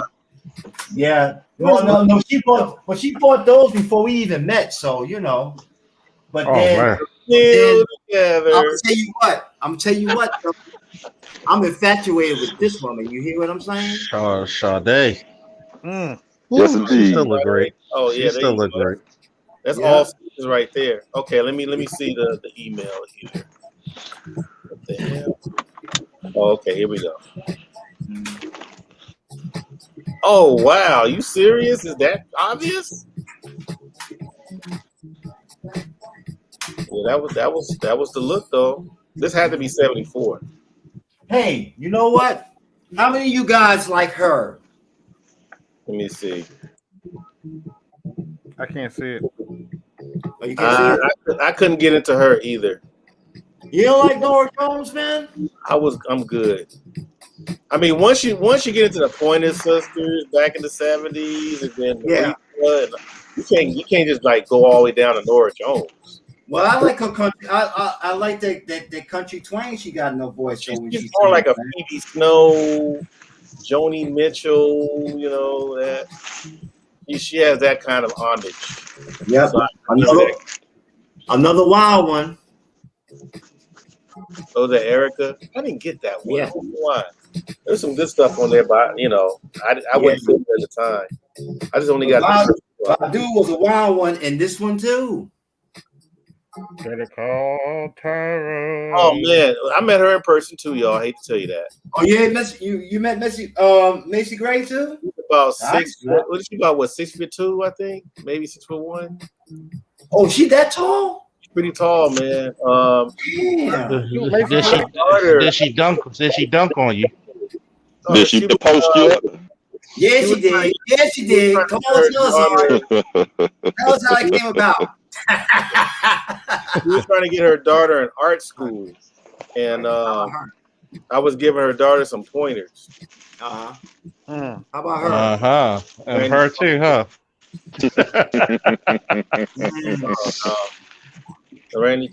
Street Life. Randy Crawford, yeah. That's the only thing I like. man. Street Life. You know who else I like? I haven't heard many people talk about her, but wifey hit me to her, man. This chick here. I'm trying. What's the name of it? I'm Tracy good. Chapman. Okay. Yeah. I like her too, man. Hey, You know, all right. she got a fan. Oh, ew. God damn, ew. Love her some Tracy. No, I'm joking. Oh, man. Hey, all right. Hey, all right. In that picture I sent you, how obvious was Don? Yeah, he was focusing, wasn't he? You should show him the picture of how obvious he was looking, boy. I don't know who this sister woman is. Who, Anastasia? I never heard her. No. Oh, that's new to me. Mm-hmm. No, man. It's too many sisters in the '70s spoiled me, man. I'm hard on women in the '80s, bro. You Hey, know, y'all know. I think I she was. looked up a few I who think still she was look good, dude. Anastasia. Is what's her name? Thelma from Good Times. I looked her up. Looked her picture up on the internet a couple years ago. Yeah, she still look good. She's Asian. I know. She's aging a little bit, but she looked good years ago. I remember she gave me she was at the African American Festival signing autographs. Yeah, I saw her. Yeah, she's cool. I don't know what happened to her, but she got bought out. That's what it was. Unfortunately, now we got to go to the old HOE, but I still like her voice though. Oh, Diana Ross. Ross. If you see her with a black man, she hold him for the police. That's right. She loves her. She loves her some Jody, man. Love her some Jody. Yeah, she's a zaddy whisperer. Oh. And her daughter, huh? So she's a whisperer. I was stuck up, man. I can't. Ooh. You know, like, have you ever seen celebrity? You try to avoid them. Damn. Okay. Her daughter is one of them. I can't stand her daughter. Who's that? Tracy Ross. Yeah, she's one of a kind. She looks like no wonder she can't get that stuck up strag. Very much, very stuck up strag vibe. She's the stuck up. I can't get a man vibe. They made us we had to take a picture together for what do you call it? It was some kind of an event for students. Mm-hmm. And I was like, please don't make me stand by her. Oh my God, that bad, huh? I was like, shit. Look at that woman, man. Look at that lady there. Yeah, she's Asian a little bit now. Yeah, she's Asian a little bit now, but she's older now too. But she was in that picture. She was like, wasn't she almost 60 in that picture? Like late 50s in that picture? Well, probably so, because this is a recent album. I'm trying to find out the publication year here. I gotta look it up. This is from 2010, man. And how many she is now? Let me see, Sade. She got to be at least about 62, 63. Yeah, somewhere in the range, yeah. What is she right now? She about 62. Mm-hmm. I gotta pull one of Art's moves. Yeah, I remember one of them. Double was down in the Afram, and I was on duty, and she was like taking pictures with me, giving me kisses on both cheeks. Yeah, had to do one of the Art things. Me at all. He was stuck up from the start. I was like, "Get me out of here." I was was she really that bad? Bruh, I saw her twice, and I felt the same way the second time. Like she was like stuck up strag drive. Was she just stuck up? I don't need a man. I can't because I can't get one. Was she at least fine? Was she at least fine? Because it's nothing worse than a stuck up ugly bitch. I mean, I'm an artist. You know, when you have like an attitude, it takes the beauty away. So it's like I could. I hear you. Yeah. It was pretty. It was pretty. I was like, man, because I was trying to hurry up get to the bus. Yeah, I'm looking at her Instagram. She got a nice rack, but she look as old as her mama now. It was me, her, and Dapper Dan. I don't know if you heard of Dapper Dan. You heard of Dapper Dan? Yeah. Yeah, he was more cool than anybody else. Nice Taylor. Nice. He was cool. I'm just looking at Tracy Ross Ellis, man. Right. It's that fucking lazy ass. That fucking eye of hers was so fucking lazy. It was on welfare. God damn. Yeah. What y'all think about this man here? Who, Boney? No, that's no Carlos. Yeah, his early 70s, Carlos. Santana, yeah. His best music was in the 70s, man. Because he played the hell out of that all the ones that have the numbers like Santana 1, 2, you know, all that. My favorite from him is Soul Sacrifice. Yeah. Yes. Okay. Shit. Yep. That white boy play. Everybody know that brother there. Yeah, that's Sam. Yeah. What was his group? It's an acapella group. What was it called? You all remember? No. No, I don't. Memory doesn't serve me, man, because I've always, you know, Sam Cooke was Sam Cooke. You know, I mean, it was. Now this brother, cool too, man. Let me see what you got there. Al Jarreau, yeah. His early, his late 70s, early 80s stuff was the bomb. Yep. And these brothers right here. Let's see. Got a hell of a CD collection, brother. Yeah, man. I mean, Temptations, yeah. Oh, you didn't get the double. Hey, dude, you got to get the double CD collection from Motown. They got the instrumentals on there. They got the takes. That's the one you can buy. You can invest in that. It should be like maybe $20-something on Amazon. It's called it's the Motown double CD collection. Mm-hmm. It's probably the Funk Brothers because the Funk Brothers played back it's Temptation. Motown. They were the house band. It's Temptation. It's okay. Oh, it's Temptations. Okay. It's a double CD collection. They give you all the alternative takes, everything. They got the Papa Was a Rolling Stone instrumental. Wow. They got David Ruffin. Who was it? I think it. Oh, you know how you have like Eddie Kendrick singing a part.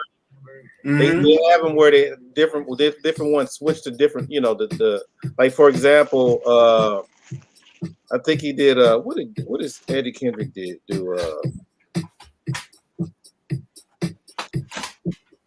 I forgot what song was that when he said which one did he sing lead in?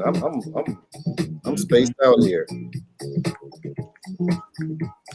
because what's it called? David Ruffin did My Girl yeah, but what did Eddie do? God damn, was it what is it? Just My Imagination, I think it is. Yes, Just My Imagination. It was either Dennis or David did his part.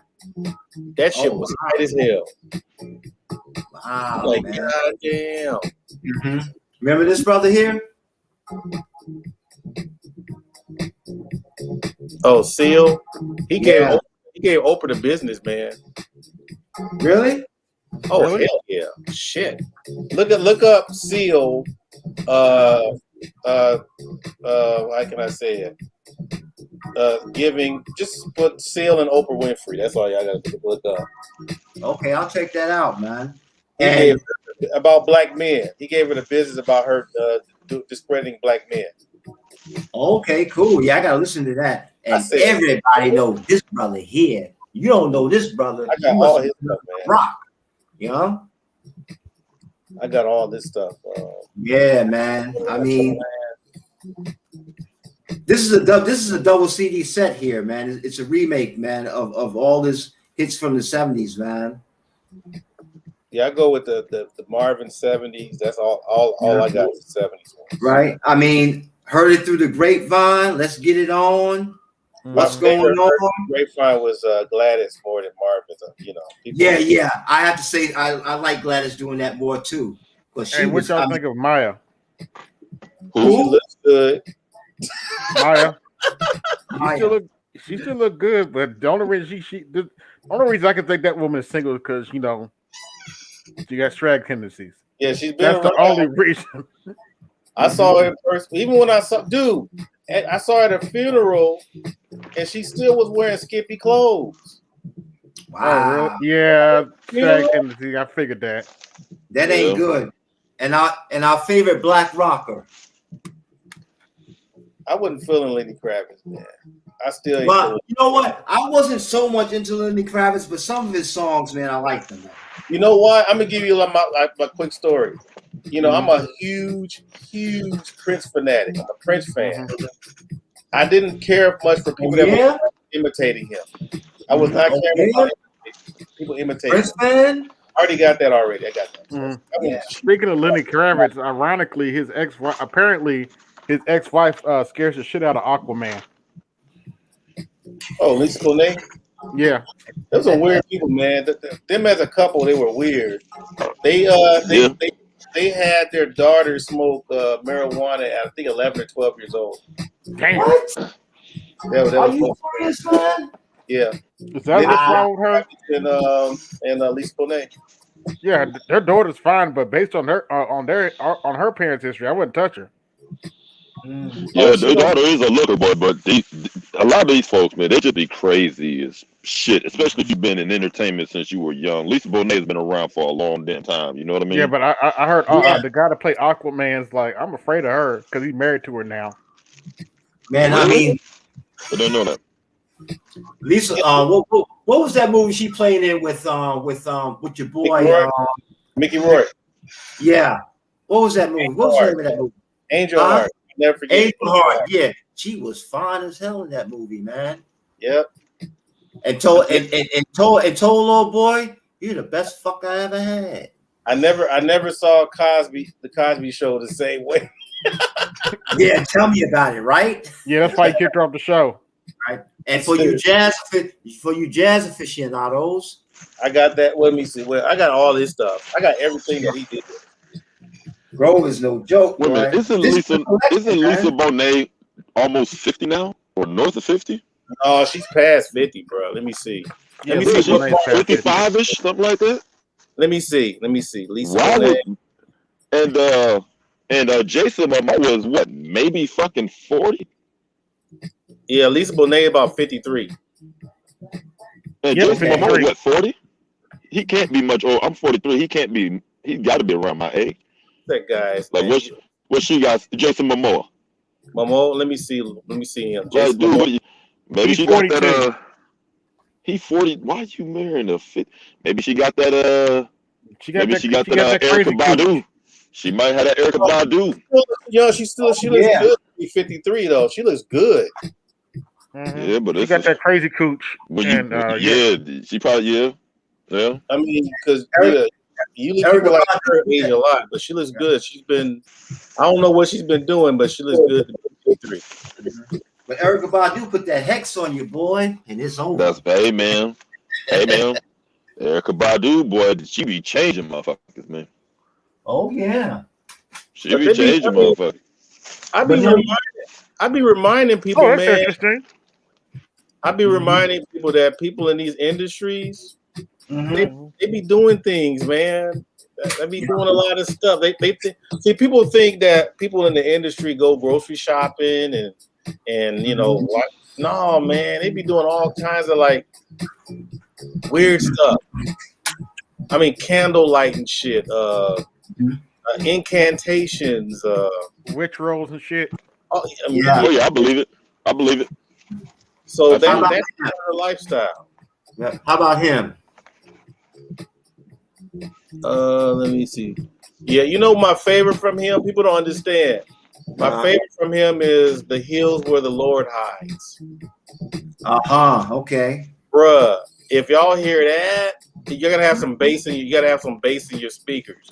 You play that, You just sit back and you remember that old that Max was it that old tape commercial where the guy sat in the chair and the sound like blew his clothes. Like yeah. Mm-hmm. Yeah, you like listen to the song just like that, like, oh shit. It's Mhm. called The Hills Where the Lord Hide. Oh my God, it's tight. And this is the old this is old school Philly soul here. Oh yeah, mother, father, sister, brother. Yeah. Yeah. You know, I like put up Love Is the Message. Yeah. People gotta listen to that organ part. There's an organ part in there. Bruh, it makes you cry, man. Yeah. Mm-hmm. But I like a whole bunch of mother, father, sister, brother. Remember they did the Soul Train. They did Soul Train. Yeah. Actually, the second version of Soul Train. Yeah. Yeah, I like them, man. I've liked them. I've liked them since the 70s. Love Is the Message, man. In the 70s in Brooklyn, New York, you was East Flatbush. You heard this song all damn day, every day, man. Yeah, shout People out to have house parties. That's one of the first songs they play. They got a song called Tender Love and Care. That's a tight one too, man. That's it is. It is. Yeah, it's sweet. Yeah. Mm-hmm. You know that. Hey, are you all familiar with this brother here? He's a pianist. He's a jazz pianist. Yeah, he's the latest right now. He's the latest phenom. Black Radio. He went through a tough time with Lauryn Hill. Really? Yeah, Lauryn Hill tried to treat him like he was a novice, and he wound up leaving the meeting because she was like, "What you got? What you got? What do you do?" He was like, "What?" Wow. But you know, the ego goes to your head, man, once you become famous. And Lauryn Hill was not only famous for her angelic voice. You hear me? He was a wild one too. As a matter of fact, so wild when she was with the Fugees, Wycliffe John. What happened to? I mean, why did she get so crazy? I want to figure out what was happening with that. Well, she lost her mind when she once she let Wycliffe John get to her.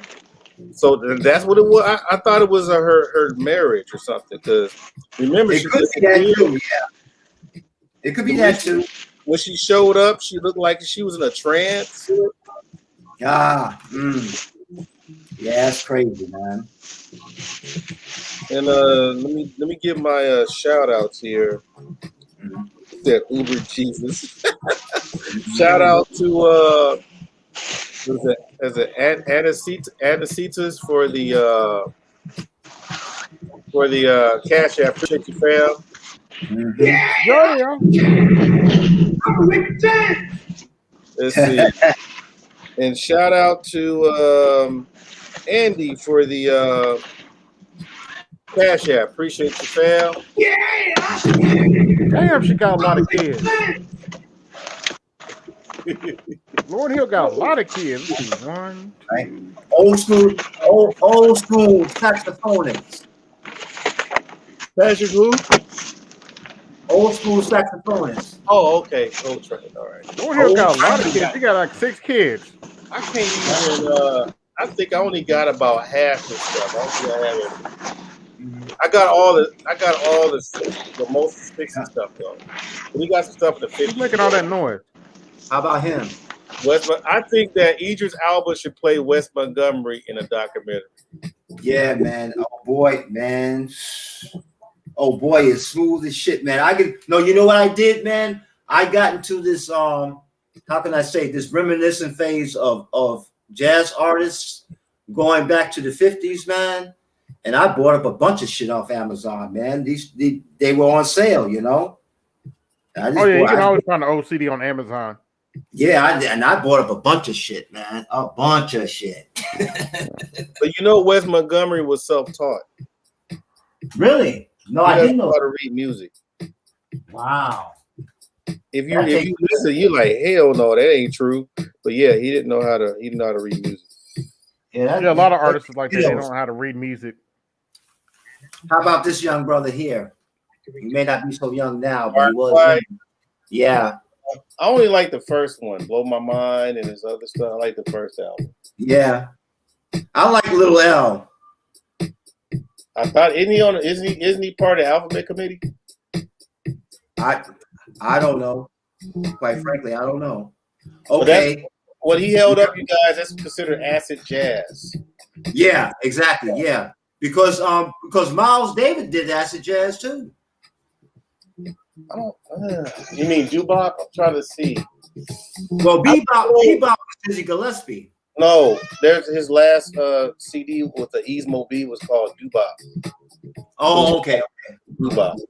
You remember this guy? Now he's known by CeeLo. Oh yeah, Gnarls, Barkley. Yeah, crazy man. I have to say, man, I did like that, man. I like the music behind it, man. Yeah, Prince liked working with him. I don't know why they didn't do a collab. They did a CeeLo's very talented, man. Very talented dude. He was the best out of Goody Mob. He was you know what I mean? He was the most talented with Goody Mob. The Dungeon. Mm-hmm. The Dungeon family. I mean, so what direction is hip hop going into, y'all? Is it going to die out? They did a I'll put it this way. It's gonna morph. I'm gonna be this way. I'm an elitist and a snob when it comes to hip hop. Okay, I think hip hop lost its way all the way back in the 80s, man. In the 80s? I think hip hop started losing its way when you had. Well, I'll put it this way: when NWA came out with the gangster rap. So what happened? It started changing then. Nothing good happened in the 90s? Well, I won't say nothing good, but like I told you, man, I'm a snob, man. I'm an elitist when it comes to it. You know, that's why I say that, you know. Yeah, but hip hop just it's gonna start being more. See, all this stuff, man. You know, it's people say, you know, that saying is just entertainment. The thing is that people will always take advantage of a situation, right? So, you know, hip hop is going to be the same thing, man. It's going to morph. You know, 20, 30 years from now, it probably won't even sound like anything like rap. You know what I mean? It's going to get blended because you got a lot of people being introduced into it now. You know what I mean? A lot of different other races in it and that are a big name in it. Right. And plus, you know, you use it to push a message. You know what I mean? Like Lil Nas X. You start sliding little things in there like that, it's going to change stuff, man. You got a young child wearing dresses and purses. They're going to use that to change it. And 20, 30 years from now, man, I mean, I don't even know if it'll even be recognizable. Yeah. Who's that little boy? Who's that little boy right there in that picture? Let me see. That's Michael, right? Yeah. Michael and the original Jackson 5. This is the album. This is the CD. Did you see him like in his late teens? He looked very masculine. He looked very masculine. Yeah. Like, he had a very thick frame. They had him wearing suits with the afro and everything. Dude, he looked masculine. I was like, shit. Oh yeah, man. I mean, he looked like a real straight up brother. You know? Yeah, if you listen to people that the people that are really close to him, they said that was a real nigga. Everybody that you know that interviewed that were really close to him said he wasn't what you saw on TV. Yeah, that's what I. Who's that? Michael Jackson. He was a real nigga. How you not gonna be a real nigga? How you gonna not be a real nigga? You know who raised him? You can't get no tougher than Gary, Indiana, right, AB? Oh yeah. What they say, you know, that shit was so funny on Black Dynamite. Yeah, we from Gary, Indiana. You know, ain't nothing to do but just to fucking try to hopefully get one of your kids in town. Yeah. Indeed. Yeah, but the rumor is that Joe Jackson used to whip Michael Jackson's ass, and Michael Jackson told his father, he said, "Listen," he said, "Daddy, listen, you hit me again, I'll never sing again." And the rest is history. The rest is history. That's right, indeed. I'm like this. Oh man. He said, "Come here, Michael. That boy fast." God damn, my back. Like I got through my back out trying to whoop his ass. God damn. You couldn't catch him, man. Even though Joe Jackson did look like he was like a vampire hunter only for blackulas and shit. Some eyebrows. Like he looked like he only hunted like black vampires and shit. This is the eyebrows. Blackula. With a Yeah, Like he only hunted blackulas. Yeah. Who recognizes this young man here? Is that Eddie Murphy? Yeah.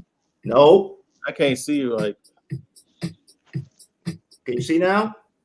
Luther Van. No, not Luther Van. Oh, George Benson. That's George Benson. Yep. Damn sure is.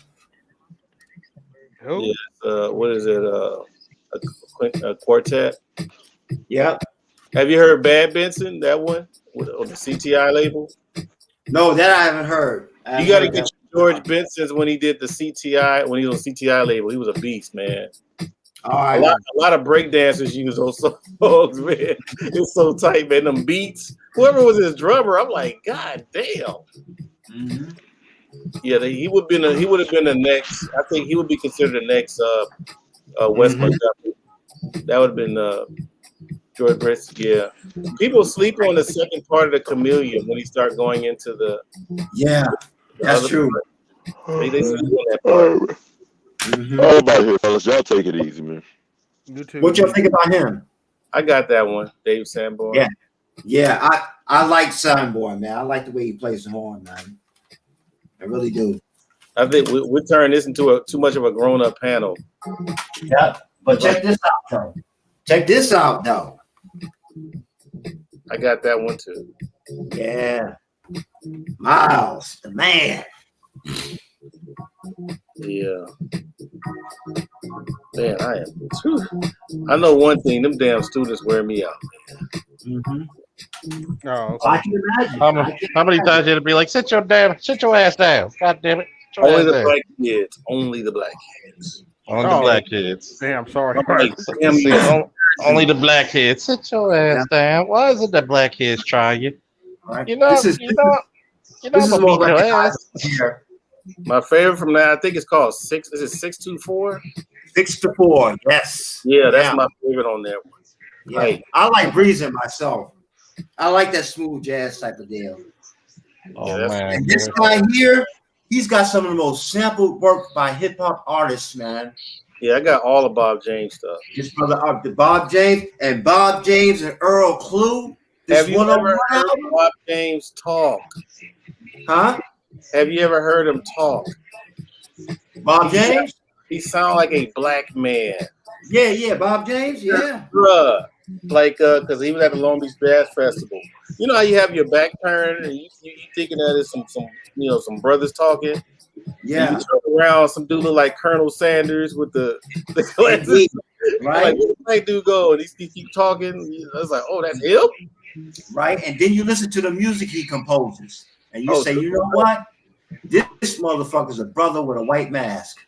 He did Grover Washington Jr. stuff. Yeah. He produced the Grover Washington Jr. stuff. Yeah. How about him? How about him? I got that one too. Rise. Yeah, man. Rise. I have to say, man, I'll always like Rise, man. Okay. As far as Rise, the guitar riffs puts me in tears. Yeah, man. I mean, yo, it really goes through the whole song. It's like whoever's playing guitar, they are like moving their head side to side and chewing gum. Yeah. I bet you it's one of them with the afro like puffed out on the sides. Ding-a-ling, ding-a-ling, ding-a-ling. It's like, I don't know. I don't think anybody know how to listen. Not too many people know how to listen to music these days. They just want the beat and the beat. How about this brother here? Let's see. Yeah, you know he's from Watts. No, I didn't know Megas was from Watts. No, I didn't know that. He's from Watts, California. My favorite from him is Goodbye Pork Pie Hat. Yeah. Mm-hmm. Tight as hell. That's me and my wife slow dance on that all the time. Yeah, man. This brother, that brother's tight, man. Yeah, but Charlie Mingus. And every time I like other people in other nationals, they think he's mixed. I'm like, no, he got 2 black parents. Mm-hmm. Check it. Oh, Wynton Marsalis. Marsalis. I didn't get too much into Wynton Marsalis. I tried to. I bought a couple of his CDs, but he's a big band guy, isn't he? Yeah, and his music, his form of jazz is an acquired taste, I have to say. I got Brandon though. I got his brother. I got like 2 of his stuff. Oh, Brandon, yeah. Like it's a jazz thing. So he did that. That shit is tight. Mm-hmm. And these and these old brothers here from Cuba. Who are these people? Buena Vista Social Club. They only sing in Spanish. But these old brothers right here, these brothers are nice, man. I've seen that. Watermelon Man. Yeah, but shoot, man, this whole thing, man, it's like the Twilight Zone. I ain't gonna lie. It's like the Twilight Zone. I don't know what to say. Yeah. But I would say this though, if we're able to at least survive this whole pandemic, we have a good group of learners. Well, that's cool. Because we were laughing. You know how I kept talking about how like certain people discourage kids from going to college, and they say, hey, college is not for everybody. Why don't you just go and explore the world and enjoy your life and blah blah blah. It's like they discourage you, but try to be nice about it. Yeah. These kids were laughing. Yeah. Listen, man. I remember one time we were standing in the lobby of my old stomping grounds in Brooklyn, New York, right? And so we were waiting for the elevator. It was my father, my 2 uncles, and me, right? So my elder uncle, right? My father's younger brother, he says, you know what? Eric, Eric is like, he's a teenager now. You know what I'm saying? He's growing into a young man. He deserved to get some pussy. My father looked him dead in the eye and looked me dead in the eye and said, you know what? No, Eric needs to put his nose in the books and learn them academics. That's what he needs to do. That's all I need to hear. You hear me? When Pop says that like that to his brothers, and he know you there and he look you in the eye, that's enough for me. Yeah. I'm trying to figure things out as far as the direction of where our youth is going. Hope everybody studied what Dr. Randy Short was talking about. Yeah, because there's something going on with the little sisters, man. Yeah, and we already have different answers and all that. But they're like hyper aggressive on like damn near all fronts. Yeah. Ooh. I'm not talking about all the sisters, but a great amount. Yeah. Every time a lot of my black girls are absent because they've been caught in fights. Wow. Damn. So the brothers are okay. You know what I'm saying? I'm not getting too many problems with the brothers. Now it's the sisters are like, running up on people, fighting in the restrooms, fighting after school. I'm like, shit. So I guess one of my girls are probably going to come back tomorrow, or maybe Friday. I don't know, between tomorrow and Friday. I have to find out what's going on with you. And the thing is, even when I ask, they can't be straight with you. Yeah, that's true. So something's going on, y'all, and You know what, man? When people say that they're a product of the environment, I tend to believe. I tend to give them a little more credence than I did years ago, because that environment with your parents, or if you were a single parent, especially a single parent mom living in the hood, man, those kids are traumatized and they don't get therapy, man. You understand what I'm saying? Yeah, They don't when get they did the Zoom, when they did that Zoom for a long time, just think about how it transformed the lifestyle of an average adolescent. Yeah. Now think about this too. Now remember, you have those transition grades where you go from sixth grade to what is it? You go from fifth grade to sixth grade. You know, those are two different schools, and then you go from eighth grade to ninth grade, right? Yeah. Mm-hmm. Now, just remember, if you had the pandemic for like a year and a half, and the school was supposed to be going to ninth grade during the pandemic, technically, the 10th grade is their first year in high school. Yeah. That's the way it is in North Carolina and a lot of the southern states. Senior high school starts in 10th grade. So what's happening is that you're dealing with ninth grade and 10th grade. Is almost like you're doubling the ninth grade level, because the 10th graders never experienced high school on campus. They only did high school on Zoom. Yeah. They're like they're somewhat stuck in Arrested Development. Yeah, and that's a shame, man. So you're dealing with a lot of 10th graders that are like kind of over the top. Yeah. And those are being suspended. Yeah, and a lot of them, man, a lot of them, it's not their fault, man, because they can't do nothing about it. The adults who are in charge of them, supposed to be raising them, ain't doing the job right, man. And so you see the outcome, you see the fallout, and you say, well, damn, that's some badass kids. Well, who are those badass kids' parents? Well, the thing is now is that the name of the game is don't get suspended, else you're going to go back to an angry parent because they were enjoying their solitude. Yeah. How about that shit, man? So that's the part that, and I had to talk to some of them. Like, that's the thing. A lot of parents really don't want them coming back home. They don't want to come back home because they've been stuck with them for a long time. Yeah, indeed. So now they're like, what did you do bad to where you have to come back and stay with me for a few days? Yeah. Is that going on? All of a sudden now they want to sound so concerned. Yeah, so I'm sitting there like, but I'm enjoying them so far. I really hope that nothing breaks out where we have to like stay home, because I'd rather be in person with them. Right. Don't get me wrong, man. I do the Listerine. I do the alcohol. I do everything like in between classes. Right. Yeah. I got me a portable blender so I can do my CMOS during class. Right. I'm doing whatever I can to make sure I ain't catching shit. I hear you, man. I hear you. And I told him, I said, don't feel bad when I spray after y'all, but I love y'all, but I ain't get sick.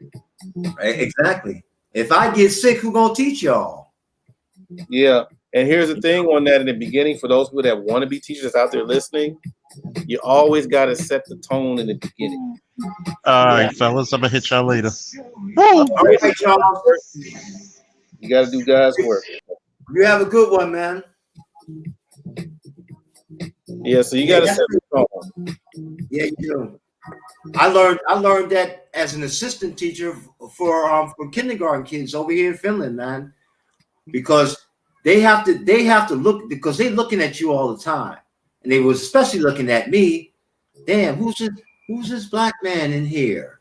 Because I probably was the first black man to walk up in that kindergarten. But I gained a rapport, with the little girls and little boys there. But do not betray their trust. Once you betray a child's trust one time, they done with you, man. They are done with you. They'll look at you and turn their backs on you, man, because it hurts them. It really hurts them psychologically and emotionally when a grown man or grown woman, but especially a grown man, raise their trust because the kids tend to cling to the young men who are kindergarten teachers here in Finland. I noticed it myself, man. A lot of the kids, they tend to cling to the male teachers, man, whether it's kindergarten or elementary school. And what I do notice, and I talked to him about this, I got to find out the whole school population, but every class I have, the majority of students are Latina females. Wow. So it seems like they're really preparing more of the Latina females to be the future. Yeah. I'm looking at this. Like most of our valedictorians and salutatorians are Latino females almost every year. Welcome DC in the building. I had Meech earlier. Mm-hmm. Now we have DC in the building. Salute DC. Yo. Can I be heard? What's going on? Yeah. What's going on? You can be heard. Greetings. What's up, man?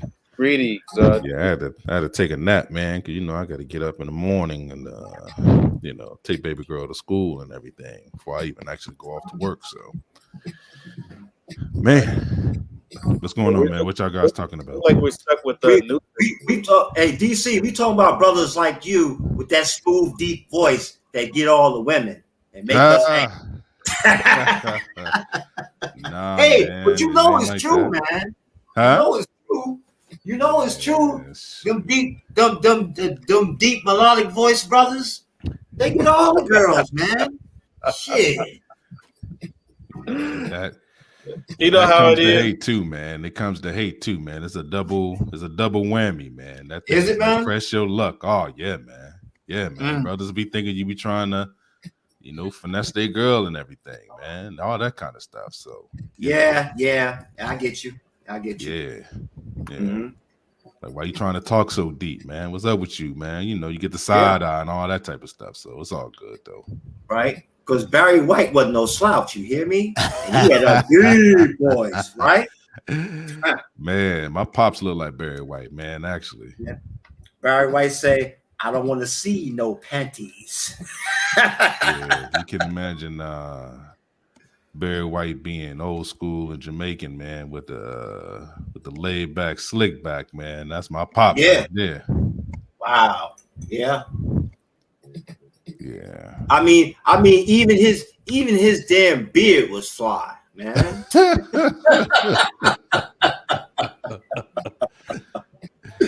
That's crazy. Oh man. Yeah, Barry White was the man, man. Mm-hmm.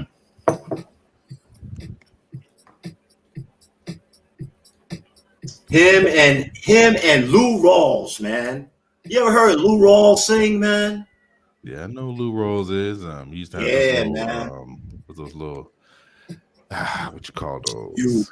You'll never find another love like mine. Man.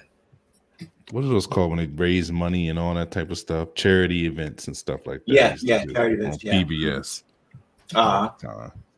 Yeah, he did that up until he passed on. I think Lou Rawls is gone now, right? He's not still living, is he? I don't know, quite frankly. I think Lou is gone. Mm. Yeah, Lou. But I mean, he had some songs. Him and Bobby Womack. Across 110th Street. Okay, that's talking about 2021 right now. Hoods of America. If you really listen to that song, it's as relevant now as it was when he first sang it. Okay. But listen, but if you get a chance, listen to that song, Bobby Womack, Across 110th Street. Listen to what he says. Yeah, I mean, there's all kinds of songs, man, that talks about what it is now. But yeah, definitely. I mean, think about the 70s or the 60s. Yeah, think about Temptations, Ball of Confusion. Listen to that too. Yeah. Ball of Confusion. You have, of course, What's Going On by By Marvin. Marvin Gaye. Yeah. Yeah. Mm-hmm. What's Going On? Make me want to holler. Marvin Gaye. Mm-hmm. I mean, there's so many songs, man, from the 70s that particularly black men sang that's so relevant today. Yeah, it's like they saw they was giving a warning, man. You know, almost like, hey, you know, this is the forecast. This is what it ain't looking good, you know. Right. It ain't looking good. Yep. Mm. Well, you know, since the industry have locked everything down, it's hard to get those messages out. Yeah. You know, even if you put it out on YouTube be like, hey, wait a minute, that's too positive. Right. Now think about this. Think about if let's say a DJ at a radio station started putting on all this old vinyl and playing it all day, every day. They do that. And look at the young folk and look at the faces of the young folks when they're trying to figure out what these brothers are singing about. But you know, like I said, you know, every year I'm always asking students about their generation. And still to this day, they're harder on their generation. They like, this sucks. We don't have much to work with, you know, because I mean, you know, I showed them that footage. Let me show you guys this footage real quick. This is this is everybody's favorite rapper these days. Y'all know where I'm going with this. I think so. But this guy, damn, why am I? Hey, brother. Hey, before you do that, brother, Art, do you know who the webchats.com is? You know who that is, or is that like spam? Somebody spamming your channel? Somebody spamming the channel. So. Oh wow. Damn. So we have to constantly keep sending them to the flag, you know, reporting them. So we constantly. Right. Yeah. Oh wow. Kind of got no choice. I guess we made the list. Yeah. I must be doing something right. I don't know. That's how you know, man. That's how you know. But this right here. Yeah. You know what needs to be done? Go to the local club, put a Wurlitzer jukebox in the center of it, and play all them old jams. Let's see. So let me jeez. Come on, slow computer. I have, you know, I got this computer where I gotta keep starting things over, but let me hip you guys. Let me speak old school. Let me hip you guys to this. All right. What is it? Let me rap to you for a second. Yeah, man. Go ahead, man. Indeed. Like my father used to say, let me pull your coat. Did y'all already get Larry Elder about the paint in California? They said it's 65% in as far as his the results. But hell, he's premium them by what, 60-something% to 30-something%. So, and Larry has it what do you call it when you give in? Concede. Yeah. He hasn't conceded yet. Yeah. So let me show you guys this real quick. This only a couple of years ago. Check it out.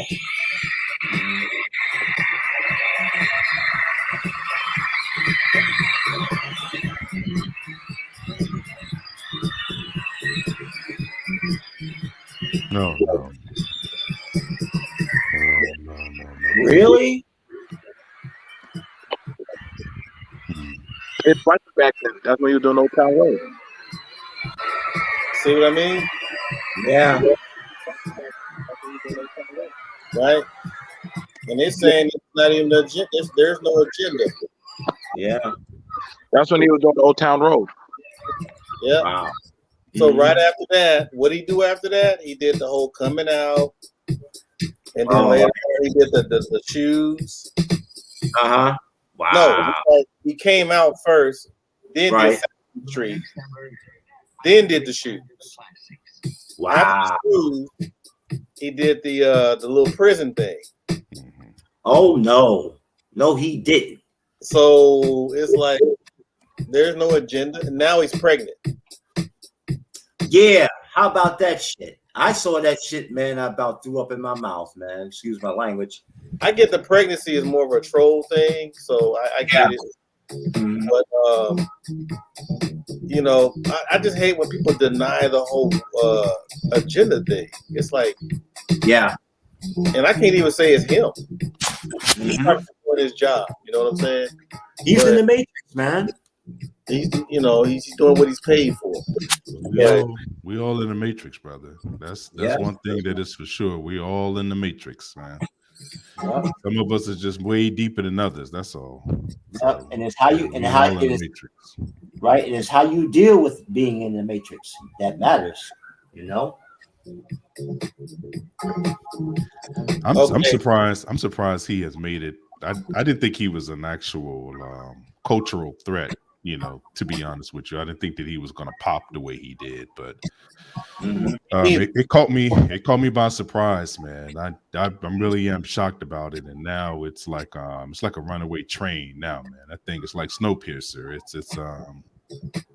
It's something that won't even actually be stopped. Like he's being used to weaponize and politicize an actual agenda and a platform that's going to be for generations now, man. He's going to be like the linchpin of this thing, man.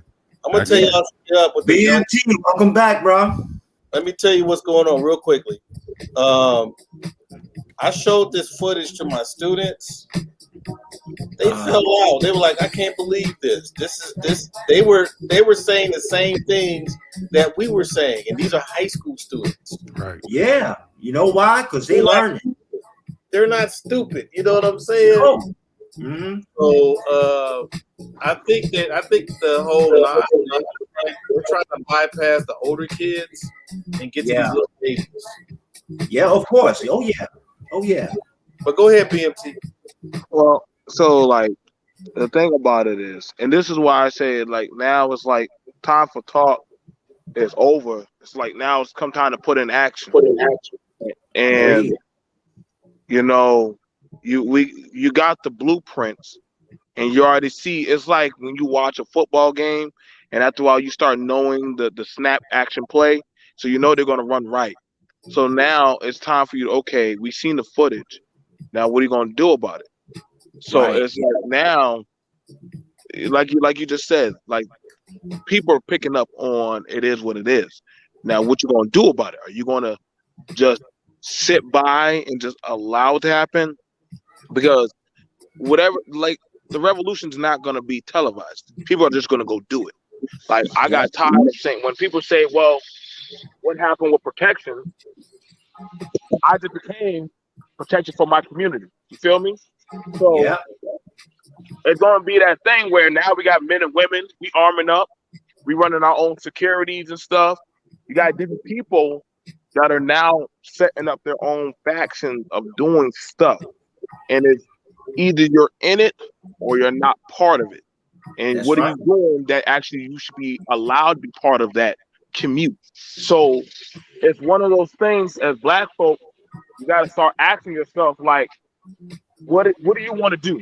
You know what I'm saying? Like, I'm not waiting for no blue-eyed white man to save me.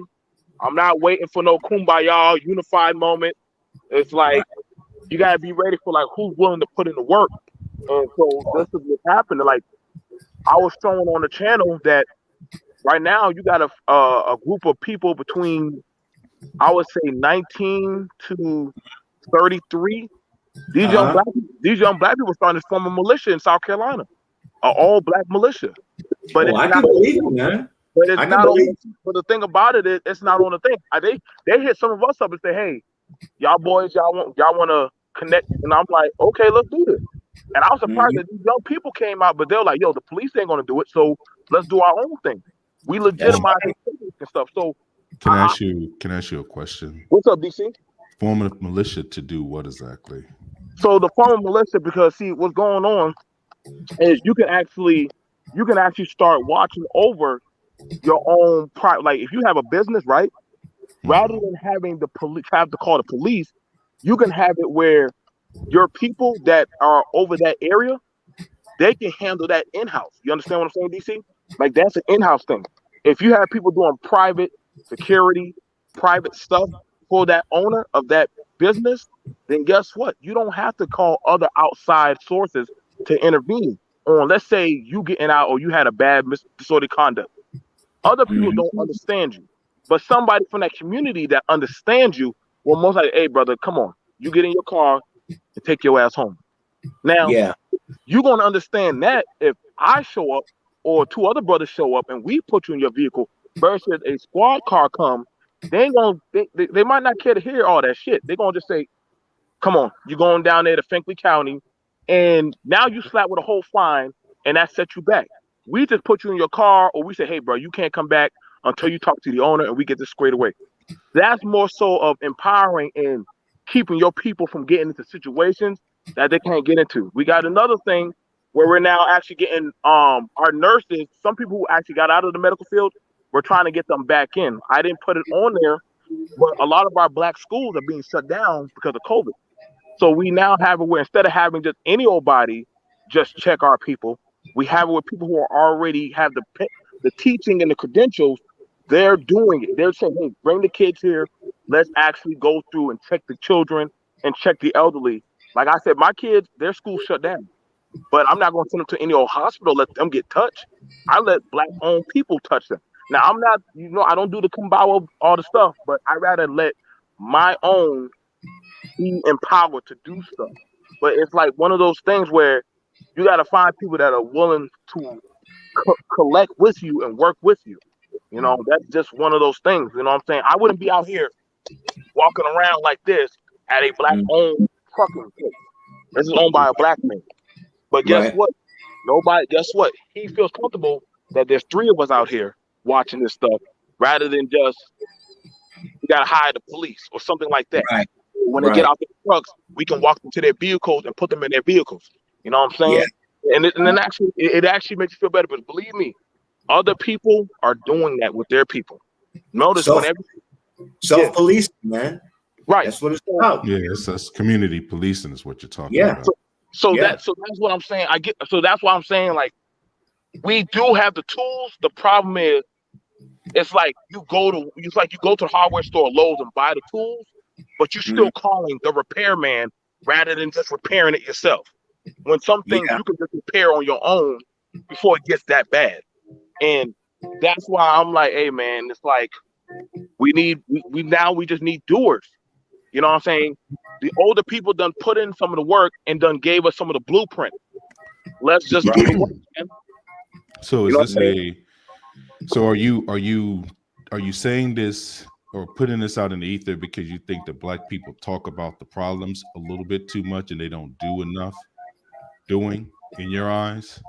No, what I'm putting out there is throwing out seeds that if some people see that, hey, there are already workers in the field, just go.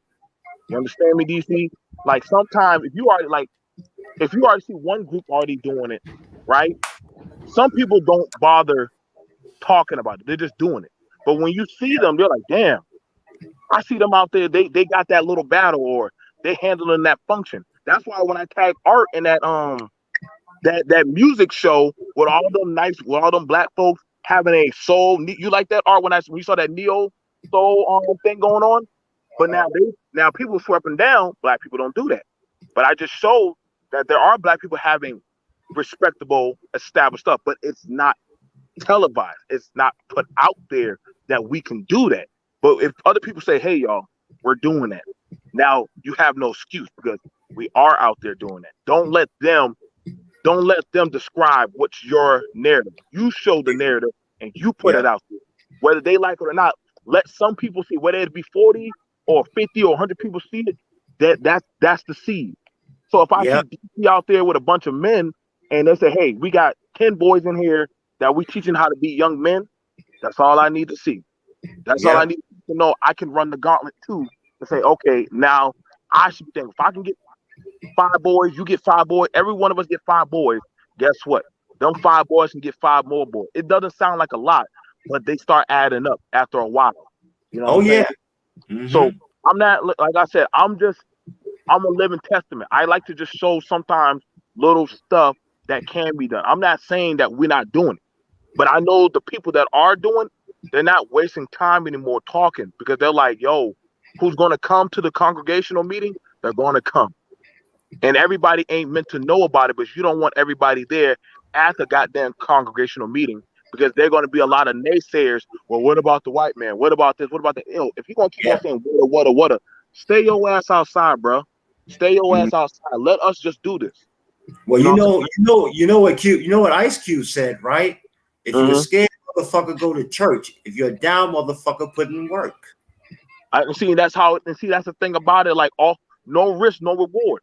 You know what I'm saying? Right. The same men and women were scared to go take that march, and they knew, okay, some of us are going to get our ass whooped, but we got to make some type of footsteps ahead. You know what I'm saying? Like, yo, man, like, we ain't noticed that a lot of our channels are being shadowed, being censored, being attacked. So I'm like, at this point, okay, the brother put out the good work, or this guy dropped some good seeds. I show some of it, I share it, and I say, okay, guys, let's do it. I didn't think I was going to run into a bunch of young black people doing malicious shit, but I did. They reached out and they said, hey, BNP, you want to join us? Hey, I got a few brothers that want to get down with y'all. So what went from 30 is now a more bigger number. And I remember when we talked about this earlier during COVID. Remember, Art, we were talking about this during the pandemic? Who knew it was going to get bigger? So there are some black folks that are now just going to just do the action. And who will come, will come. But by that time, we can start determining if you didn't put in the work, you just need to fall in line and just get in where you can fit in. You know? Yeah. Go ahead. So the reason why I asked that question, and I think you just kind of like described what I just said. I mean, I don't know if you heard me correctly, but you basically just reiterated in a long way what I just said. But I apologize, DC. No, you good, man. Here's the thing, though. If you're going to use the word militia, I would pretty much steer away from that because that tends to be anti-government. So I would say like community policing or just like self-policing your community. Yeah. You know, you don't want to put that onto the young brothers that you're dealing with.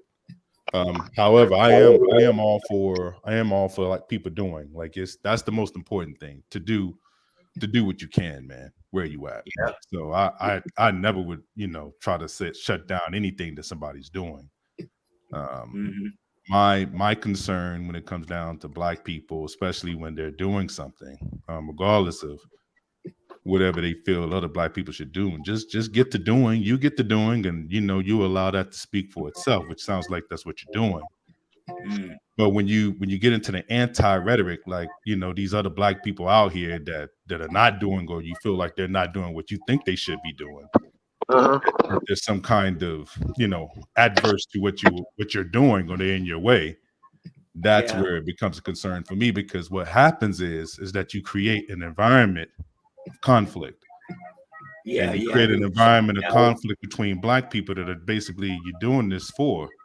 I mean, if I'm hearing you correctly, you're doing this for black people, or this is only for a certain amount of black people that are so-called doing. And if you're splitting the two, then that's something totally different. You say, well, we're the black people that's doing over here, so everybody else, y'all just fall into whatever y'all fall into. Right. If they decide to get on board because you want people to join your group or to join what you're doing that is positive for the group as a whole. So you manifest that, you do it, you keep doing, you like, hey, y'all do what y'all do, whatever the case may be, whatever it is, people that are stagnant or whatever. And as they see you doing your work, right? It will be just like those civil rights marches. I'm pretty sure all those people that participated in those marches were not revolutionary for the people. That wasn't what you were seeing. You were seeing people basically, oh, okay, so they're coming down to something. Okay, well, maybe go down there and check it out. Okay, we checking it out. Okay, I'm seeing what they're doing. Okay, now I'm gonna become more involved. That's how the movement works. It's a slow progress to getting things done. My issue or my ideology, right? And this is not no come by y'all, everybody get together. That's not what I'm saying. I'm saying that if you're doing this for black people, if you're saying that I'm doing this for the betterment of black people, then if you're gonna leave the negative stuff behind, just leave it behind. You know what I mean? No need for the down talk. Let that be what it is, because there's enough of that already going around. You know, system to take care of them. No, see, you're right about that, DC. And you know, when it comes to that, I'm not. I tell people, listen, I'm gonna be honest. This is not easy work, y'all. We are a different breed of people. A lot of people say that, hey, well, we're gonna do this. Listen, man, it's sacrifice. It's gonna be some sacrifice. I have some days where I don't want to. I'm not gonna lie. But you know what though? You know what though? You need a written mission statement. You need everybody to be on that mission. You know what I'm saying? We got that, brother. You know what I'm saying? Like I said, the work, like, believe it or not, some things that sometimes that people, we make things harder than what they are. Like, you could already have it where certain stuff has already been done. Get what I'm saying? That's why I don't be doing all this boomer versus youngin attack. Right. I'm like, listen, bro, like, our granddaddy and grannies already did the goddamn work. Why y'all saying, well, they did this or they did that? Like, stop, bro. Like, at the end of the day, you already in that situation. Like, you know what I'm saying? We already know, because we already done seen. We already done studied up on the history. You already understand the manifesto, why we're doing what we're doing. You know what I'm saying? Now, what we need to do, let's make sure we have some of those we got our paperwork correct. We're not going out there being belligerent. We following the code of conduct. And everybody ain't made to be a warrior.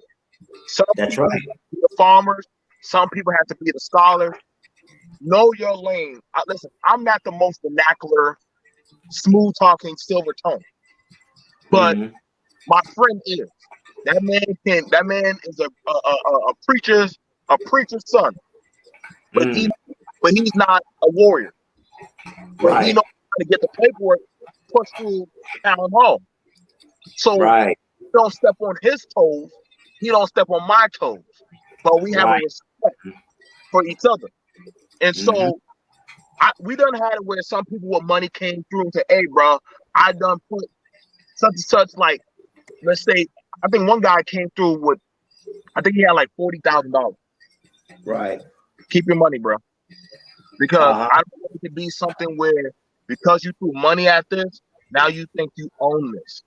Right. Yeah. That's a problem. Always a problem. And sometimes we've had that issues where it starts coming to who has the biggest penis on the table. Yeah. And you have to calm that down, where follow your lane. If you know how to play, you know what I'm saying? And listen, it takes humility. I've had times where I had to learn how to bite my tongue and be quiet and just let somebody speak. Everybody don't need to speak. That's the problem that we do have as people. Everybody wants to speak at the fire.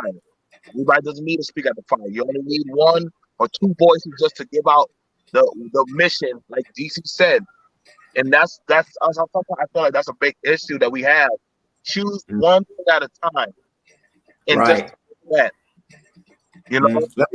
Let me show you something, man. Check out the title of this book. If you can see the I see it. The Last Warrior. What's that? The Last what? The Last War. Okay. Now look at the smaller text behind the small text under it. If you can read it, if you can see it, could you read it to me, brother? Okay, it says The Last War: Racism, Spirituality, and the Future of Civilization. That's what we're dealing with. So what I think if you can remember what DC was talking about as far as using militia, I think maybe BMT was trying to come up with a word or a title that he wants people to take seriously. So DC, can you give him more suggestions on what to use besides militia that people can take seriously? that he could use? Yeah, like neighboring groups, neighborhood group watch, Yep. community Neighborhood group policing. watch. It's the same Yeah. thing. I mean, you're basically enabling, your citizens to garner protection of his own area. That's something that's been allowed. That's in the Constitution within itself. That is something that we are actually allowed to do as American citizens. Actually, Right. If you that's do like really what it was supposed to be anyway. It was supposed to be people policing their own community. And like he said, like if you know the people that are committing some of the criminal acts around there, then you can be able to talk them down without all this craziness happening. And when something do happen, it's because it was actually absolutely necessary instead of having an outside force, a paramilitary, because technically that's what police is. A police force is a militia group. They are a paramilitary force. Yeah, they are a trained militia that doesn't have any connection to the so-called community, or most of them don't have to have connection to the community.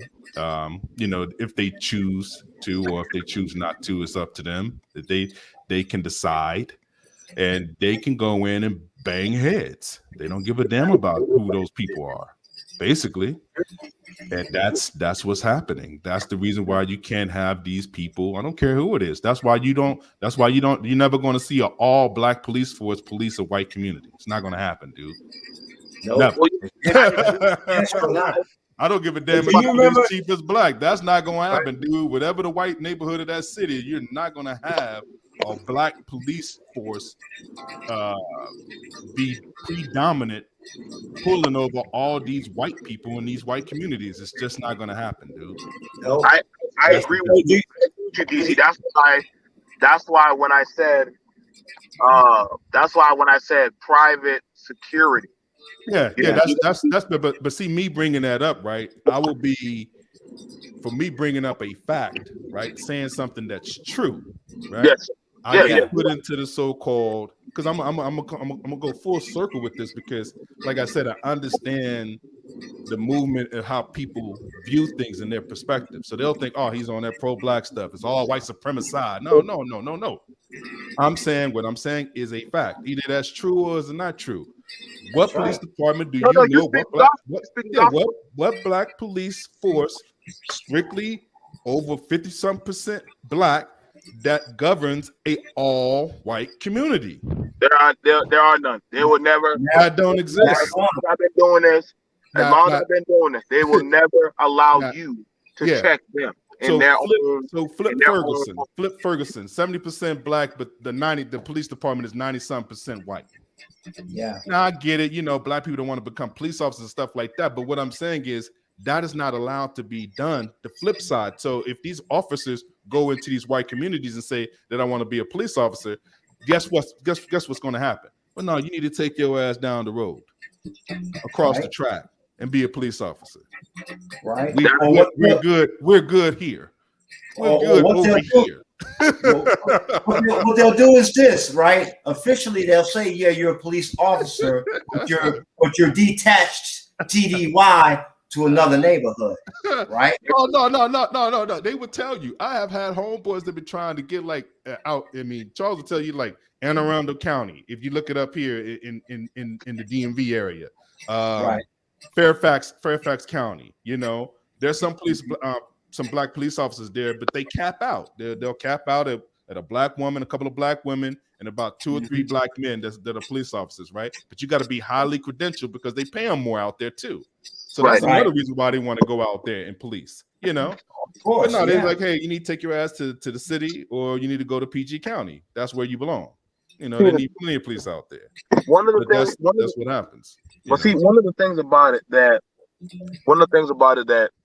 how they get a lot of these black functions, they try to attack us with paperwork. I kid you not. God damn it! I think that old crony woman that won't die since Hitler days. I swear that woman always look for paperwork to get us with. And you got to know how to.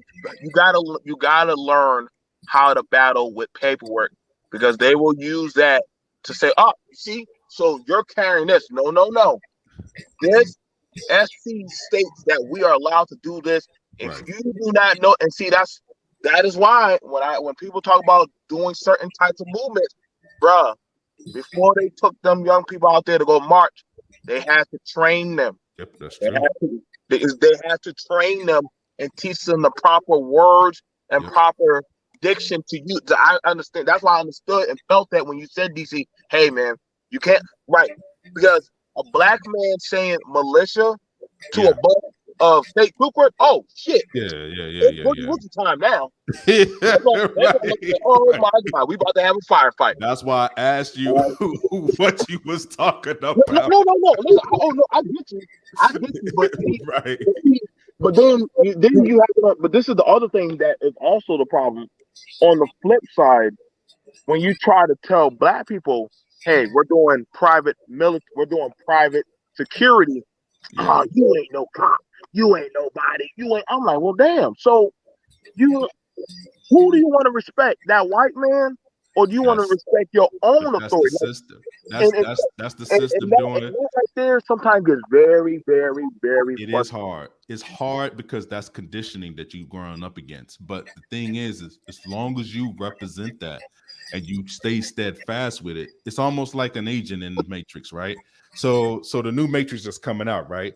All they did was refine the system. So they refined the system to Neo's design. So what would make Neo the most comfortable? So the actual anomaly doesn't pull forward again. So you know how they say, like with Martin Luther King, you can't have this so-called black messiah to come out. Like the government has been trying to wipe that clean, like ruin any of that, like shame them, throw prostitutes at them, throw scandals at them. How do people don't trust them? It's always been a form of trying to negate a large movement when they know that the actual movement is just and righteous, right? So what the system is trying to do is to stop it from actually not existing, but it's basically suppressing your leadership.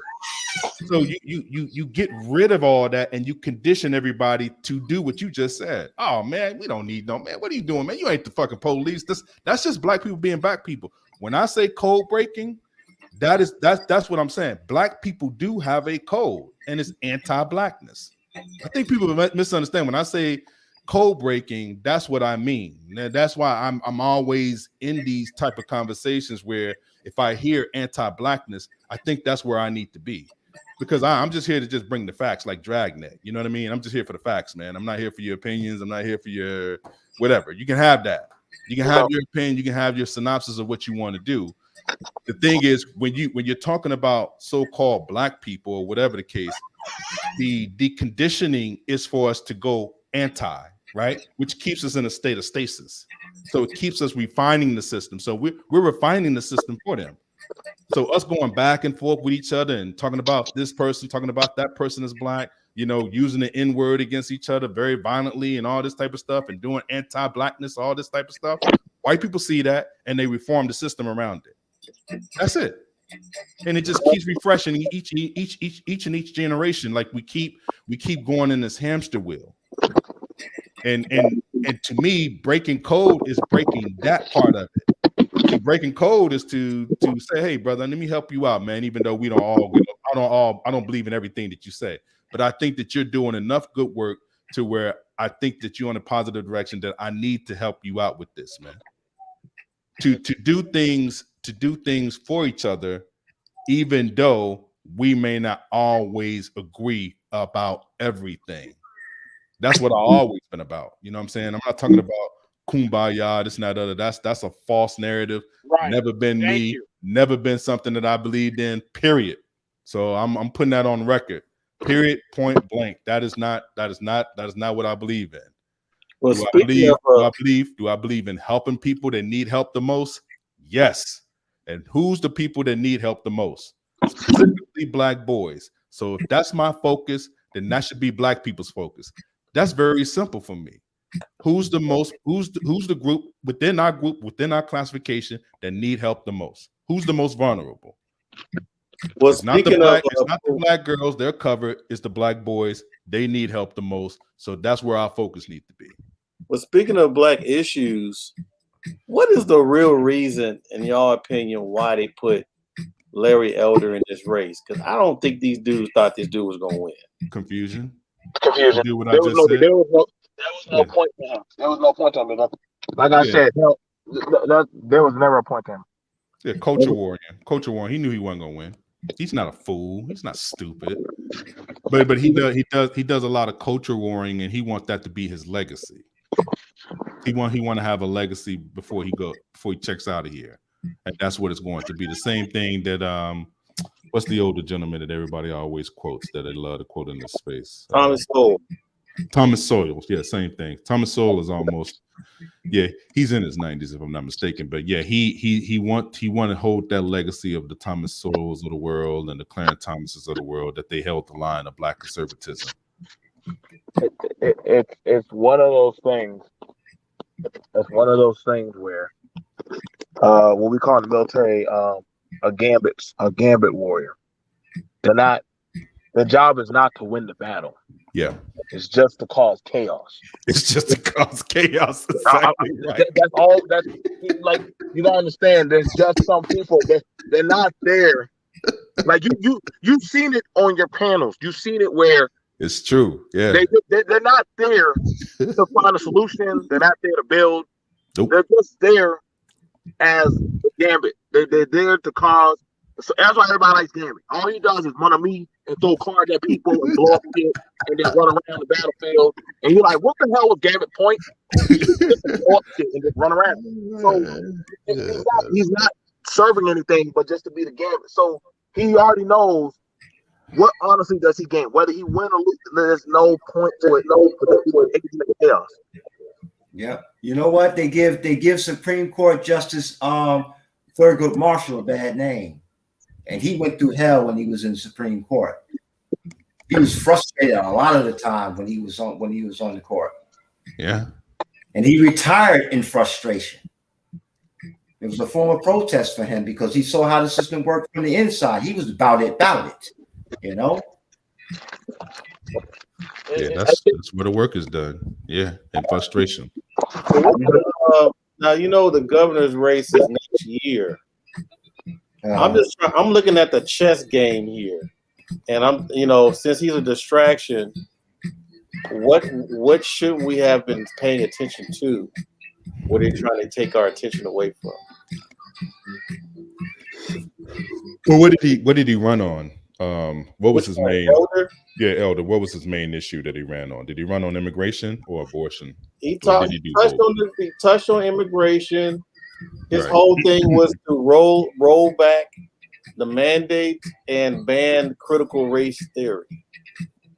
That's shameful, man. In California, fam. It really is, man.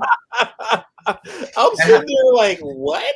Right? And how the hell you gonna do that in Cali, man? When you talking about the Black Panther Party for self-defense and all them other groups, the damn riots in Watts and whatnot, man. I mean, what do people think those people were doing, man? They were about it, man. And they went about it in a way that they could be seen. Said, hey, listen, this far and no further, because this is what's gonna happen. Now, unfortunately, these riots took place in the black neighborhoods. Mm-hmm. You see what I'm saying? So you're destroying yourself. I understand you got skin in the game, but you're destroying yourself. You see, when you start burning down buildings and stuff in your own neighborhood, because a lot of people rely on those businesses and what have you that you're burning down for their livelihoods, to take care of their families. You see what I'm saying? I'm gonna say something I said a while ago. Isn't cooning black on black crime? Yeah, man. You know how I feel about that word, man. Yeah. No. See, the thing is, when you call him a coon, it's like an out. It's like I use it as a verb.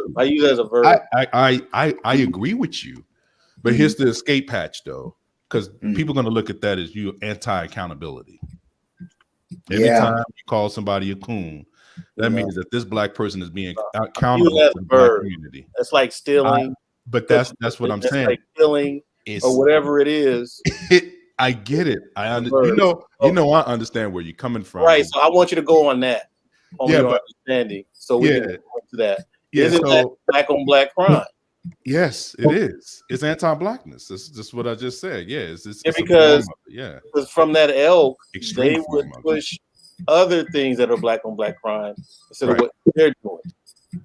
Yeah, because it posed this narrative that there's something inherently wrong with black people, right?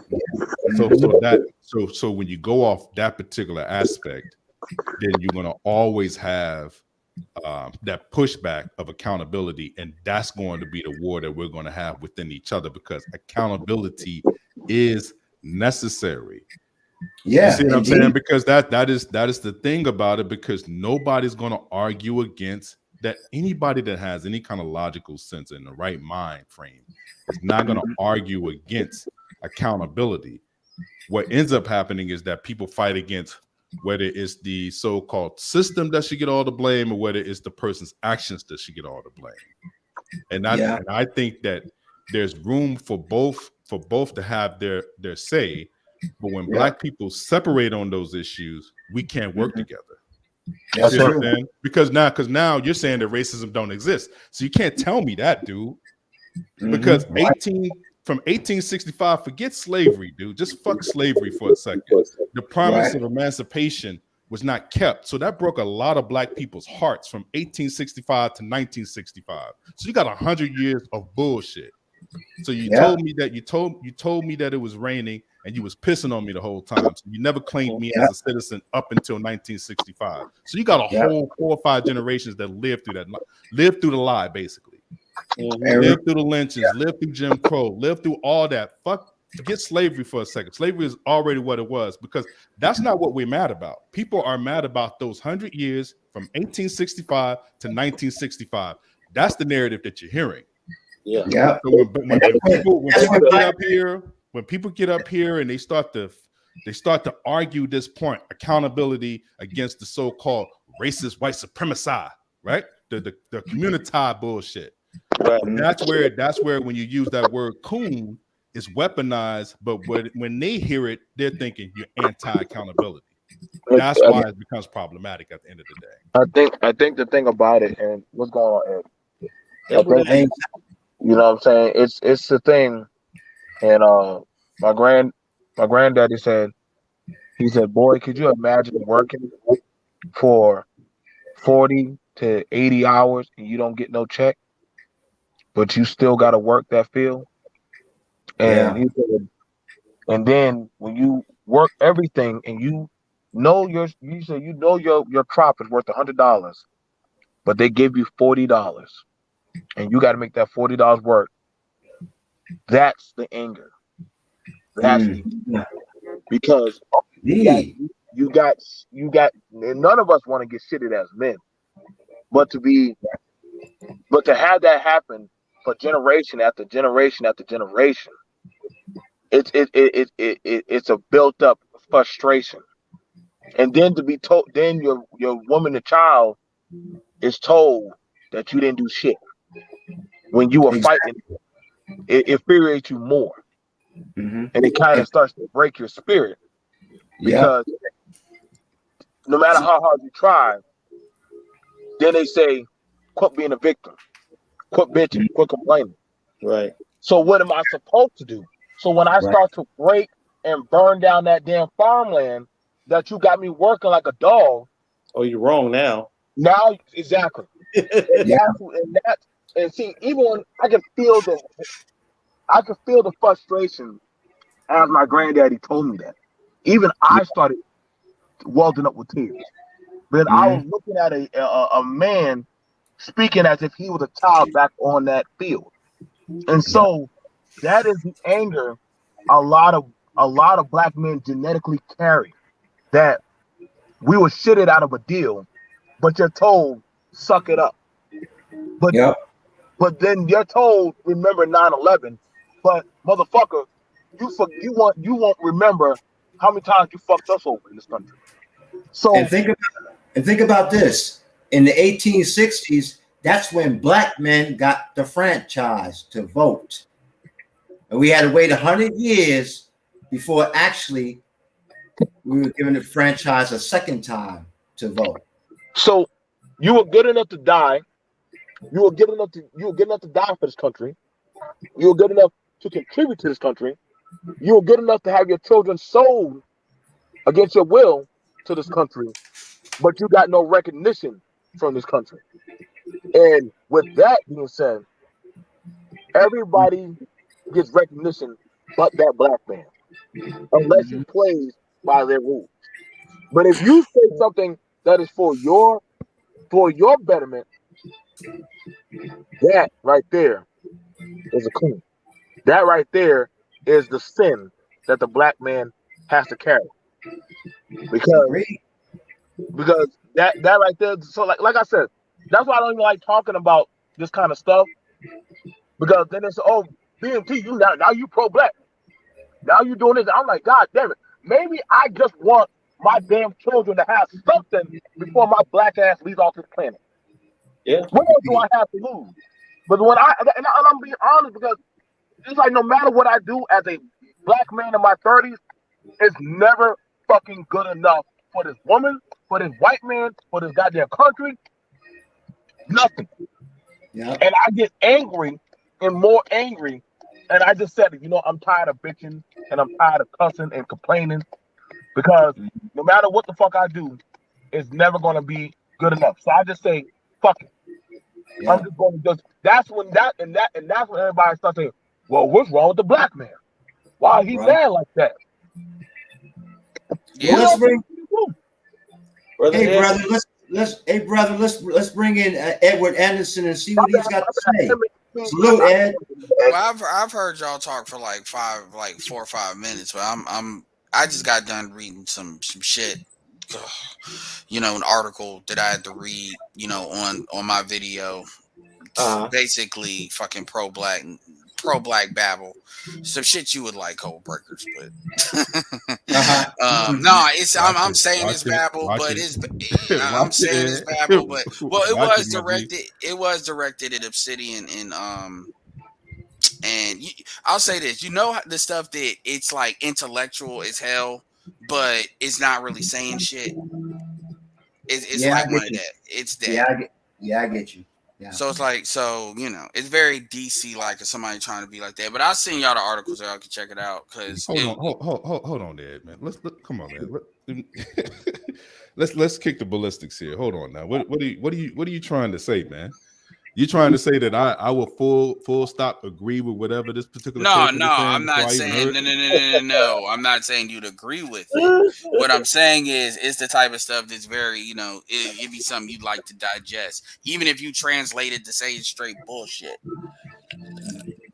I don't know if you agree with it or not, but it's the way it is worded is very, academic, and it's not from an academic.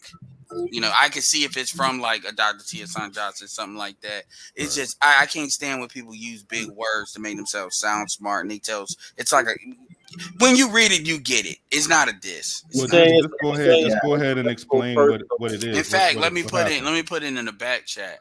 Well, basically, so this is what it is. So I was on Bernard Riley's channel. Let me put it in back chat because I do have it up. But I was in Bernard Riley's this was on Bernard Riley's channel. Dude came up on there, and this dude basically came up on this motherfucker talking about the black manosphere likes to take semen-filled pills for white men. So this is what this guy came up basically saying.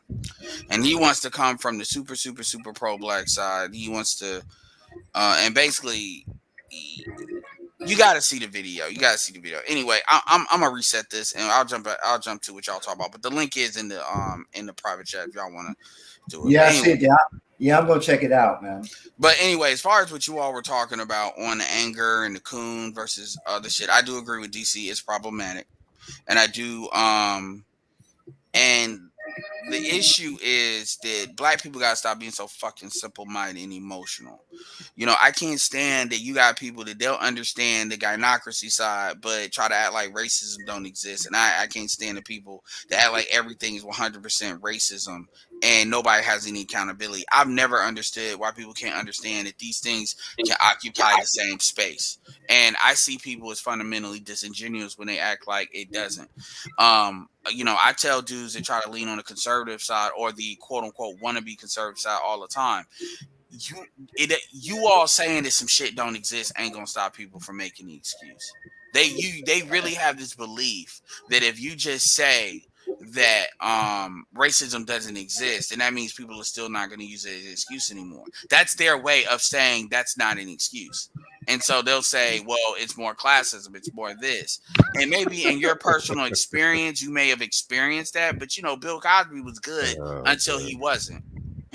So what's the dude, the doctor, the professor that was locked out of his house and the cop, it became a beer moment. Yeah, they're fine until you're not, No, so it's not like the question you should ask your brethren, Ed, since we throwing people in different spaces. What you should ask them dudes is, look, man, when has race not they're become? not my brethren, but you get my point. Yeah. So why wouldn't you ask these dudes, look, man, when has class not been a part of race in this particular country? I have, and they just pretend like I don't know what I'm talking about. They what they do is they tell me a story to not answer the question. They tell you an anecdotal story when they go to the stats and the Pew Research when it follows their particular logic and all this type of stuff. So make it make sense. Well, they'll tell me a story where the moral of the story is I need to stop using racism as an excuse. Because it's accountability, right? It's and then I respond by saying it's like looking at landmines. It's like, okay, you got to go through somewhere, and it's like a sand thing, like landmines. Let's say it was like fucking Bad Boys 2, that ending scene. You want to know what the fucking if you got to walk this place, this is the only place you can go to get to where you want. You want to know where the landmines are. So you pretending that the landmines don't exist ain't gonna stop from especially this is a good analogy as black men. We don't get a lot of we don't really get second chances. It stop you from blowing your fucking foot off. Absolutely. Whether it's you getting somebody pregnant and then the court getting up in your ass, whether you get caught up on a bullshit charge and going to jail, whatever, you don't want your foot to be blown off, and you saying you're not helping anybody. Now, granted, people saying that racism is the only reason if you ain't shit. Let me tell you something. If you a black dude and you ain't shit, but we ain't talking about like what P and T was talking about back in the day. I get that. We talking about like, let's say from like, I was born in 1986. So from when I was born up, we'll go there. You ain't shit because of racism. I may let some of the extras get away with that, to a certain extent, because they went through some different shit. But if you a millennial, you ain't not shit because of racism. You ain't shit because you ain't shit. Or you ain't shit because your mama wasn't shit. Or some shit like that. It ain't just racism. And the biggest thing that I'll say this, I'm done. The biggest thing I get mad when it comes to racism or when it comes to this bullshit of blaming the white man is, I'm sorry, I gotta say it, I gotta be on brand. Niggas blame the white man to not blame that black bitch. That's what it is. Black men, you just had a black female that basically executed her son. And not only executed her son, she basically shot him first, then executed him. And then what did that dude say? That was the father of that child, but she was still a good mom. Now, are most black men that extremely mentally ill? No. But but I've asked a question on my channel, and it's an honest question. And I might even ask it to you all right now. What does a black woman have to do? I do have an answer to this question, by the way. I found the answer. So I'm not saying this is not an answer. What do black women have to do to not be forgiven by the community? Now, and hold on, and I'm not talking about as a group, okay? I'm talking about individually. What does an individual black woman have to do to be excommunicated from the community? And we can say by black men. Let's not even put the women into it. Let's not say it's an agreement between black men and black women. Let's just say, what does the individual black woman have to do for the majority of black men to say, I'm not fucking with you no more? And you cannot, and this is not my answer, but you cannot say, go get a white man pregnant. Go get pregnant by a white man. That's easy. Other than that. Cares about that shit. But some dudes will talk that crap. They'll be like, well, I'm not dealing with them no more. But I mean, other than that. Nobody. I don't know anybody in real life that actually cares about that. And I'm in DC. To answer your question more specifically is to do what you said that person just did, kill their child, kill their children. And that can be in the form of abortion. For me, when you have that kind of negotiation power where it's a choice that you're actually making, then that's on that female, that's on that black woman. Yeah, that she's negligent for sure. Yeah, But she's been given the keys to be negligent. So yeah, that to me should give you all the excommunication that you can garner. But I mean, that's not a reality. But yeah, I agree. Killing your children is DC. I'm interested in asking you if you would have heard the father of that child say that she was a good mom, knowing what he did. This is him. Man. Like I had to rehear that because I actually heard that from a black woman, a video that kind of did a synopsis of it, and I was like, "Yo, he didn't say that shit." I said, "Let me find this shit." He did not say that. Black women's issue is that they've been given cover for bad behavior way too long, man. It needs to stop. Well, think about Obsidian's recent live stream. The question was, what will we leave behind? It's a poignant question, and it has to be answered. Well, shit, black people don't even care about life insurance. Well, you know what I don't like, because I don't listen to Obsidian anymore. But because I asked him this one time, and he basically admitted it. Obsidian is pro-black, man. Yeah, you know what I'm saying? He's fucking pro-black. Yeah, he fakes like he isn't, and he tried to obfuscate it and hide it into this so-called back and forth. He's trying to hold black women accountable. Let's just say it what it is. What you're just saying, because I could tell by the title, he's talking to black women. Oh yeah, specifically. Trying to hold them to the fire. But he has his way of doing it, and he has his cronies that following him into the fire. But they are lost, man, because they're not informed. They haven't been around long enough to know what this information is. That's why I don't like when new people come to the space. They're like what Ed would call pro-black, and then they get lumped into saying that everybody that's pro-black is like that. Hell no, because I'm fucking pro-black, and I've been here since the very beginning. Been here. I don't know. I'm check just the record. No, I'm saying check the record. I've been fucking here. Yeah, shout out to Bitter Truth as well. So there is no no, dude. That's not accurate. That's not facts. So when you get somebody that denies that in a way that he starts to troll, but he's basically just as if you want to say card carrying, he knows all the players, he knows all the names, he read all the books, he knows this stuff, man. Yeah. But it's just like he got tired of it, and I get it, because to an extent, logically, you're going to get tired of the pro-black so-called conscious community rhetoric because it doesn't logically hold up, man. It doesn't hold up, not logically in the real world. That's the reason why it falls apart. And that's why I got on Bernard Riley saying it started to turn into like the conservatives versus the pro-blacks. Bernard, no offense to that brother, man. No offense to them. No offense to the new guys that's been here in this space, man. They're not informed though. They don't know, Ed. Yeah, so I know, and that's why I told him, because with the dude that wrote the article and the dude that came over to talk all this crap, I said, "Yo, we don't even have to do this on this panel.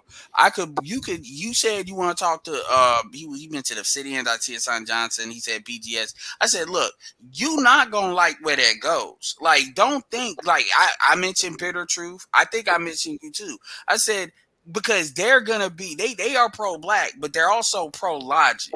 And so they're not gonna let you. They may give you some rope, but they're not gonna let you just go off the rails and just say just go with it. They're not gonna play that game. They're not gonna play the just go with it game. And that's, they're not gonna play the so. And a lot of dudes. And here's the thing that really made me mad about this article. And is that the whole article, because he was talking about the Black women empowerment movement. That's what he was. I looked at it. I know who Omar Wali is. He's a professor, man. He is an academic, actually. Oh, well, okay. Well, I don't know. He's an academic. Okay. I mean, but he's a Fountaine dude. So it's another one. But he is a professor, though. Yeah. Yeah, okay. If I'm not mistaken, it's the same person that I think that you're talking about. Yes. Well, it's the dude that wrote the article. So if you got it, you got it. No, but reading the article, he not once said that Black women hate Black men. But as soon as he wanted to start the Why is he over reference, there with Bernard in there? Why is he over there? You got. I think that's the thing about it. Where this is why there's a different sect of layers of the 1.0, the 1.0, the 2.0s, and the goddamn the new class and shit. And that's why I understood what like Ed and me are like the sophomores or juniors now. And it's now to the point where it's like, yo, man, like shit, like hell. I remember I don't even say I'm conservative. I just say, man, I'm just a black man just trying to make it. Shit, like but I don't even want to touch that word anymore because now it's being used as attacking black people. man, when I said I said that I'm a traditional black conservative. Right. Bernard came, not Bernard. Man of Tomorrow came on there like he was about to fucking put me on trial. Like I'm about to be court-martialed. Like a video came up instant. I'm like, a traditional black. You want to know what a traditional black conservative is? It's fuck the politics. It's anti Little Nas X. That bullshit. But see, You know. No, I hear what you're saying, and the thing about it, this is why I don't even like touching labels anymore because it's like shit. It's like anything that is used somehow it always gets contorted after a while. So I'm like shit. And it's like damn. I want to say hey, I'm for black people. Then all of a sudden you have some random dude takes the name and contorts it. You want to say you're pro-black, then the goddamn pro-black definition has been fucked up. The goddamn conservative definition. That's what I'm saying. Anytime you try to take any type of label, I'm like, now, what are you, BNT? I'm just a black man. Well, I don't want to take nothing now. Well, BMT, the thing about it is because folks don't want to think. You're dealing with folks, and now you're starting to see it become more prevalent on social media because social media is, in its, where it is, 3.0, whatever. People don't think. And so wherever their emotions are is where they go. And I'm not gonna act like I'm immune to that, but I ask myself, am I full of shit every day? I ask myself, so I'm always, but most people really don't do that. I ask some people sometimes, do you ever ask yourself, are you full of shit? They act like they've never asked themselves that question. I'm like, you might want to start, and you'd be surprised what your brain to tell you. It's like I had the war, like I remember I had the war, or just the headbutting with fellow black men about Arbery. Oh, BMT, you're so emotional. Oh, BMT, I'm like, hold up, bro. Don't get me started on that. That is one of us that just got shot. Well, he shouldn't have been there. Hold up, who are you paying for? What the fuck? Like, hold up, brother. So, who paid you? Are you for criminals now, BMT? I'm like, hold up, bro. Oh man. Now I need to take my family and be like Moses and go into the marsh because now it's like one of those things where you got to be careful because everybody that says they for you are not for you, and it's like when you call out, listen, it's like when you call out certain behaviors, it's like don't say that, or don't say that, or why is everyone talking about that, or why is DC talking about that, or why are them always talking about that? I'm like, hold up, bro. Do y'all want the accountability stick or not? Do y'all want to step up in power or not? Because if you talk about power comes with accountability. Well, great, and so you gotta be if you're gonna be a king. You got to be able to call out the fuckery in your kingdom. And if you can't call it out, then you can't say you want to be a fucking king. So which one do you want it to be? Well, there's a reason why we're like this. Let's call out the cancer and cut out the fucking cancer. Well, we all got it. We're not. Well, the problem with them is a lot of these guys are so-called political first, and it's this shit that we talk about is kind of beyond that. Like I have friends, I have black people that are, they vote Republican. I'm a Democrat, and then that, but I didn't vote for Biden, but I didn't vote for Trump. I voted third party, and I focus more on local shit. And generally I'll talk about more local shit, but not because I'm not trying to talk about the other shit, but because at the end of the day, when you look at actually what happens, because I'll play inside, DC knows this. He may think I'm wrong, but I'll play inside baseball with the political stuff just like anybody. So I don't have a problem with actually talking about it. But a lot of times, a lot of times folks, they're just way too emotional about it. I talk about politics like somebody would talk about sports. Like, and then you got motherfuckers where they're like bandwagons and they don't really want to declare themselves as such, or they may be like LeBron fans. Those would be like, you know, Trump fans. Where they always got, that's how they, but that's DC, is that not how they talk about If it? they say we and you guys do this, we do that. Versus like when I talk about this shit, I mean, I can at least talk about, you know, the players, like not just the actual people running, but the people behind that, the people that are coming up, the whys, the inter-party politics, and stuff like that. Because this all drives a lot of that stuff. And the one thing I probably should start focusing more on is the actual policy, you know, like BGS talked about. Because I tend to talk about more of like who's doing what and who's doing who, you know, who's against who. And it's like people can't see that. It's like they only see who's at the top. Like if you're only talking about Trump, then you're not really saying nothing. If anything, if you want to be on the Republican side, if you want to say something that's valuable, talk about like the inter Republican Party dynamics. Now we know a lot of it defaults to, you know, them struggling with, you know, wanting to be it's white first completely, and people want to act like that's not NC. Like I'll give you a perfect example.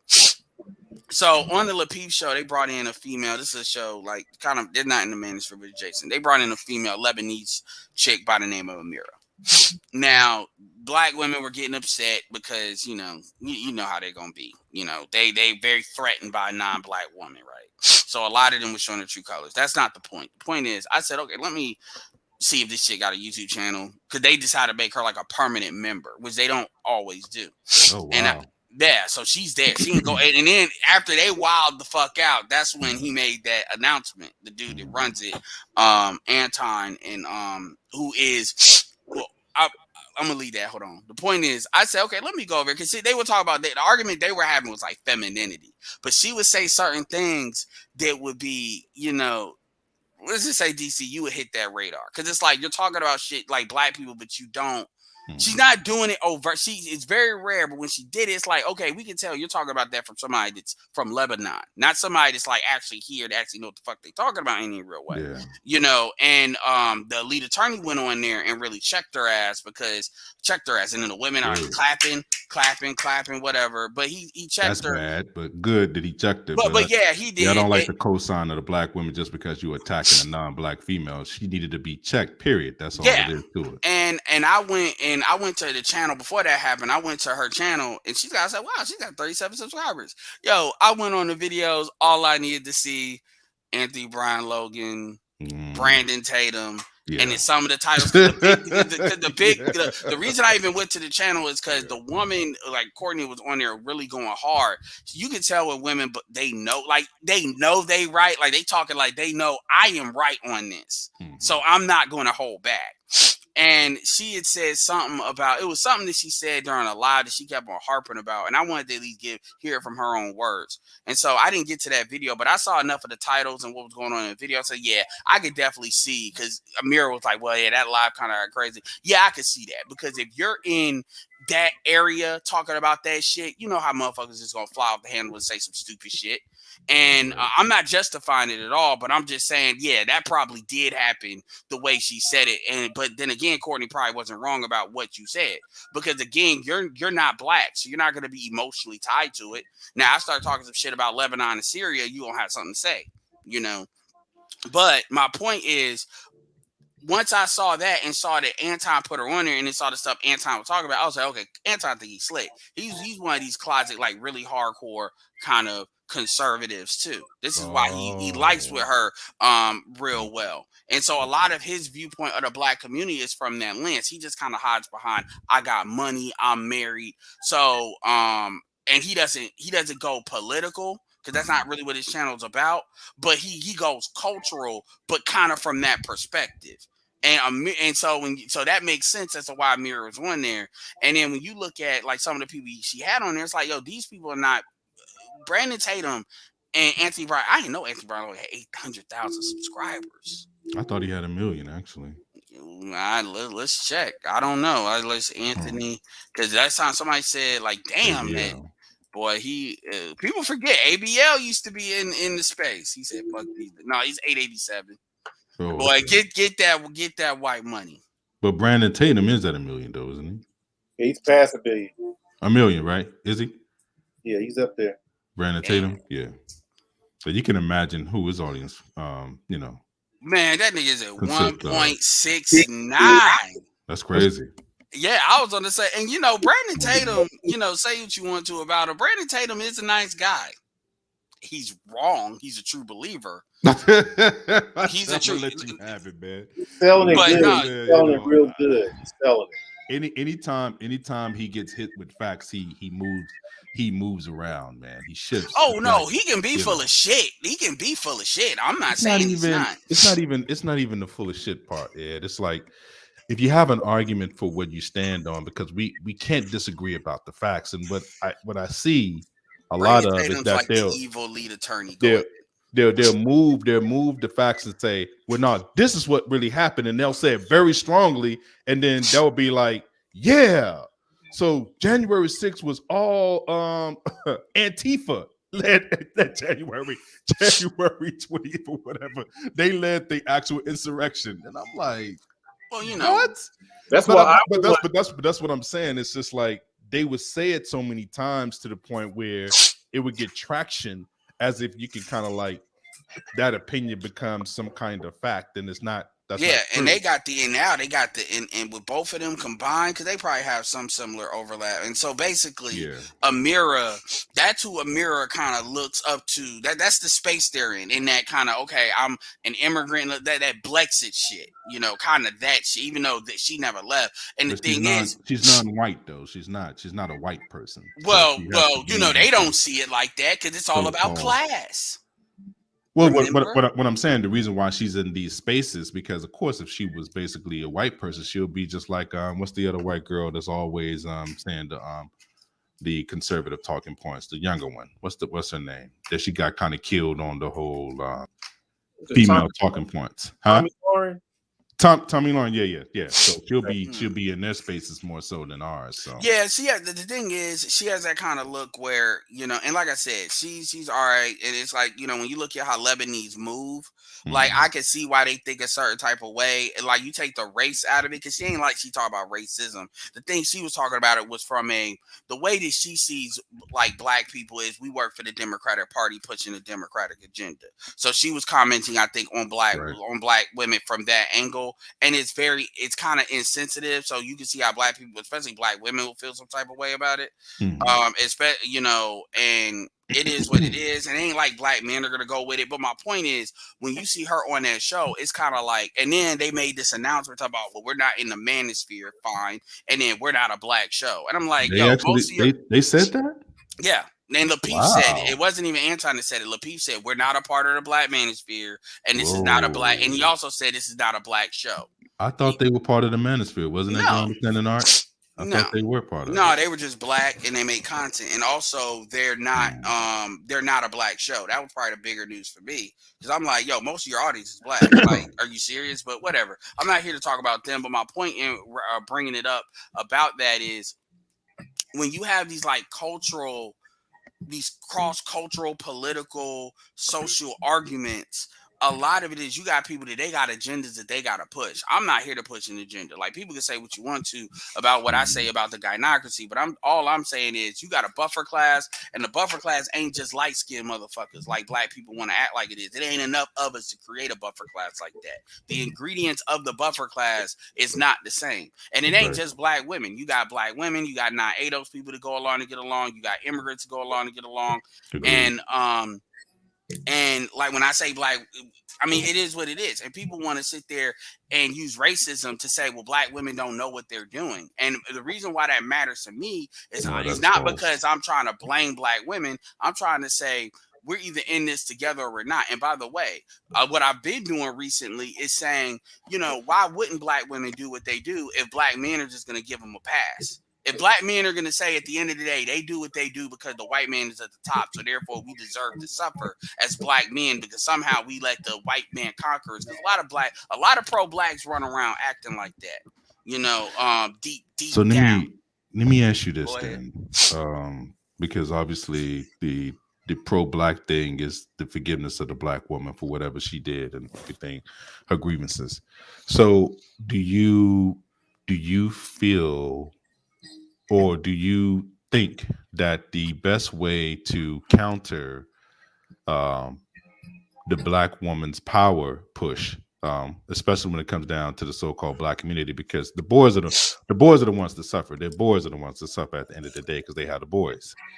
So do you think at the end of the day, a way for us to counter them is to hit them with the anti-black woman narrative, like very, very strongly? You think that would change the behavior? Because it doesn't change the parentage, right? The best way. They have to change. So I hear you saying that we keep forgiving them. So all of a sudden we don't forgive them. We hardline them to a degree in this environment, right? We hardline them. Do you think that there will be enough of a critical mass for them to actually change? And that's a real question. No. Okay. Not at all. Okay. The best, if you ask me, what would I, if I was leader of the black community, if I was president of the black male agenda, and I was doing the State of the Union, and not being stupid about it, I'd say, look, the greatest power, the only power black men really have in this country is the power of choice.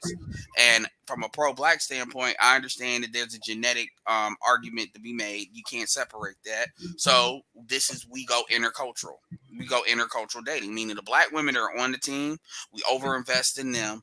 The black women are on the team, by definition, creating an incentive and an actual demonstrated incentive.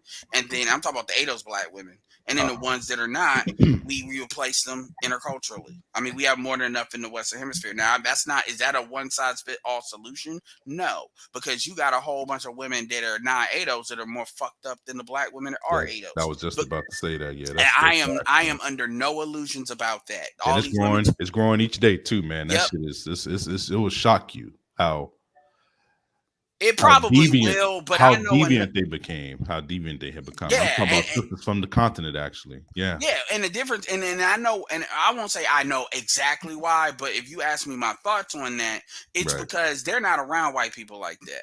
So, see, no matter how much black women delude themselves, black women know that if a white man does something to them, ain't nobody giving a fuck. Not really. That's true. Even other black women are going to cover it up. You see what they're not dumb, and they don't have to like us to understand that. This is why they haven't completely wholesale moved on in the first place.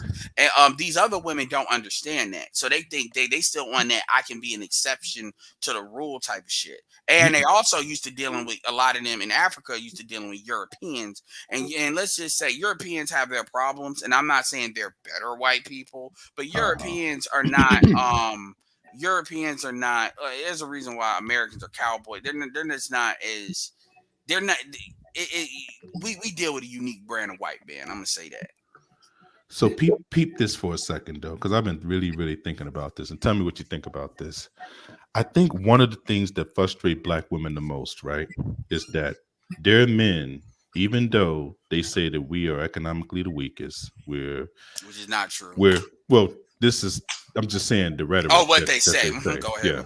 Yeah, that we're the weakest economically, educationally, as far as being able to militarily or police our own communities. We do not do that. We need the white man for that. And for us to still, black men, by the way, still be considered the most attractive being on the planet. Now, this is overall, right? We still have access to all the women sexually. I think that that affects them in a certain way because it's not the same flip side outside of just the sexual part. Yeah. So absolutely. So what happens is that even though we don't, in their eyes, have any of these particular traits or manifest these particular traits, we still get the choice of having all kinds of beautiful women all over the world and still being able to sleep with them. I know it's petty as fuck, but I think that to its core, that bothers black women, because anytime you put any of these other women, whatever this Lebanese chick is, whatever, in front of it, it's like parading that particular aspect around. Like, damn, they're just gonna put this other chick around. She ain't black. So they start to try to pull this pro-black narrative when it comes down to a sexual. They did exactly what you just said. So if you take that away and you confront them with this, look, this whole thing about you being mad about whatever that is, the women's choices from other groups, that's not going to change. You see what I'm saying? That didn't change on the plantation when the white woman basically coveted black men, because that did happen a whole lot also, where black men were raped on the plantations, just like black women were, both by the master and by the actual wives of the actual slave master. So when you have that kind of thing going on, knowing that we're still the most desired sexually has a certain power to it. That is innate. That's the power of choice. That is innate. So when you can go somewhere else and basically do your own thing without having everything together, that makes them very, very upset, because they know that they have to come with a certain type of mentality to be in white spaces or to be in other group spaces, because they're not born with it, they don't have it, they're not cultured that way. So the white person or whoever that got to be with them got to accept them to a certain point, or they got to go completely under and reverse all the you're engineering talking they had before. DC, you're talking to a guy that's 5'5", a guy that, I have my attributes that women like eyes and shit like that, but at the end of the day, it ain't 6 feet. And just like how I got to deal with it, I give no see. And I'm gonna tell you, one of the few advantages to being short is I don't have to be guilty about none of this shit. And see, what a lot of guys that I find is they have this guilt where they're guilty. Like dudes, like if you're, and I'm not saying I didn't get my fair share of women, and I don't, but DC, you know what it is. If you're pre-qualified. Negroes that are pre-qualified, they're not just straight assholes. And even if they're assholes at the time, they may look back like, damn, I was an asshole. But, dudes have this thing where they feel guilty. Because if they're pre-qualified, they feel like they owe women some shit, as far as the idea of a woman or a black woman, right? And so oftentimes I tell black men on my channel, there's two things that really fuck you up. It's black male ego and black male guilt. These are the two chains that bind you. And if you notice, black women are very good at trying to elicit both out of black men. If one don't work, the other will work. And this is what they try to elicit, the guilt part, when they try to say you're weak, you're leaving, you're running away, look at what Tasha K did to the lead attorney. That's what did Tasha K do to the lead attorney? You did. I missed that part. I guess I really was out of it. Okay, so the lead attorney did a video on Tasha K apparently allegedly getting the transcripts from R. Kelly out of jail, out of prison, and reading them. You can go to jail for that. You can get It's what he said. And so and let's be clear here. The FBI went to that officer, the prison officer that had the stuff, and pulled that, because there were certain things that she was reading that, as the lead attorney said, was verbatim. So this is already starting. She's probably reading an affidavit. That's classified. That's confidential. You're not supposed to read that. Yeah, they said that she was reading the phone scripts, and they went into that officer's house and basically got the computers and everything. So long story short, lead attorney just doing commentary on that, because it's already happened. Like, as far as they got it, all that. Long story short, Tasha K did a video, and she tried to castrate this dude, talking about you weren't getting no black pussy, that's why you became a lawyer. You like white women. You like this, which the lead attorney, by the way, if you look at the lead attorney on how he's conducts himself on I know YouTube, who he is, but I'm saying, like, so what? What did that have to do with the price of tea in China? That doesn't obfuscate you from basically reading confidential files online, ma'am.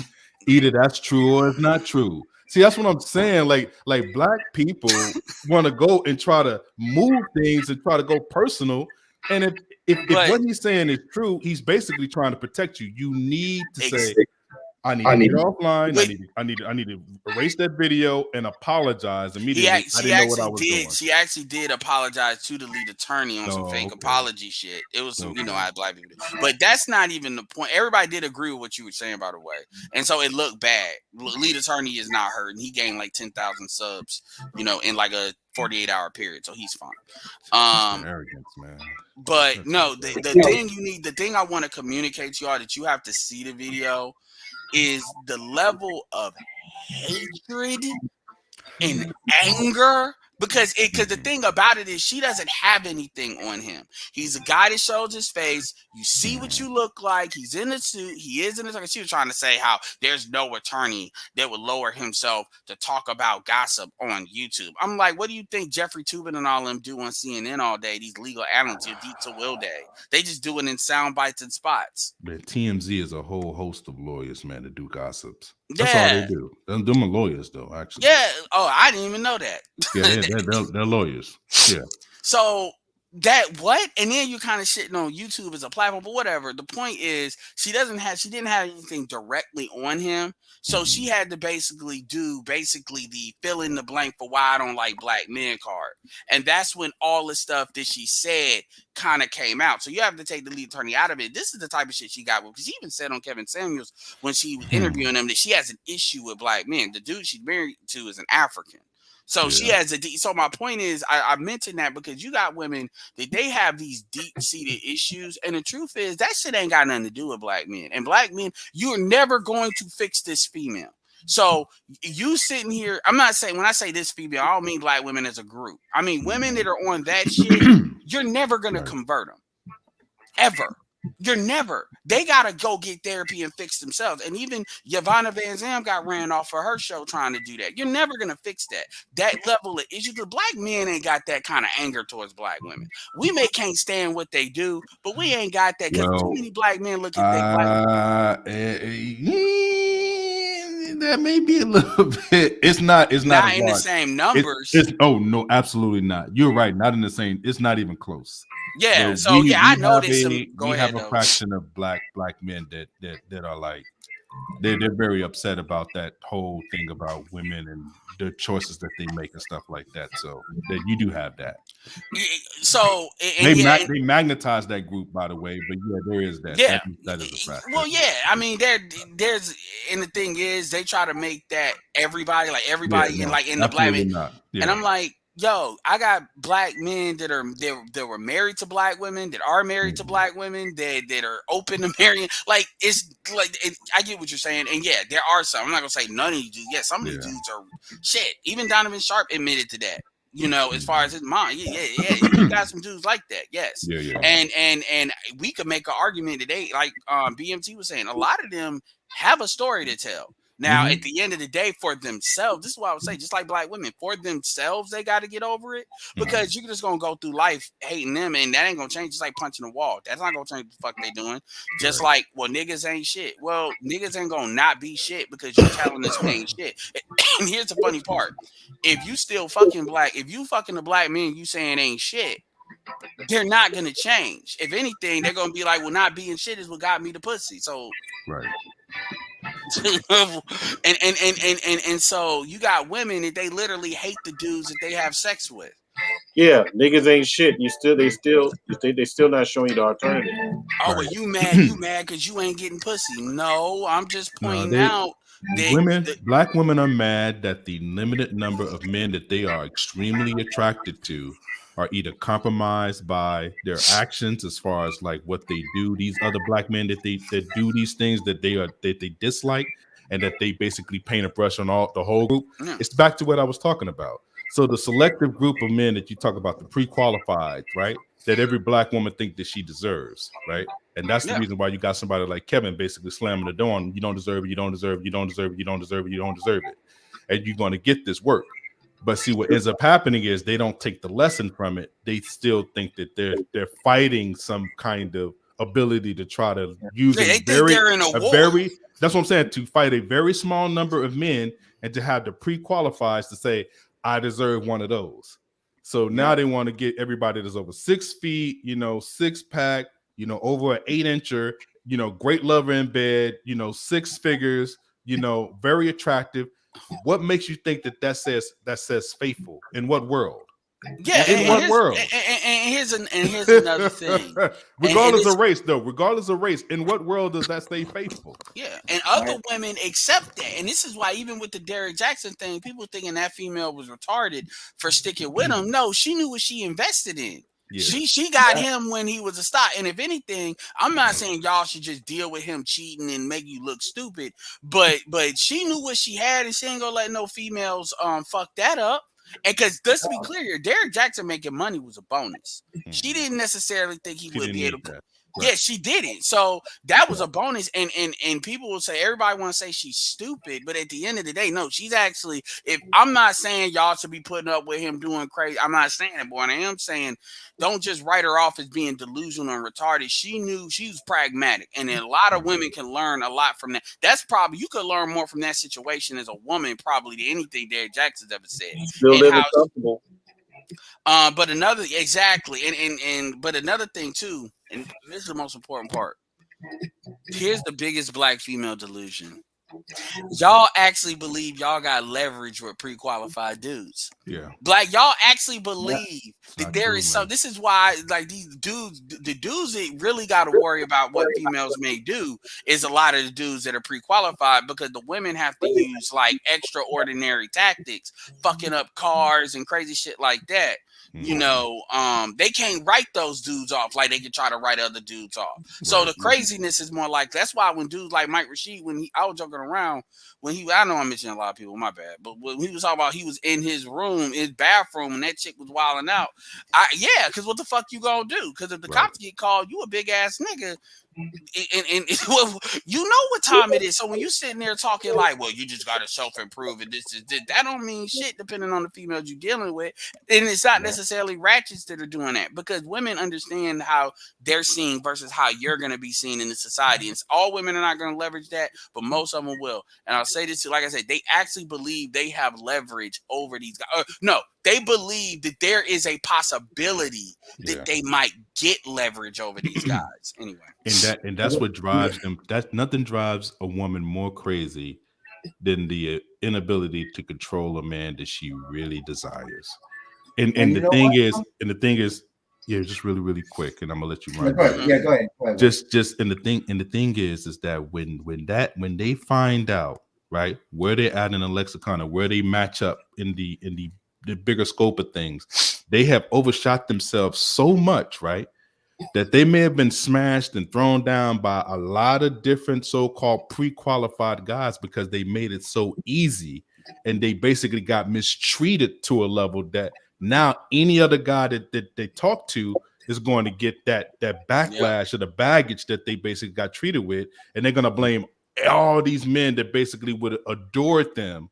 You see what I'm saying? Would have adored them, worship the ground that they walk on, if they just chose them first. And they could have been happy, perfectly fine. Even Jason Black talked about that's what I'm saying. But they wasted their time dealing with pre-qualifiers or whatever you want to call it, dealing with men that they wanted. And the guys that they wanted knew that. So they dogged them out, because man is going to only really want to deal with one at the end of the day. So everything else is going to be playthings. But he can tell you whatever he wants to tell you, but you're still going to get smashed off. You're going to get dug. You're going to get dug through, and I'm gonna keep it pushing. Oh, he did me like. That's when you hear all these words. Y'all playing so many games. I don't know why you ain't talking to me. Y'all just want to smash and dash and pump and dump or whatever the words that they use now. And what I try to tell sisters, look, you are chasing waterfalls, man. Listen to the songs, man. Listen to that song. Don't go chasing waterfalls, man. Stick to the rivers and the streams that you are used to. That's right. Yeah. You better do that, sis, because what you're doing, man, when you chase that shit, that's gonna damage your brain.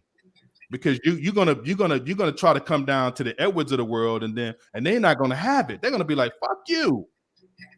You gave up that pussy to that dude. Why I can't smash and get mine in? And that's what they're running into. So now they're like, oh man. So now can you imagine the anger? That's what you're dealing with, Ed. That's what you're dealing with, bro.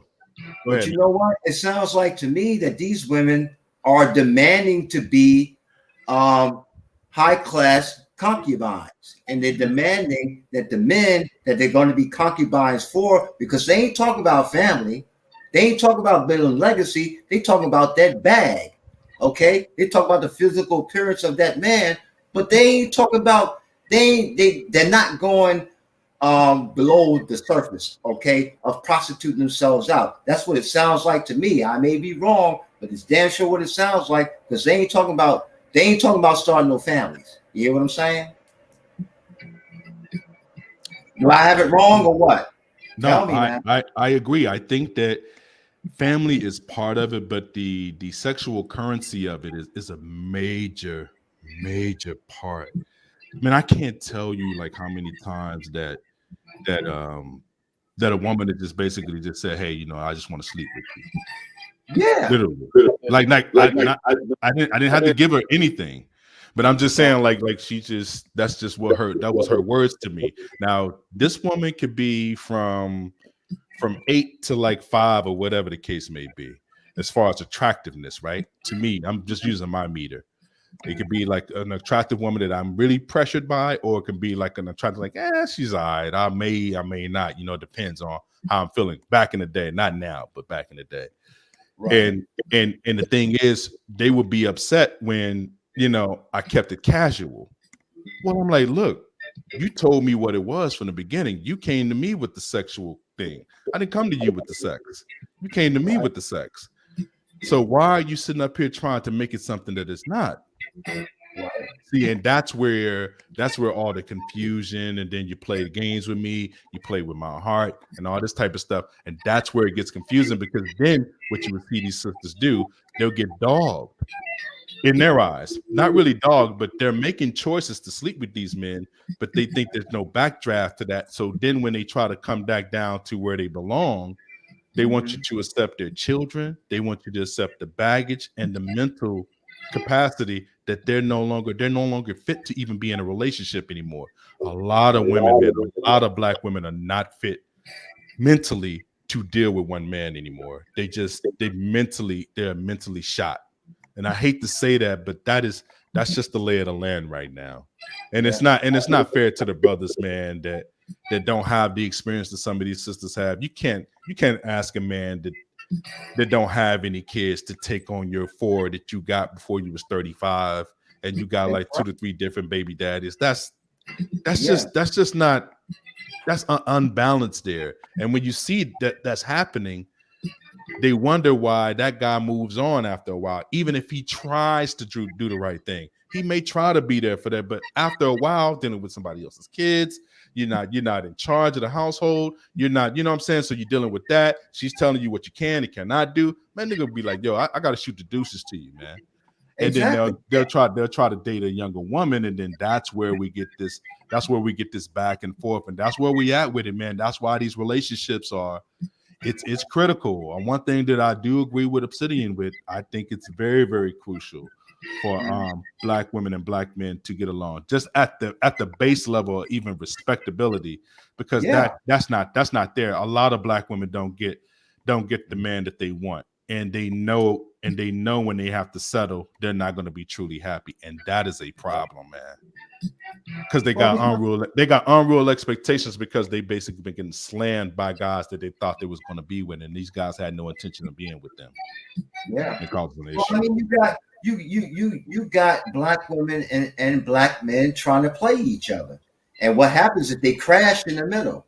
Okay, but the Black woman is going to get away with making the excuses, because you got enough Black men who are going to say, yeah, she about the streets. Yeah, she got 3 or 4 baby mamas, but damn, he didn't have to trash it like that. He didn't have to call her out like that in public.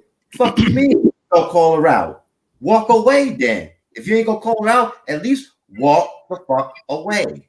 Leave her alone, because you know all that trauma and all that negative energy and experience that she's got in the past, showing you when she's got 3 or 4 kids, which means that she probably got 3 or 4 baby daddies. None of them give a damn about those kids, but guess what? He's telling you got to deal with them and the kids and her attitude. Nah, damn that shit. That's why the young boys are walking away very early, and I don't blame them.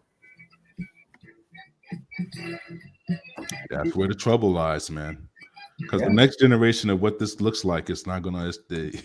We need to be singing some songs about what it's going to look like in the future. It's going to be ugly, man. Because now you're talking about a whole generation of men, man. They're not going to do it. They're not going to be stepfathers. They're not going to do it, man. Yeah. No, they're not.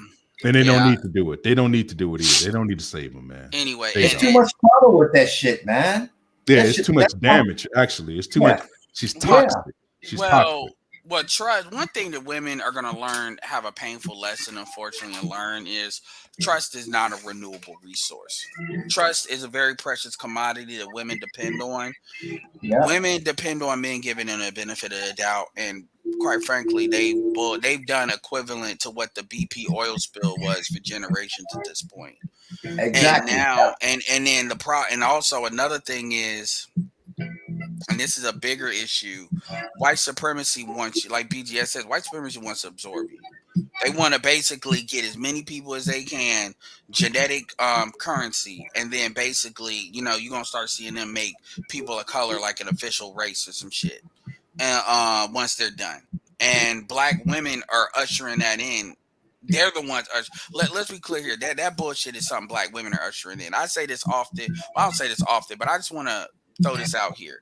When you look at the triangle of death of black people, oh shit, what am I going to say, right? You're looking at abortion. You're looking at you're also, but what you're not looking at is the lack of the angle that you're looking at is the lack of kids that would otherwise be born, because a lot of black men have well, whatever you want to call it, they're not having kids. But they're not having kids. It doesn't matter the why. It could be because marriage, because a majority of black men are married or having kids, vast majority. So if you're not getting married, what's the point of having kids? Some dudes are still having it, but women are having to go outside the race in order to get seated, because it's so many black men not having it. Now they don't want to talk about that because they want to create this bullshit about them being loyal. It's actually another aspect that I'm like blanking on right now. But point blank period, it's really even if we put in there people interracial, that's not a big. The thing is, it's also people not having kids as well as people having women having abortions, and obviously the men are choosing not to basically engage with women. Well, not engage, but get pregnant, get women pregnant. So that's a choice the men are making, just like the women are choosing to abort. So that's both sides of it. But the point is that still creates an effect in which you're not replenishing your population. And keep in mind, we're barely under replacement levels, and it takes all of that just to get us under replacement levels. So I just want to put that out there. But the black female attitude is also what's driving that. And so the thing is, women have this belief that they can just stop acting a certain way and then everything's going to be forgiven. That's not how it's going to work, because the problem is these dudes have been socialized to not necessarily think they got to be with a black woman. It's crazy when they're willing to take a non-black black girl to their mothers. Motherfuckers don't give a fuck. And the dudes, and quite frankly, why should black men do it? Well, y'all should care about why. It's not our community. We don't control it. Right. You honestly, I ask every black woman, can you honestly say the black men have control or a vast influence over the black community? Can you honestly tell me that? And they can't. No, you can't. And that's why I say that I've been hearing that the younger dudes, I mean, even from middle school up, they're like, hey, when those little girls, play the punching game, because they like you, but they can't articulate that, right? They can't say that they like you. No, they can't do it like that. Okay, they have to promote drama, right? And they say, well, this means that I like you. Well, wait a minute, time out. These boys are saying in middle school, no, I'm sorry, because these Latina girls ain't mean like that. When they say I like you, they hugging up on me. And I'm not, and I'm not here to say like, and I know you're not saying that, but one group, because that's where the conversation always goes. But the reality is, biology is going to run its course. And at the end of the day, as a guy, femininity, as a younger, male, femininity is going to run its course. And like, I think it was Farrakhan that said, give a man dirty water, he'll drink it. Give a man a choice, And I'm sorry. I mean, that's going to run its course. And now black women have benefited from the society keeping black men in, and the society reinforcing it. And the society doesn't see a need to do that for a variety of reasons. Number one, they got females that they need to be taken care of, so the state don't do it, whether they're black, white, or whatever, So it's pretty much an open. And if you're a male, economically, you can jump through these hoops. You see the commercials and how they're changing in the commercials.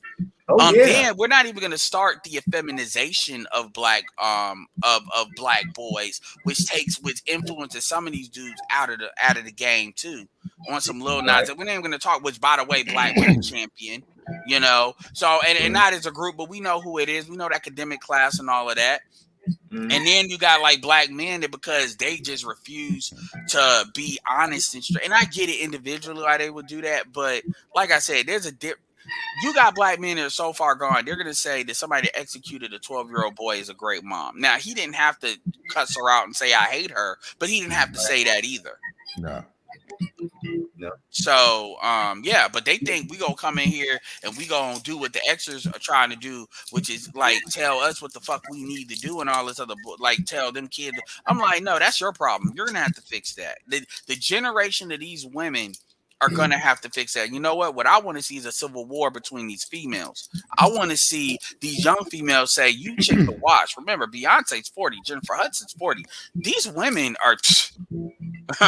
The generation that led them to this, and they got their man or they got their situation. Yeah, that's true. You know, Nicki Minaj will be 40 soon, and look at where she at. Look at Keisha Cole at. You see the results, and the results are being more obvious and more prevalent. And the thing is, black men at 40, you could be a black man that ain't shit, but if you just stayed in the game, didn't get hemmed up, and then you got your body, you didn't completely get fat or nothing, you could have a renaissance. Ain't no such thing as a black female renaissance. Ain't no such thing as a female renaissance. And let's be clear here, black women can age better than most of these females because we know Latins will drop the fuck off if they ain't got melanin. They may look good, but they spoil out faster than white women in many ways sometimes. Asians typically don't crack like that, but the black men ain't really dealing with Asians like that. Yeah, but Asians are not fine enough, man. They don't got body enough, unless they're from the southeast or they're mixed. But even still, there's not enough numbers, and black men ain't looking like that completely. You're right. White women, black men, you know, most white men will fuck white women, but they're not really interested in being in a long-term relationship with white women like that, which is contrary to popular belief. So dudes are not going over remember through the woods to find white women to be in long-term relationships with. You know, they say it's sexual access. Now some dudes drink the Kool-Aid, but the illusion that black men treat white women better than they do black women is that's so lie. False. That's so false. I don't even know every black man that I know of, man. And this is anecdotal, I know. But a lot of the black men that I know, they treat their white women like sluts. We tolerate so much more from black women than we do any other race of women. It's not even close, man. Even it's Latin women. Close. Why they you like that? Like it's not even close, man. Yeah, but that's a delusion that they keep reinforcing. And it's like, yo, I mean, and the thing about it is, well, see, the Latin thing, I kind of. That's tricky because you got some that are it like depends. Yeah, you got some that are like leaning towards our group. So they would still get that kind of elevated treatment too. But other than that, you're not gonna have no elevation treatment as far as white women are concerned. Not unless it's somebody like a Larry Elder or a Clarence Thomas that don't really deal with black women anyway. But yeah, outside of that group, you're going to get some kind of where you're going to get dogged out. Like I don't care nothing about white women, seriously. And I had all kinds of white women hit on me all the time at the job, all the time. And I tell them, hey man, you can't do nothing for me, but I mean it's so funny. Because they be like, oh, sure, I do it. Like it's just like, yo, bark like a dog. and a lot of that is socialization too. You're starting and it's like you'll do anything. Yeah, yes, I would. I'm like, you don't care about that manager over here or the dude that's basically about to be like get the head security clearance. Oh no, I don't like him. I mean, it's back to the reasons why you see in porn that these white men are cucks and they see a black guy without no job, without anything that can still smash their woman. And that's who they desire. Man, let me tell you how fucked up it is. And that's jacked up, by the way, because at the end of the day, that's what men really want. That's what they do all of this shit for. And let me tell you sexual access. And let me tell you how disseminated in the culture we don't have to do much for it. I was literally, so I play this, I don't play video games like that, but one game I play is Mortal Kombat, and it's actually got quite a few black characters. This is one character called Garrus, and Garrus is like the prototypical, like like you got Jax, everybody knows who he is, but Garrus is bigger than Jax, and Garrus is a black guy. And yeah, like no, he is. Yeah, no, he is. And if you see it very clearly. I mean, and Jared Garrett pretty much works for kind of the main antagonist of the game right now, and he's like a time dude. So you can kill him multiple times, he comes back because time, whatever. Anyway, long story short, and he looks like black. He is a black dude. Looks, sound, all that. Literally online, if you look at some of these YouTube videos, if they get their ass whooped by either Jax or Garrett, they call it getting. They be like, "No, I did not get blacked." They call it getting blacked. So people will troll them in the chat and then say, and it'll say like, "You just got blacked." Black. Yeah, how about that shit? And I know these are white dudes doing that shit because that's some goofy shit only they would do. And the dude that I saw in this video was like he looks like he's Middle Eastern, probably Pakistani or something. He's really good at the game, but he like rage because he don't say crazy shit or anything like that. He ain't saying no racist shit, at least one there. But they're like, no, I didn't. If you say I got blacked one more time, I never fucking get. You know, and that's and I'm like, are you serious? And but this is what they're doing over there. And the thing is, anybody like, I'm sure y'all, Black is basically a porn website. A lot of people don't know that. I'm familiar with what it is. Yeah, it is. And apparently that dude has made a lot of money off of like because he has a variety of shit.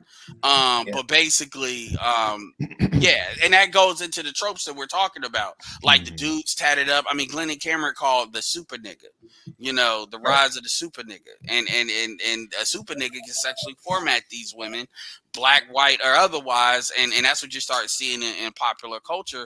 And the problem is, like these white women, they be trying. They literally are trying to learn how to get their.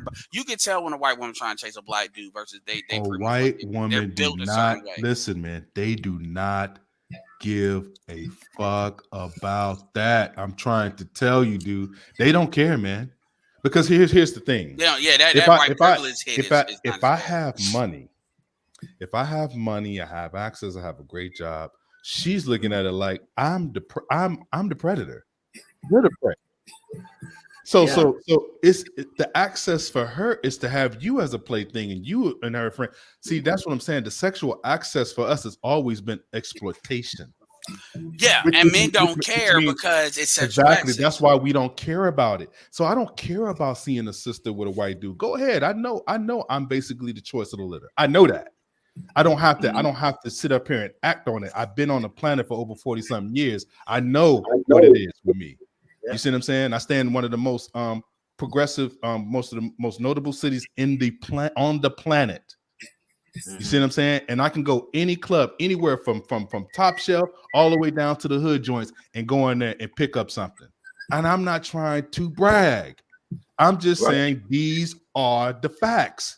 Well, you know what? Without knowing my education, without knowing who I am, I can go up there and spit game. And that's why I don't like the whole player thing, because I don't get into it. I let these dudes rock.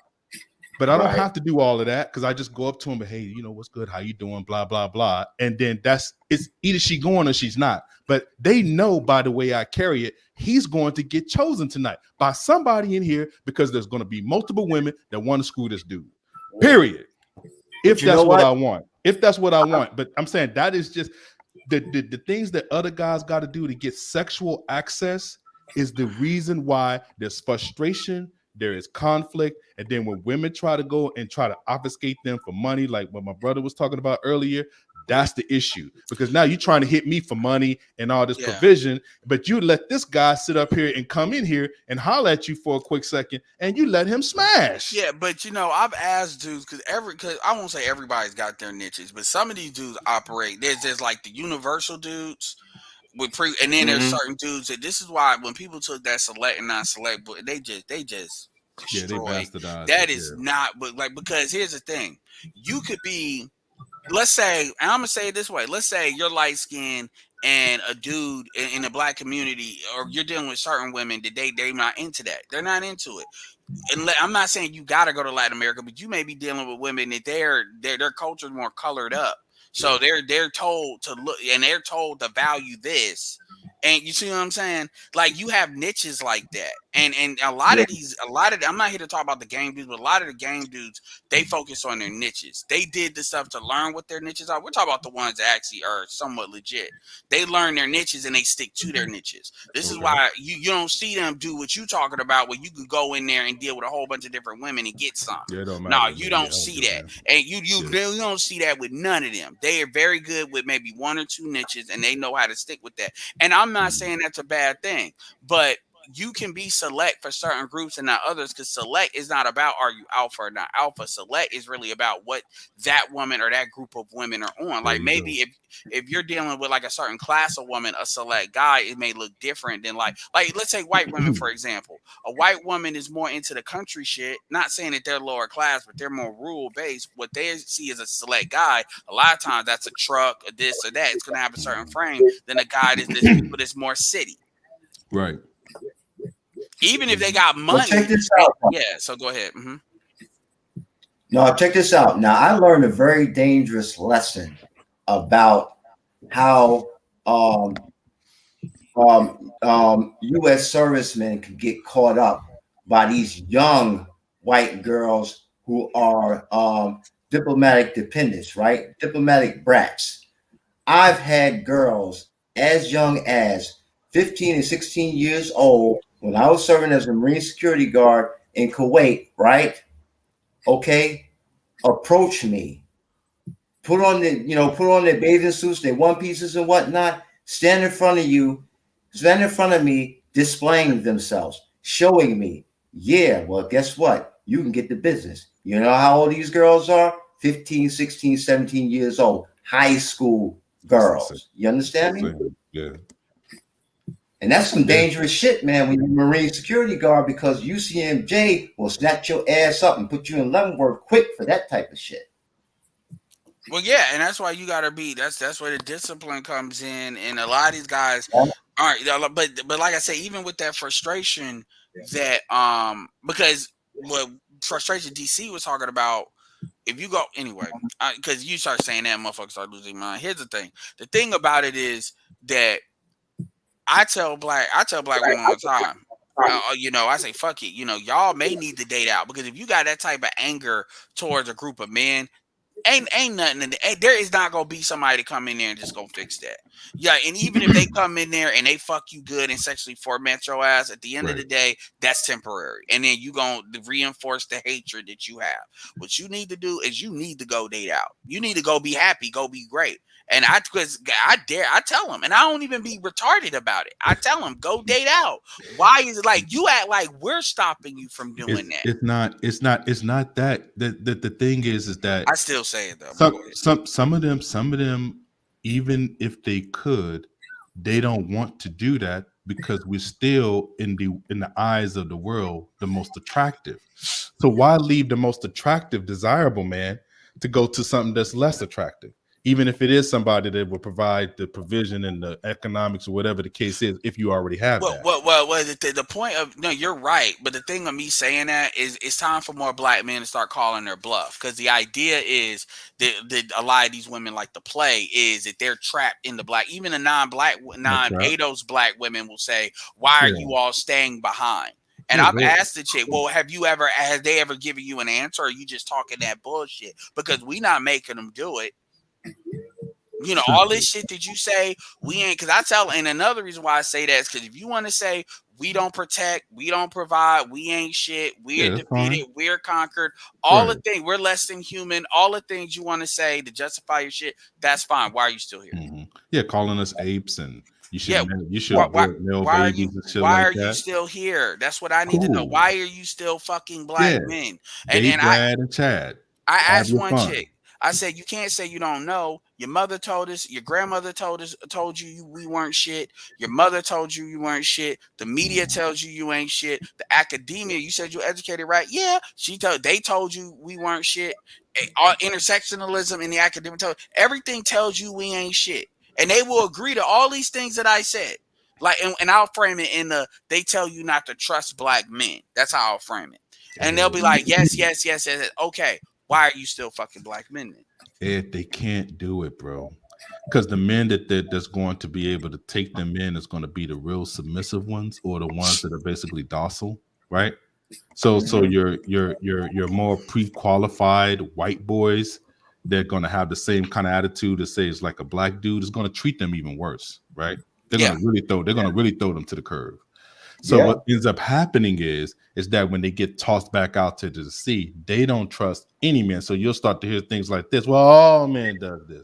Well, just get a man that's willing to accept you for who you are. Get a man that's willing to do this. And then that's when they're trying to go to the backdrop of trying to get a sucker to take on their warts and everything else and all the backdrop. Which is why we become the enemy. That's another reason why we're an enemy. Because I'm gonna tell you right now, I don't believe in doing that. You might as well, as far as I'm concerned, you might as well date out. I'm not playing that game. You shouldn't do it. You shouldn't do it at all. Yeah, I agree. This is when you have other black. See, this is where the pro-black stuff comes in, and I'm talking about the real pro-blacks, not the YouTube fake shit. They will come in here and they will try to sell the idea that that's what you should do, and they may not directly say it, but they'll indirectly say it. They'll indirectly make excuses for why black women do what they want to do, and I'm like, ultimately, that shit doesn't matter. I'm not here to tell dudes to date out. I'm here to do what's in the best interest of their quality of life. It's y'all. It's when I say y'all, it's people's job that want to really be card carrying. I'm talking about the ones that really want to tell me what to do. It's y'all job to make the product worth dealing with. Because then the issue, you're dealing with men that are literally the garbage men of the dating pool for the most part. So it ain't like the issue is black men need to lower their standards. They just want you to act a certain hell. Black men are cool with your weight. They just need you to shut the fuck up. That's really all. That's the main thing that really is required. You can't do that. Like, so, and because these guys know that they can't change black women, what they want to do is they want to overload with black men. You got a dude saying that we can talk about black women once every black man is on point. I'm like, I mean, does that shit even make that shit? J Speed, does that shit make sense? He told that to Pablo too. J Speed said that for real. Maybe he didn't mean that out of. I did a play-by-play, and he said it to Pablo, so he said it to a peer. He didn't say it to like, he just talked about some young bucks, so he talking shit. Wrong on that shit. Yeah, because Pablo was antagonizing, talking about whose side are you on? I know whose side I'm on. He said, I don't need to be on no side. I'm a black man. You just need to ask J Speed who needs help the most, man. That's how you go from a pro-black side. If somebody, what I would call this so-called professed pro-black or just trying to sell that narrative or whatever, because the way I look at it is it's just logically who needs help the most and who can do the most help to help the community. It would be clearly black boys and black men. So that's where it starts. And that's another argument. Anyway, if you really ain't got, if it's really you don't like what black men do, okay, why are these boys suffering? Because these boys didn't do shit yet. And this is how you know there's an innate. See, you don't have that. Well, they're suffering because they've been raised by belligerent mothers. Well, I'm talking about even outside of their bad parents. I'm like, now you're starting to see a lot of these women, and they're not just taking out on the boys. They're starting to take it out on the girls. They're starting to take it out on kids. I know. Because look, man, poison is poison, man. Toxicity is toxicity. It just spills over, man, and it overflows. The only reason why some of the women can hold up is because another woman may see that child and may be able to mentor that child because they are in the realm of women. But boys got no way to go, man. They become like another little Nas X or something. Raised in the heaven of women. That is, and people that's a nightmare, man. Because he said straight up, you don't know what I've been through with my mom. I say that's what a nigga that hates his mom look like. Y'all want to say we all doing that? Yo, Tariq posted a post talking about type in babies in YouTube and see what pops up. Yo, there's a picture of little Nas X. That's what I'm saying. But see, that's anti-black. The Tariq stuff, man. I get it. The Jason Black stuff, I get it, man. But they too bloviated. Their ego gets the best of them, man, and the message get lost. And they have followers too. Yeah, that's what I'm saying. So the pro-black narrative gets put under their camp about what they believe and who they are, and nobody can check it. So they just go run amok and do all the bullshit that they do, and then it doesn't. The problematic things that they do don't get checked. Either we copying a white man or we copying them. Apparently. Right. Yeah. But Ed, I'm that quintessential universalist man that you're talking about. I don't give a damn what the mask is. I give a damn about the quality of the woman. And if I'm attracted to her, I don't give a damn if she's blue.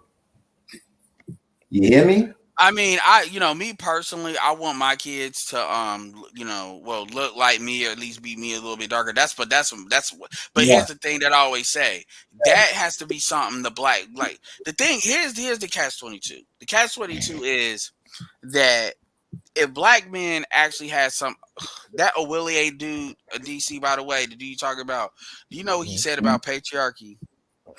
What did he say? I asked him the question: do you believe the black community is a patriarchy, a matriarchy, a gynocracy, or something other? I say patriarchy on purpose so it doesn't seem like I'm trying to lead people, and I put other on purpose as a way to see if people want to play verbal dodgeball. Black people don't have a patriarchy. Well, I know that, but I throw them out there so they don't think I'm trying to force them into a question. I leave the other in there if they want to add something else.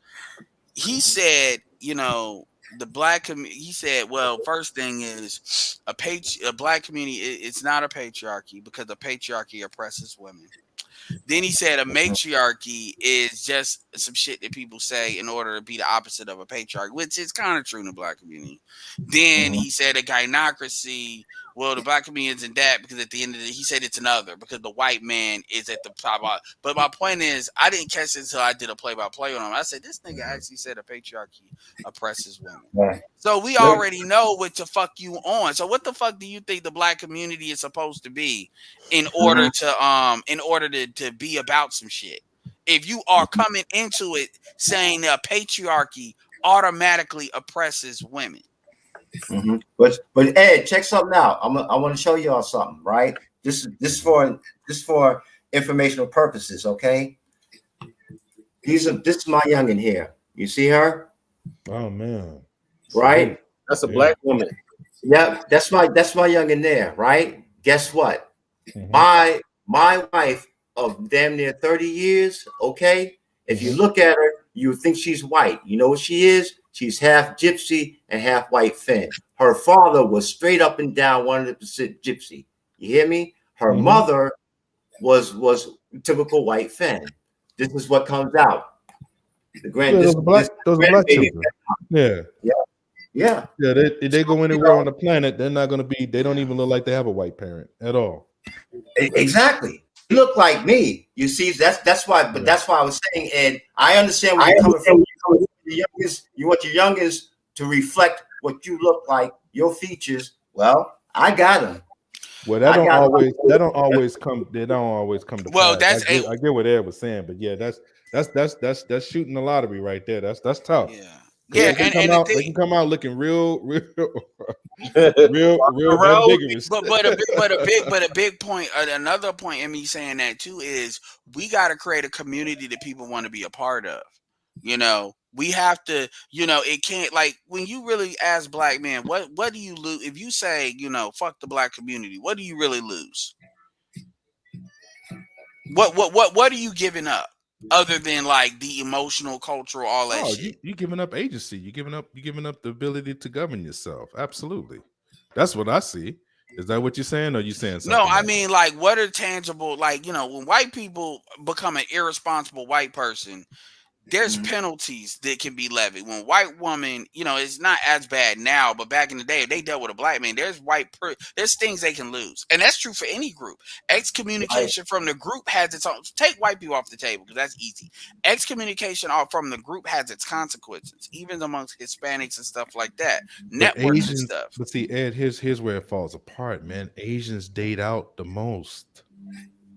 They do, man. Asians date out the most by percentage because they're a small percentage. And it's who they're dating too. But see, that's true too. Because Asians are mainly dating. If they do date out, they're dating white. They're dating the power. They're dating the power. That's sanctioned. That's sanctioned for a variety of reasons. So it's a mixed in, mixed out type of situation. But here's what I would tell you when it comes down to that: the genetic currency is a real thing. I know a lot of people. Oh yeah, a lot of people look down on that. But when are you familiar? Are you familiar with Dr. Welsing at all? Did you know about what her tenets were at all, Ed? I'm familiar with Dr. Welsing. Yeah, absolutely. Because I know it gets bastardized a lot, and I take exception to that because a lot of people quote her and they don't have the context there. Anyway, that's a whole different thing. But here's her theory. This is a theory, okay? This is not hidden fact, but the motivation for white people to keep their foot on our necks, not all it's of it. because they're afraid that they'd be genetically erased. But what you're talking about is part of that. Knowing that we have the currency to do what this brother just did. He just showed a picture of his children, right? Yep. Anywhere on the planet, those kids are going to be considered black children, right? These are their qualifications. This is not ours. This is what they classified it as. They have such a strict guideline for what white is that those children that he just showed would never be considered white anywhere on the planet. Right. There's nowhere they can go where they're going to be classified as white. Period. Nope. So right with that being said, to have their women, because the excommunication part, I don't think they mind doing it with East Asians, people that's from China, Korea, places like that. I think it gets a little murky when they do it with the so-called native Hispanic, but what I would call the dark-skinned Hispanics. They start to kind of blend in. Those genes start to get watered down. They don't look the same anymore. Yeah, see, because white people want the history to kind of be translucent in this country. The reason why you hear people, the reason why the Republican Party is so connected to nationalism, which is hence white hegemony, is the same thing as so-called black, pro-blackness, right? They want to basically be able to procreate with their own and keep the actual history of this country running, where the historic founders of this country look the same and the people that's after look the same. So they want to keep just enough white people here to have that continue. Well, they fucked that up when they did that abortion thing. Here's what I would say. Because they're doing some scientific things to where they can actually design babies now and they can have babies in a different way. I think they're trying to solve that problem. Because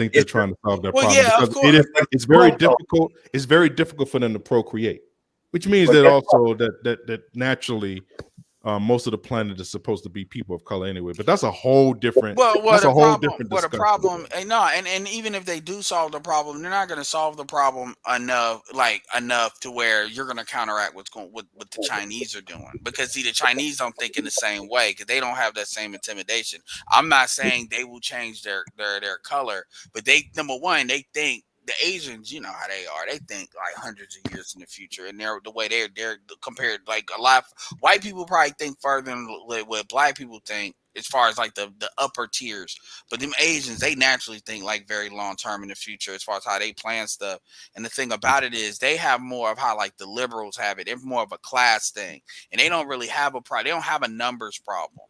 The Han. They don't have a numbers problem. So. They're not going to make up those. And I'm interested. That's where I'd be interested what BGS has to say about that. But I don't think they're going to make up their numbers because scientifically, I'm not saying you're wrong. They're definitely going to make an attempt, but they're in enough dire straits. They never been the majority on the planet, Ed. Well, they're in enough dire straits now to where you would think they would. Well, but then again, they've never been competing.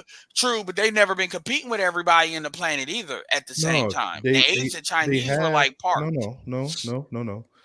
I get that argument, and me being just going back and forth on this whole Chinese thing until the Chinese basically solidified the Asian issue, which is solidifying their group altogether, dominating the planet between their particular group and their fractions. I have to see it to believe it, which means that if they dominate Japan, they dominate the Vietnamese, they dominate all their Eastern neighbors, Asian neighbors, and then they make a play for the world. Well, but when I'm saying that's something when I speak about that, I speak on a grand level, because when you talk about people taking over and things of that nature, that's not, to me, that's not a chess move until you do that. Because when you do that, because guess who's in Japan? Who's in Japan right now? I don't know. No, America is. America's in Japan. Oh, well, on that, if anything, it's a change of management. So I'm not even saying that on some hope shit. We'll see what they do. Because this is not hope. No. Listen to what I'm saying, man. Because I don't want to turn this into a geopolitics conversation. Yeah, I know they're in Japan, and I know you got the Taiwan thing. This is not the discussion that I want to have here. But if you look at the transfer of power, Japan was the last Asian group to try to make a play. Now, what happened to Japan? Yeah.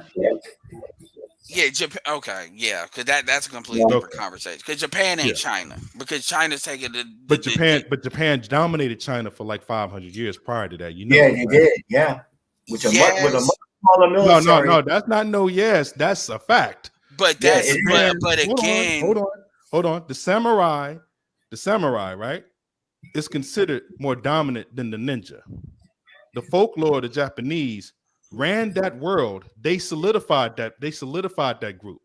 So when you used to watch those kung fu movies and shit like that, those were Japanese groups basically trying to tax Japan's provinces in little areas. Hold on. Let me just kind of put it into context to you as far as like what I'm saying about their groups and stuff like that. Their little groups and the reasons why they fight so much, right? Because it's the same thing as far as like European fights.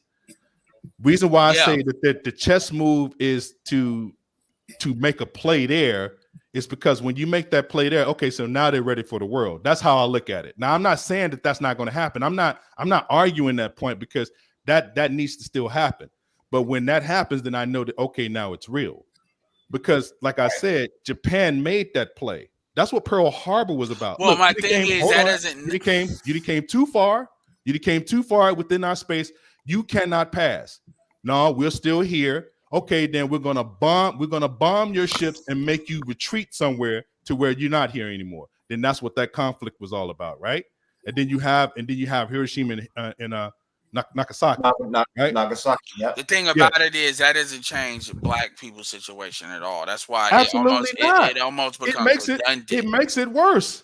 That's why it becomes redundant. But this argument started with some scientific stuff that ain't been proven either yet.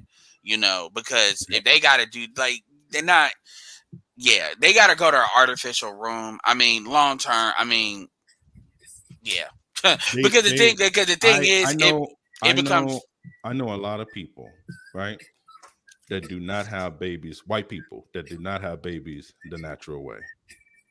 They go to clinics. They get shot up with the sperm of the wife or the husband. IVF. And they have babies that way. They are improving that technology year by year. And what I'm saying is they're making it easier because it's harder for them to recreate themselves to reproduce. And that's something nobody. That's what somebody done. And so the stuff is a lot more dire for them. And then this is also another reason, by the way, why a lot of these motherfuckers, like why a lot of these white women in Europe are fucking with these Muslims. And for the record, just in case people are confused where DC stands on this, white supremacy is going to end. I do believe that. There's no doubt about that. Now I don't know what the fallout is going to be. That is what I'm concerned about. Because the fallout is going to have a very deterrent effect on us, the group that's basically being left behind anyway. So go ahead.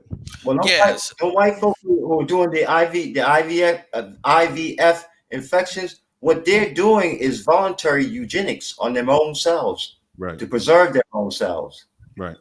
Well, and another problem is because Black men are extremely gynocentric in nature. They can't think past, their own phalluses. Everything's got to be a sexual conquest because at the end of the day, that's the only thing they can do, like in their minds.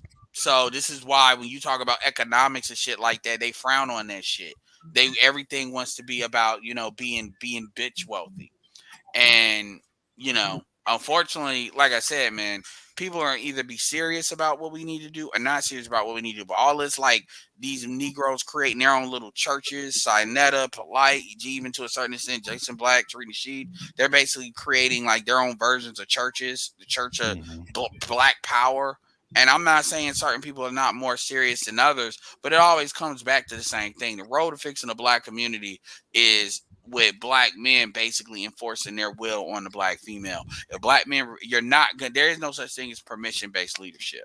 That's not how it's going to be. I asked you like about an hour or two ago, like, what does that actually look like? And you said that there's no way to actually garner No, control of what that. I said that looks like by saying you're either the women are on the team or on the team, the women are not on the team will be replaced. And black men do not need to explain it. Black men just need to do it.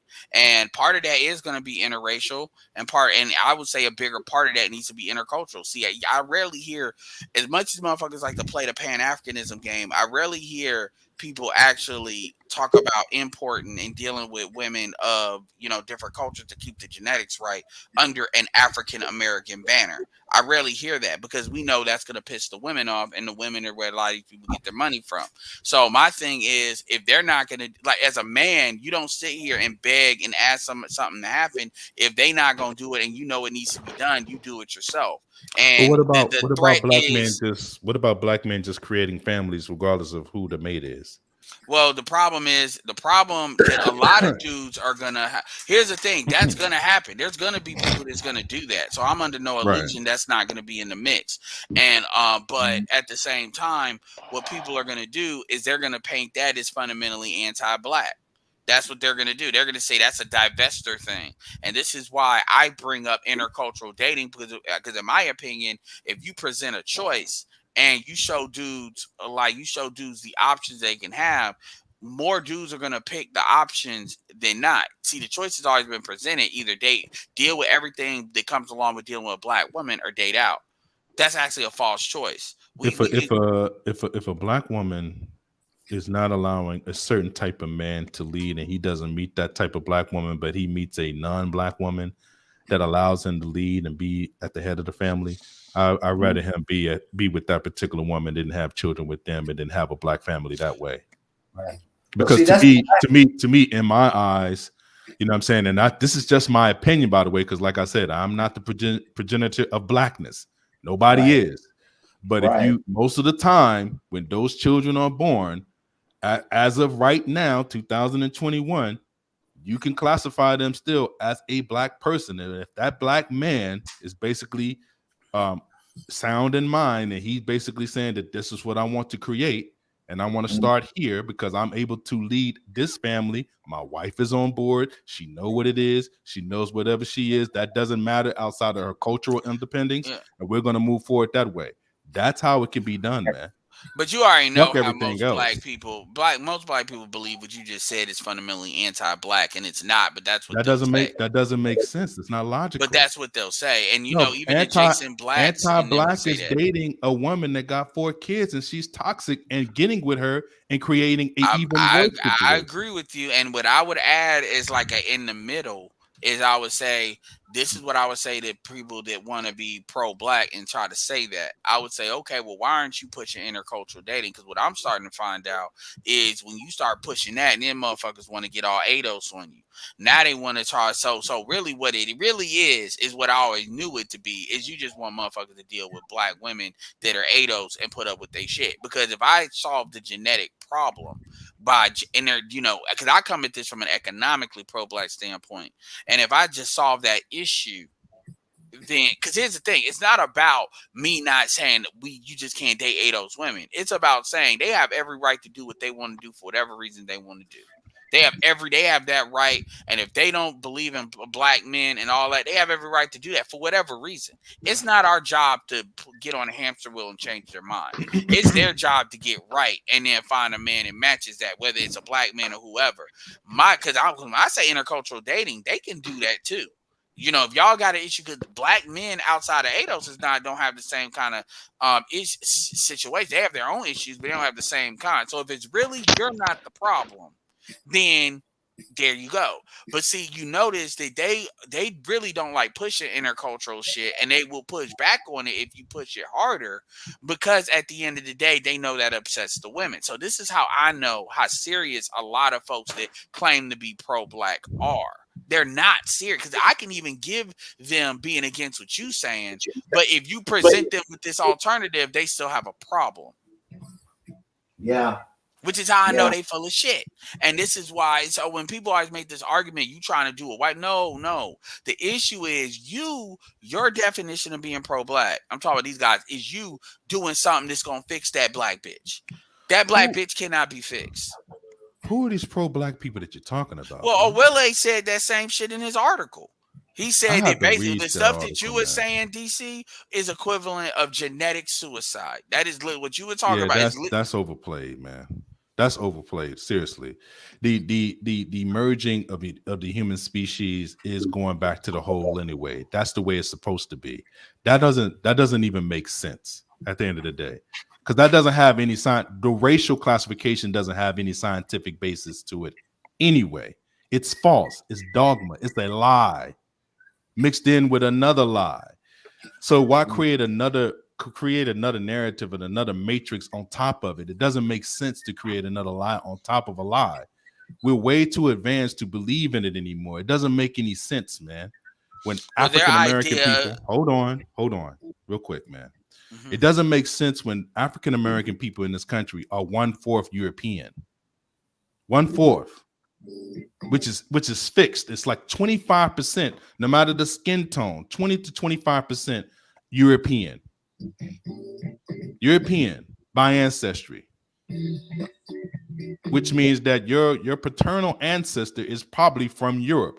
You are put into a classification which is forced, by the way. That's why I always call blackness a forced classification. Oh, it is indeed. Yeah, so that's why I don't get into the whole genetic aspect of it. The genetic aspect of it is the lock that they put on whiteness. That's the problem. They created something that doesn't stand. It can't hold, because most of the people on this planet are people of color anyway. So how can that hold up when 90% of the people on the planet are of some kind of color that's outside of whiteness? How can you hold up? It's too much pressure. If you release the restraints and release the hounds and everything is free willy and all that type of stuff, most of the people are going to be brown, light brown to dark, very dark skin on this particular planet. Period. Whiteness would no longer as intel exist. Hence the reason why Dr. Wells wrote about the fixation with them basically trying to keep their genetic survival. They have to see themselves, man. That's the reason why isolation, that's why Iceman inheritance is so important. If you read that book, you know about the white pathology. It's all over the place. So I don't have to sit up here and obfuscate and try to, oh man, you're not good. Fuck that. What are you talking about? And that's for any, I'm saying that's for any pro-black person too. And Omar knows that. There's no reason to hold on to that dogma. You sound like a white person. Yeah. Why are you trying to create a racial dynamic that shouldn't exist in the first place? Now you're trying to be like them. Who are you trying to mistreat, bro?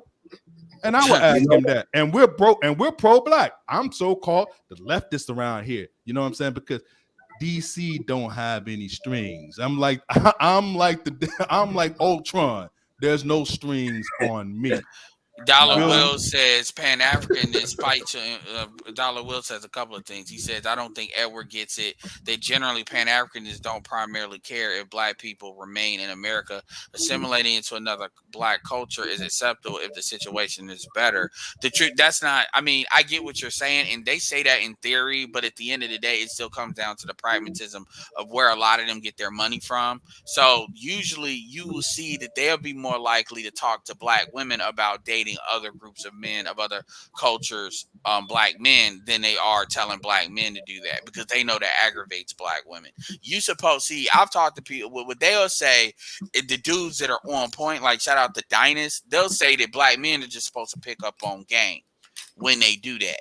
That, you know, you could reverse that and do it the same way, because they know it aggravates the women. Because is Dynast married? Is he married? I believe he is, yeah. Okay. And he's in Nigeria. I mean, he lives that life. He lives that They got life. him? Okay. Yeah, he's a prince of Nigeria. Yeah, I know he smashed a lot of different chicks over there. But see, this one. So here's the thing, though. This is what I'm trying to say. Women. Same thing with Dr. Umar Johnson. Everybody knows what he's about. Everybody knows what the whole deal is. This overall, man. This is what I'm trying to say, bro. The pro-blackness, because you're pro-black too, Ed. That's a fact. You are. So we're having a conversation within the bubble of pro-blackness, and the guys that say that they're not pro-black, they are too. They're in black spaces. They're dealing with black people. So here's the conflict, though, right? It's back to what we was talking about earlier. There's the accountability conversation, and then there's the so-called racism conversation, where you don't split it down the middle, and you don't give basically you don't give reverence to one or the other. Then there's an imbalance. Then you're dealing with something where you're leaning too hard this way and saying everything is race, and then you're leaning too hard to say everything is accountability and it's just niggas' fault. Then you become anti-black, right? You push an anti-black narrative, and then you pushing the so-called white men doing everything, this and that, and you're not doing what you can to deal with that particular issue. That's the problem. That's the problem. I agree, and I've always at the end of the day, when I have these discussions with brothers, that's why I frustrate them, because like I said, man, I'm open to a challenge anytime, man. They're willing to debate me on the facts about racism and stuff like that. We could do that, because I'm not gonna obfuscate accountability. That's not me. You see what I'm saying? Yeah, it's like somehow you're supposed to be waiting, like, oh, nigga, you just waiting for reparations. I'm like, who are these niggas? And see, another thing, and see, this is where, and I tell these guys, I say, this is what y'all not saying. Y'all saying it, but y'all not saying it in the way you should be saying it. The way that you say it is, y'all hide by, like, a lot of the low class black redneck motherfuckers, the motherfuckers that want to do the black on black crime, the motherfuckers that want to sell dope because it gets the bitches, the motherfuckers that want to support Sha'Carri Richardson. Those niggas, they hide behind racism and they hide behind racism and white supremacy, and not even white supremacy. They hide behind racism and pro-blackness, as they use pro-blackness as like a shield. This is why you always deal with these reformed motherfuckers. They're reformed, and now they want to, because they got kids, now they give a fuck about the community. And they all, like, shout out to George Macon, but this is why you always see it like that, or you see people that they can't let go of the hood. This is where you want to talk about Age of Ultron. What did Age of Ultron also say? You want the world to improve, but you don't want it to change. Right. Most of these motherfuckers, if the price of having a productive black community would be that their brand of nigga doesn't exist, they would say, no, pause. We're gonna keep this war going until we figure out another fucking way. See, that what if episode they don't want to have. But I don't think that's accurate, Ed. I think what they're saying is that they don't see a space that would allow them to speak in a certain context. Because, like I said, there's been a separation. There's a separation of groups where they have a different ideology pool, and even though those groups don't coincide all the time, when they do communicate with each other, they're not able to kind of get to a logical conclusion. Well, these are the people that are talking in good faith, because you have a lot of people that they operate from a mentality of, and I've heard it, and I gotta say it, like, you got people, they always say, well, when in the military, I ain't deal with no racism. I'm like they always have these like anecdotal evidences. And I said, that's insanity, bro. Yeah.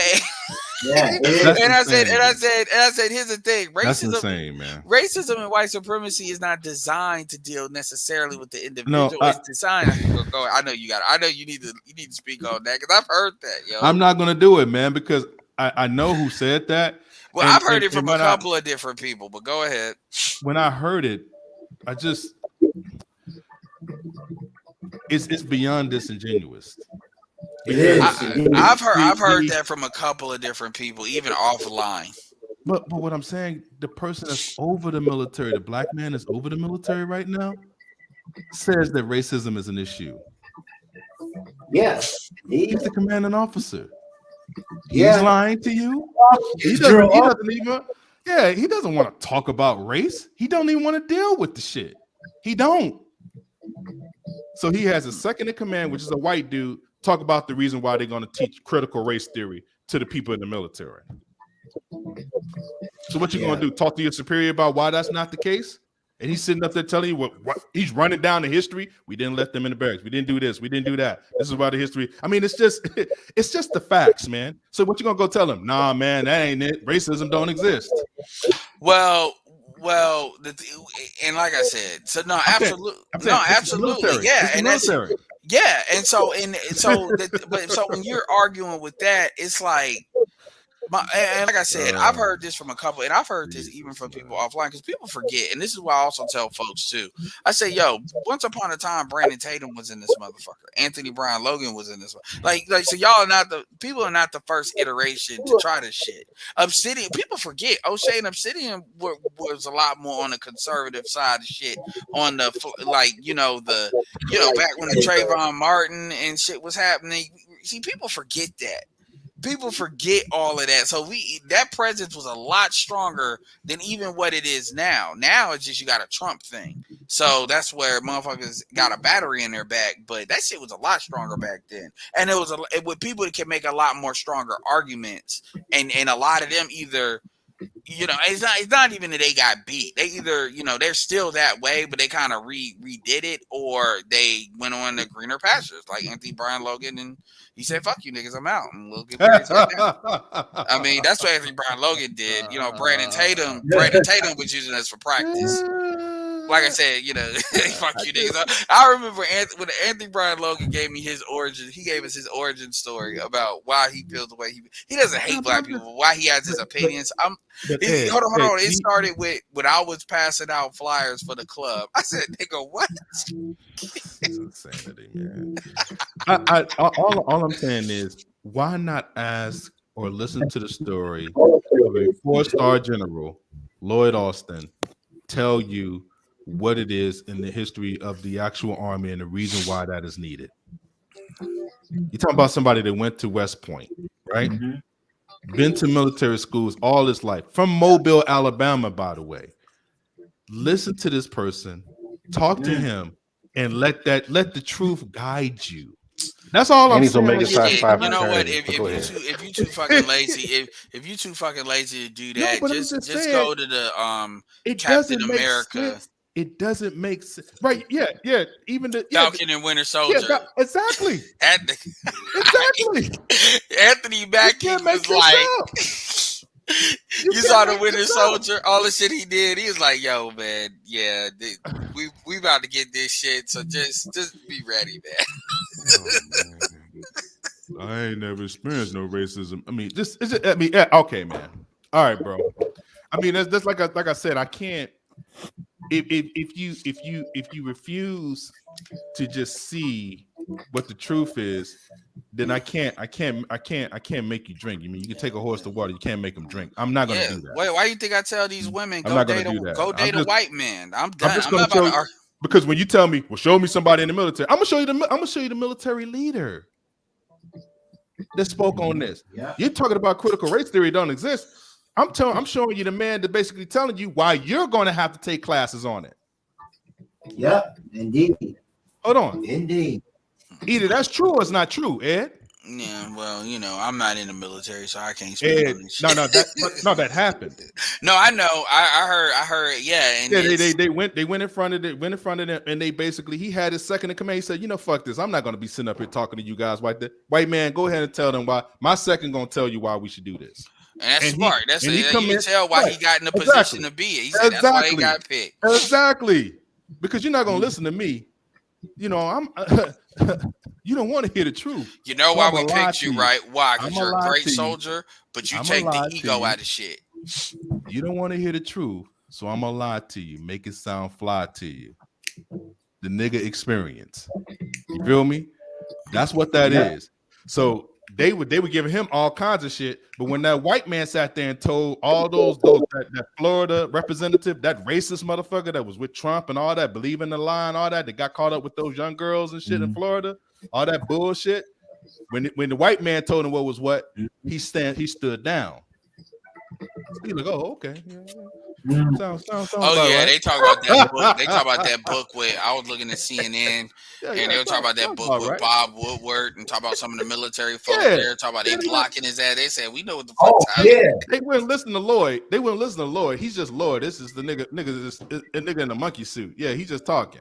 They showed it right there. They showed it right there. They showed in front of your face right there how they didn't respect the office. They didn't respect his rank. Well, once the thing about it, and that's once I recognize that, you know, and I can accept certain things like that. I say, okay, this is what this is. Because people, and that's another thing too. Dudes have to let go of this need to change motherfuckers. So that's I think something that fucks black men up, like especially with our women too. We think we want to change. Like, you're not gonna change. So some of them can, but most of them are not. You're not gonna change them. And once you accept that they're making the decision, I know Shonda H says every answer respectfully, either it is or it ain't. Just answer a question with all that extra. He's not asking me a question. Okay, first of all, DC is talking rhetorically. Like, because I agree with what DC is talking about. He's not actually asking me a question. I'm not the conservative on trial here, Shonda. I don't know if you understand. I mean, am I wrong, DC? No, completely right. No, I'm She not actually part of thought the end DC. at You all. actually thought DC was pressing. No, Did you see it in the chat? Don't forget, you cannot pretend to be a conservative. You cannot pretend to be a conservative. You're not a true That's not conservative. press for Ed. I'm a traditional, but like what man? I'm a me. traditional black man. That shit was funny, man. DC's a traditional black guy. That's me clearing up the record, because like I said, I make my words intentional, because like I do like poking the bear a little bit, because I said I still haven't heard me say racist. I've been basically kind of semi challenged. I think Art was around for that, like about an actual debate, and I'm still waiting for the invite, by the way. So I'm definitely looking forward to that, man, because I think that that discussion needs to be had, man. It does. You It see who Shonda. You see whose side Shonda's on. Shonda's. You know, but that's that pre-qualified shit. So I can accept that shit. So. See, I'm not the type. Look, man, I'm not the type. I'm not the type of motherfucker I don't know if that's the case. I'm not the type of motherfucker that's gonna sit here and be like, why is something the way it is? Once I see the way it is, I'm moving with the wind. I'm moving with the river, not against it. And I see a lot of dudes. Man, do you know how many dudes? I've actually asked dudes. I said, so why don't y'all date out? They be like, man, ain't no non-black, ain't no all around me. But I say, so nigga, you mean to tell me that you're in situations where you just got to deal with these females wilding out because you can't go nowhere? Nigga, you need to self-improve your way out of that shit. You need to get your money. You need to do something. You need to get your money. Nigga be like, nigga, I can't self-improve outside this neighborhood. I said, well, nigga, you need to figure that out, because, and that's what I'm starting to figure out, why a lot of these niggas are frustrated, because they can't go nowhere. And I get it. They be like, man, I'm in Chicago. You know how racist segregated it is. Oh, come on, man. I'm like, shit. And you better figure it out. But guess what? That's why I'm one of them old niggas that's over here. You hear me? Well, I'm talking about young dudes. I'm talking about dudes that are like 35 and under. I get the older situation. They need to talk to you though, for real though. They need to speak with you directly about how it's actually done, to be able to lead that way, because a lot of people that think that I was joking, anti-black and things of that nature don't figure it out. Shonda said that when I stated that Secretary, like, you asked me a question about Lloyd, which was a rhetorical question as well, that I stated that I wasn't in the military. I was semi joking, but yeah. He wasn't. So I mean, again, like, see, I get it. Like, you try poke the bear. Don't do the I'm gonna say it a different way. Like, I know the plays we as a people run. Man. I gotta get up anyway, man. Let me get up off of here, man. Well, I'm off, so I can wild I gotta get up early in the morning, man. Take my daughter to school, man. So I gotta. Yeah. Okay. Well, what I'm saying, what I was going to say earlier, is that a lot of people that say they want to date out and they're going to do this and that, they're not willing to put in that work either. Right. I've been listening for a while. They probably date out locally, maybe some Americanized Japanese chick and all that. Right. But as far as like learning another culture and getting adjusted, hell no. I don't see it, man. And you're right. And the thing about, but even, well, the SYSBM movement is a little bit different. Some of them are, but it's like with anything, you have the people that are kind of like, they say 80% of the shit is done by like 20% of the people. So you have the people you see are consecrated their series, but a lot of the motherfuckers are capping. They are, and And it's a big thing. Shout out to Pablo, and he's starting to talk. It's something that's starting to happen in the passport community, where motherfuckers starting to get mad and motherfuckers that are taking the nigga shit and exporting it to the point where these niggas are starting to get robbed and shit because they're stupid. And it's like, if y'all not gonna do this dumb shit, and then y'all sit here and then say we sending y'all over there. No, Pablo literally showed a video.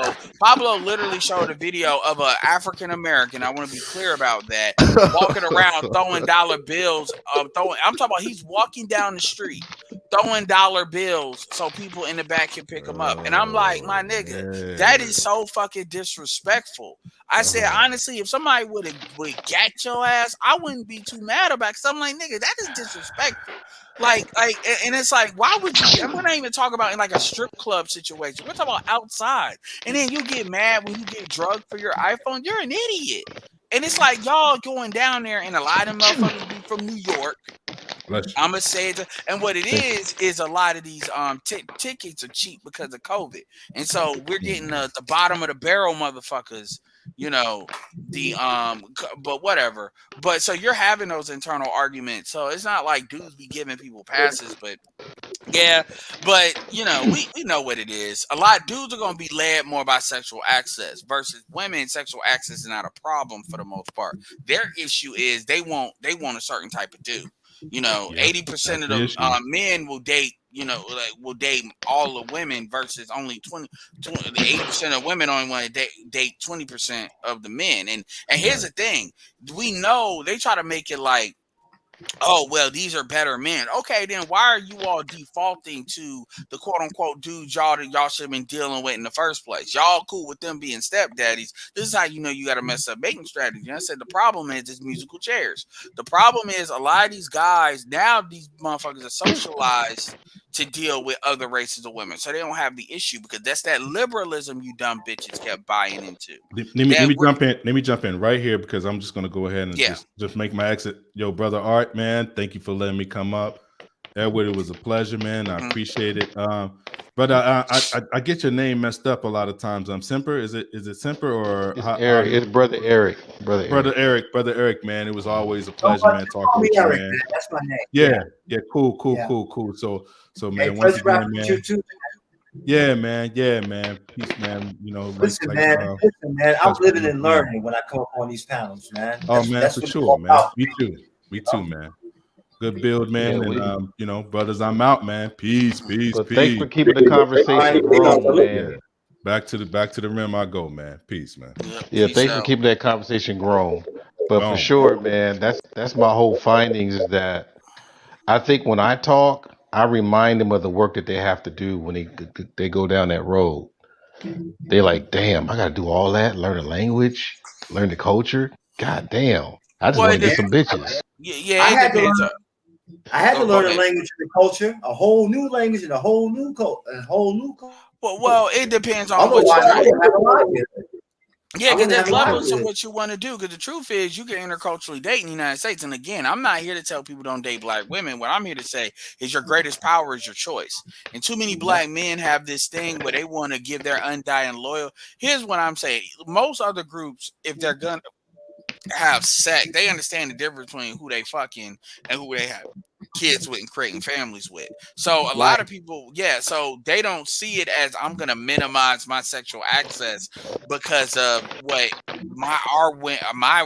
our women feel about that, because they have insecurity issues. They don't think that way. And the women don't think that way. But with our women, they have this thing about wanting to be validated in this society, and they can't really say that to the white man or the white woman or the non-black person. So we bear the brunt of that. So you got dudes that go out of their way, like O'Shea was just talking out to O'Shea, but he was just talking about, you know, yeah, man, Venus Williams, you know, she's very attractive. And I'm like, why do you have to go out of your, like, dudes have to go out of their way and give this, like, I only deal with black women, I'm not sexually attracted to non-black women argument. And it's only in the black community you have to do that. You know, it's like, for what? You know, because you just got to remind them over and over and over that they think they're pretty because they don't. And it's like, yo, we're not the ones that make you feel that way in the first place. You know, black men. Everyone wants a trophy. That's kind of that treatment. Yeah, and so my point is, you know, we got to do the most. And the truth is, black men have ceded their choice as far as sexual access, because think about it, if black women can't leverage sex against black men, what the fuck do they really have? And I'm not saying that they ain't shit, I'm saying they have no negotiating power. They gotta kind of adhere, even with all this shit catered to what they need to do, they gotta still kind of adhere to the code to a certain extent. Sex is the only thing they can leverage. This is why whenever men try to go around that, they always want to wild out, and half the time, because you got these buffer Negroes, they will wild out because your manhood is supposed to be tied to what black women think of you. Right. Absolutely. And I'm like, yo, nobody else. Who else does that? Nobody else does that. Nobody else does that. Yeah, man. I agree. Even from a sexual standpoint, black men are considered, one of the things that makes black men attractive to non-black women is the fact that black men believe in service when they're having sex. Other groups of men just want to get their nut off. Black men are not really satisfied if they don't get that woman off. And I'm not saying that's one of those things like a byproduct that kind of works in our favor, but as far as reputation, and then it's not really a big deal, you know what I'm saying? But that's just an example of how it's different. And that's one thing that helps us reputationally from a sexual access standpoint. But the thing about it is, other dudes don't think that way. And this is what we think when they talk about, oh, I need that burning desire. That's why if you trick, blah, blah, blah. And it's not about me telling somebody to trick. It's about a mentality. It's about the mentality and how that goes into it. And dudes never understand that. Notice when we have those conversations, that shit always flies off the window, because now you're starting to see the rhetoric and how people have been socialized come to the forefront. And the fact is, they can't think outside of that. They can't say, I disagree with this, but I can understand how somebody might come to that conclusion. No, they like, we may disagree with white people, but we can understand how they can come to that conclusion. We can have our judgments on morality and all that of it, but we can understand the logic how somebody will come to that conclusion. A lot of these dudes, they can't even see the logic. They can't even come to conclusion, because that's how much that shit is walled off. Because to them, you're not a man unless a bitch tells you you're a man. This is why in the black community, alphas are basically who black women are sexually selecting, even though later on they hate the motherfuckers they're fucking. They talk about all the niggas and all the bad shit they say about black men are shit that is shit by black men they're actively having sex with or has had sex with. But dudes never. Anyway, go ahead. What direction you see I guess the young Generation Z sisters going into? Do you see them like repeating the cycle? They're gonna fuck each other. They're gonna go gay. They're gonna so a couple of situations. Glenn and Cameron did a video called "The New Black Girl," in which you're gonna see some women categorically completely reject what black women are typically doing because they see where it's going, and they're gonna operate more like Valley girls, but like legit Valley girls. And so they'll probably absolve their blackness in that way.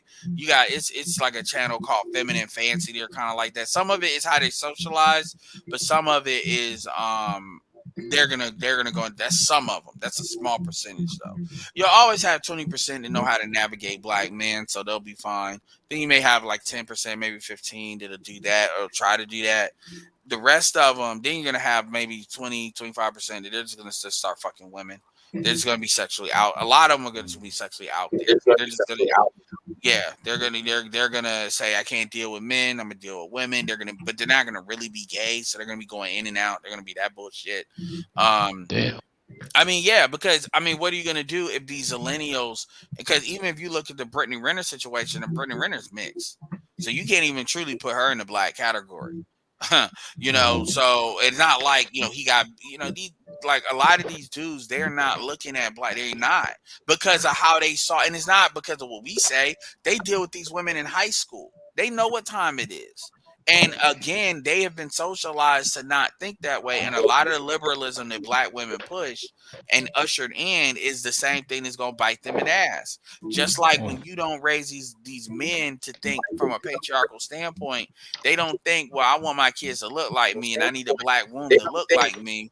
They look at every womb like it's the same. So now personality and stuff like that matters more than it should.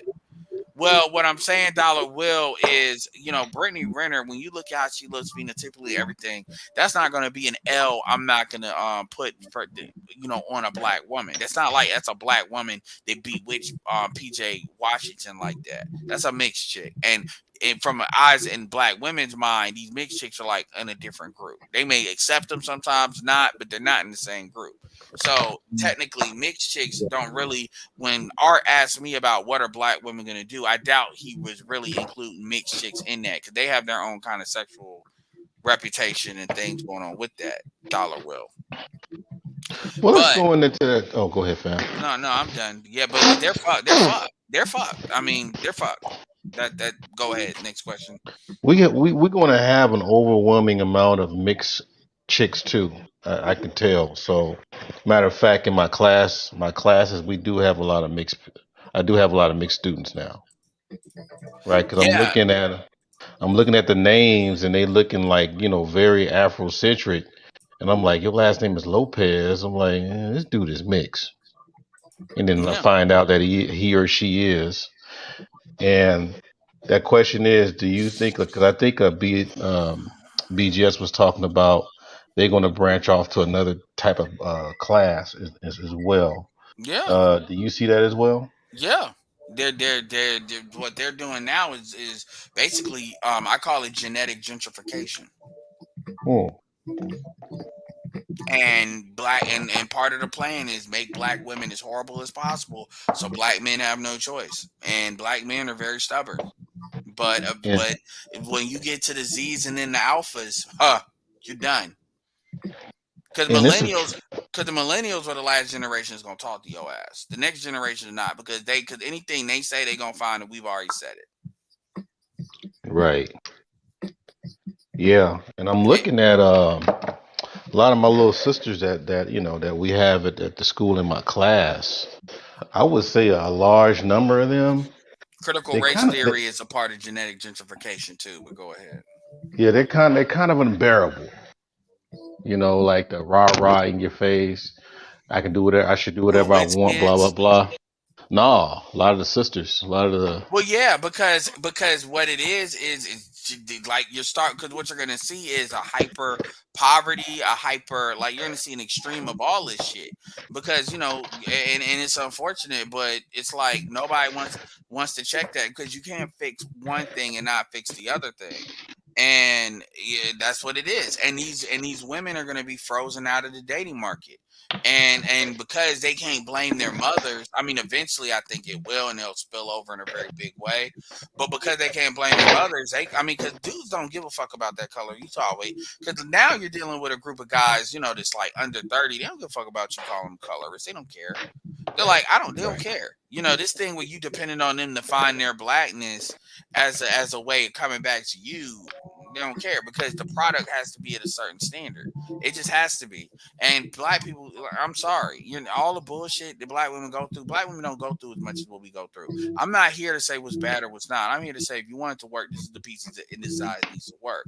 But people just want to ignore that, like you're going to ignore it to a solution. Fine, you can do that. But these women are going to start. You already see it. These women are getting into witchcraft, or they're getting hypersexual. They're just getting into maximum extremes. Now, what I don't know is how the economy is going to affect them. Selling pussy. I mean, and that's happening a lot more than what people want to really talk about. Man, but you know what? On the real, I heard a lot of that selling, of the bodies or whatever, or trafficking, that took place during the Zoom classes. Because a lot of the Zoom classes, some of the students weren't even required to even keep their cameras on. Yeah. So you didn't know what was going on. Yeah, well, the thing about privacy in their home, huh? Well, yes, I sir. mean, the thing about it is, like, when the thing about it is, when you're addicted to fast money and easy money, I mean, you develop a taste for that. And if you because I'm gonna tell you, as somebody that's dealt with biz ops and shit, I've seen people that make money, and when you start making that money, and when that money comes through, boy, that'll fuck you up. That'll fuck people up. It really will. Yeah. But you got to go right back to class. Without Yeah, any business, you got to stop the business and go right back to class. yep. So what happens is women. So with women, and obviously selling sex is the oldest profession, Right. and there's plenty of people who's willing to buy it or do whatever. And then so now you got the cam stuff, the OnlyFans stuff, just like in the strip club, people are selling. People don't want to talk about it because there's a feminist narrative that's got to be out there. But you see it now where people talk about sex workers and all this other bullshit. They want to be a sex worker and da da da. They're already trying to change, like, gentrify the language so it's more acceptable. But see, that's going to work against them because these women are not psychologically wired to do all of that, not at that number. So, and then a lot of and I'm gonna keep it real with you, I don't give a fuck. I really don't, because my thing is, you want to do stupid shit, I'm gonna let you do it. I was raised to be a touch the hot stove type of person. So all this, BGS be talking about these dudes. He's right. A lot of these dudes are just gonna emotionally like lose it because a lot of these dudes got daughters and they can't. I ain't got kids. I don't give a fuck because at the end of the day, this shit happened because a lot of things had to happen for this shit to happen. A lot of decisions had to be made for this shit to happen, and it is what it is, yo. But we're going by way of Brazil, where a lot of them black women you were talking about, they're going to be forced in the underclass because ain't nobody going to fuck with them. And then it's not going to be as many jobs and shit. Automation's kicking in, so you ain't going to have the Walmart jobs because don't think these companies are not automating like a motherfucker. And they just let people they just are work. indeed. Yeah, they do that shit over here big time, man. Self checkout at all, even the small supermarkets over here, man. They got self checkout lines because the technology is cheaper. Because you gotta remember too, a lot of these the older self checkouts they're easier to make, they're cheaper. The older models can be sold. Yeah. It's happening. So I mean, I'm not trying to be doom and gloom, but I mean, shit. If you look at how long we've been here, the stuff that we've said has happened a lot faster than what we thought it would happen. We thought a lot of this shit would be going on in 2030. Yeah. This shit is here now.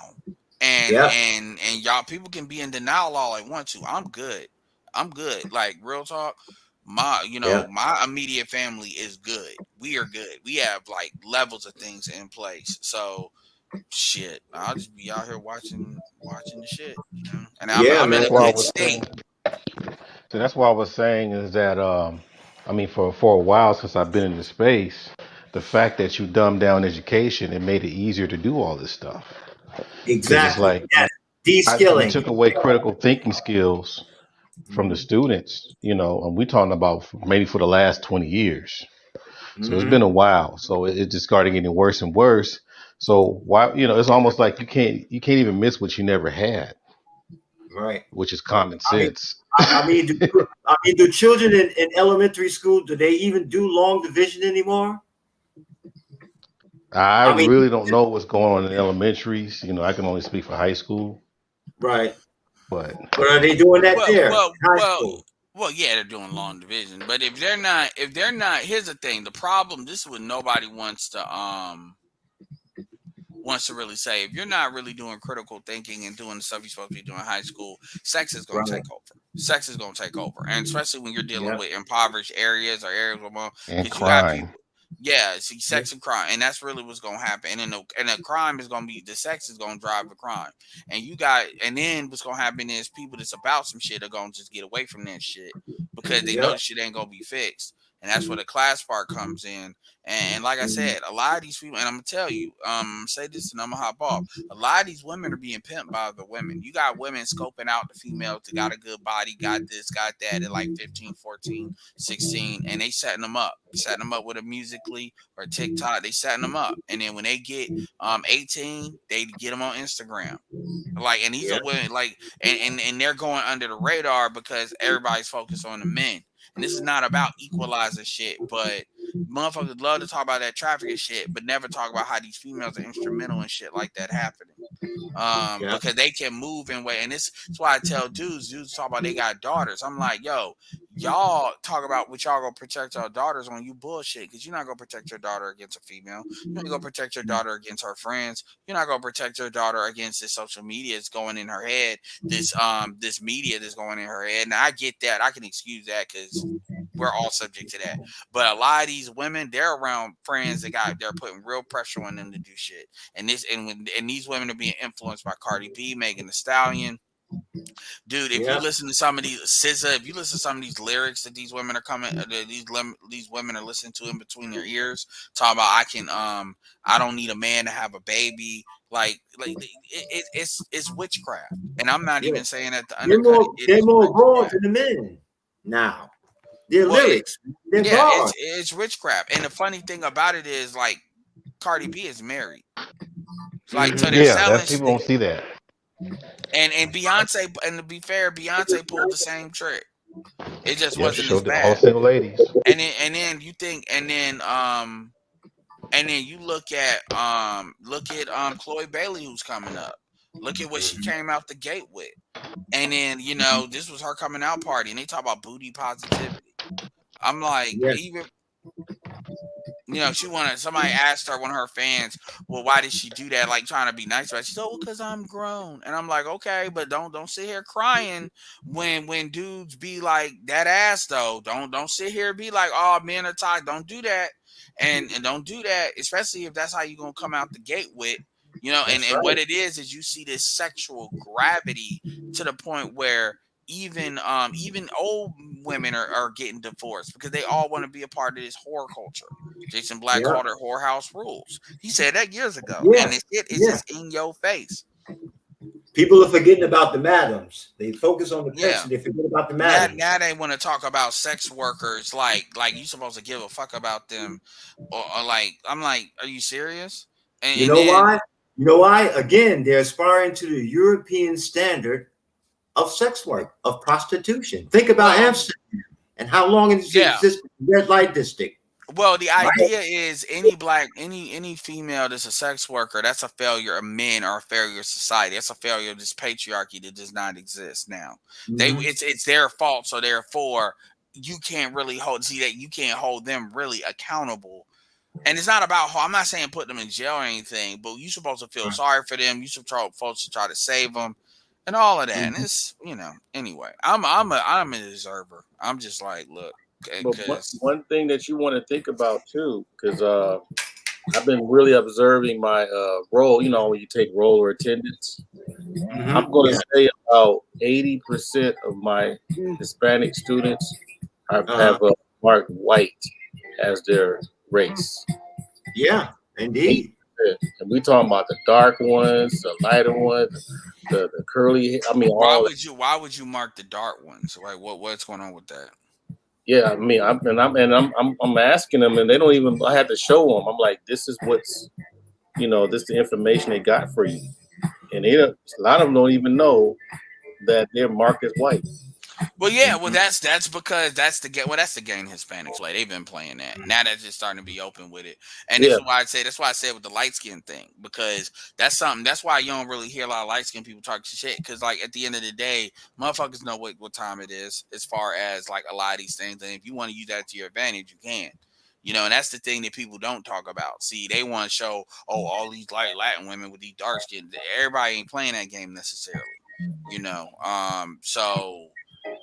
But it doesn't get talked about because why? Can you why go out of your way to aggravate dudes? For what? Plus light skinned people can just move under the radar. And that's how I prefer it. Shonda H says Chloe has evolved to promoting her sexuality. It's ridiculous. I see this ending badly for her. I hope her sister doesn't follow suit. And I hate to say this, Shonda, but it's almost as if Chloe's kind of trying to slowly push her into it. If you look at the and if you look at the what she had on the Meta God, you gotta look at it. It's very it's risque, but it's kind of risque in kind of a way that's like not. And I'm not saying Chloe, but here's my thing with what I don't have an issue with what she did, but here's my thing. My thing is Chloe has talent. So you don't need to do this as an access to talent, or you need to keep this in your back burner. You don't want to be in a situation where it's like every time you're doing this so much that you got to like top it. You want to kind of do it where if you're going to do a video like this, you want to do it to make a splash, then maybe like every other album do something like this. So it's like you're kind of doing the same thing, but just kind of making a splash. You don't want to be like Nicki Minaj, because like Chloe's actually natural. You don't want to be like Nicki Minaj, but it's like you gotta do more and more and more because you making up for whatever. And I already know people are in her ear, telling her to do that because that's what everybody else is doing. So they're just putting her in that. And it's like, it's not, and here's the thing too, and I'm not saying these people got to be role models for little girls, but at the same time, don't sit there and try to act like it's men making me do that. Now, because these women, it's to the extent now where these women, women are like, I can be because what Cardi B showed is you can be a stripper and be a hoe, be open about it, and still try to have a rap career. Just like how people try to write books to legitimize them being a coach or something. It's the same thing. It's the same thing where people are doing now, where they'll try to get attention by all means necessary. So they'll do the whole shit in order to make the whole money. But at the same time, now that's like something that's being elevated as like sexually empowered. That's why it's being let go. Look at the connection with the whole Kamala Harris, because the way that she was moving up in politics, that was not a secret. And then all of a sudden, she makes that connection with Cardi B. So you got one in the political side. And feminists used to be against that. Feminists used to be, because they saw that but now it's like that other side is kind of been an outgrowth, and now it's like anything goes now, so they don't care. Because another reason they don't care is because really black women are the ones that are being seen as the face of that. So white women are not going to really mind as much because that's something that black women are basically being seen at. So that kind of goes back to helping their reputation anyway.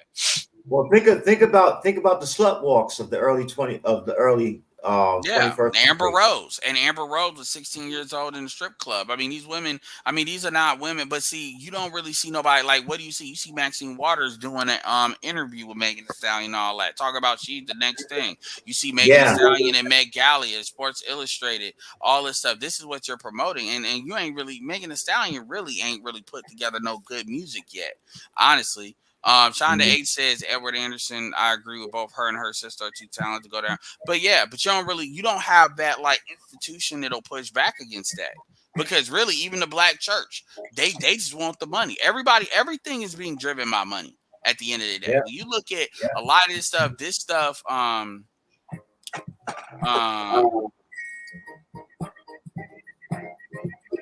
that goes to the myth of rugged individualism too.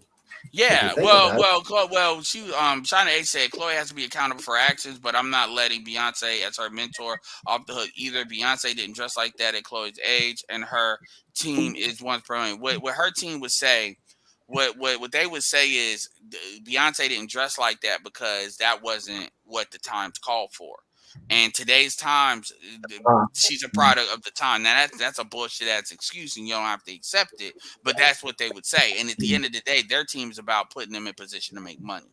Period. That's one thing the Beyonce team has always been about. They will say and do what they need to do in order to do that, and they won't and preserve the brand. They're all about the brand. That's why Beyonce had that Sasha Fierce moniker. Even though she wasn't living like that's not even her personality. That's what they're selling. And at the end of the day, I'm not here to wag people's fingers. But black women are like Jason Black talked about this. Black women will buy that shit. And then at the end of the day, you ain't got no man. You fucked up. And then you talking to Kevin about, how can you be bailed out? And he's giving you basically your exit interview. Jason does the same thing. Because Jason's solution is you need to be a side chick to a producer.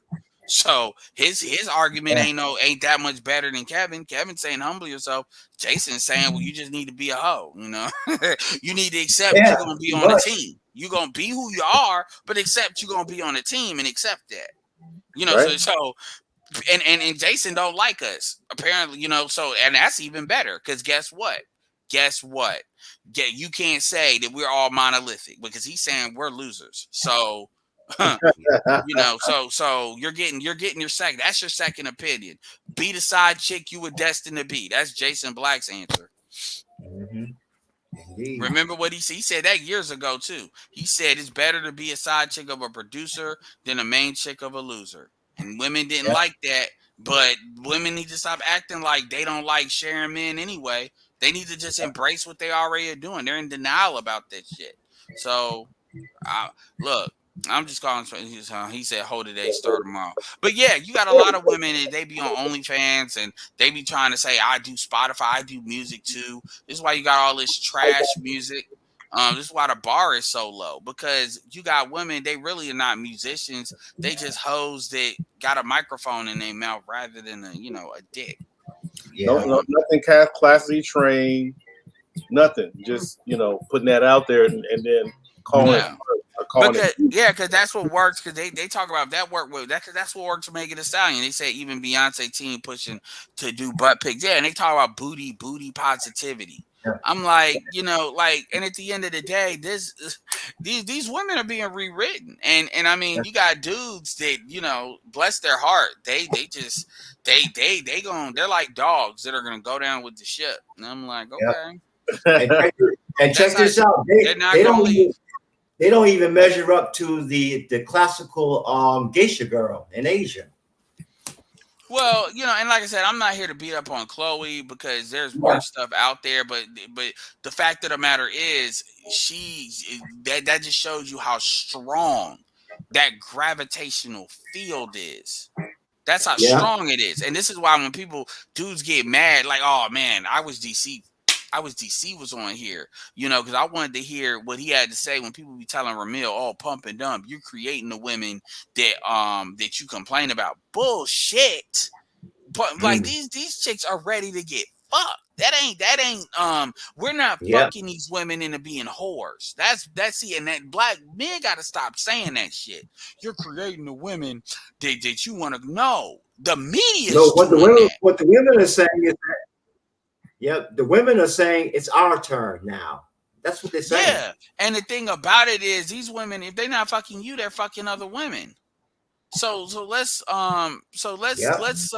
talk about dudes, and even still, ain't like these dudes are like forcing it on these women. These women are going over the river and through the woods to get at the dick. When they create false IDs and all this stuff, this ain't some stuff they just fall into. Like they used to call it fast ass girls back in the day, and now the pressure is extremely strong, and that's the women doing that. Because the truth is, the dudes, it's only like 20% of the dudes that are really, I'm not saying they're getting sex, but I mean that are really getting, like, the women are really coming at them like zombies or some shit at them, right? So they don't need to sort of saying they don't need to apply pressure to these women like they used to, because these women are already down. It's just for whatever dude they want. Yeah. And their national anthem is Weather Girls, It's Raining Men. Yeah, you got women talking about dating well, I don't know, I ain't hear that, but I know they talking about dating multiple men, and you talk about like the new HIV cases are coming from women, black women.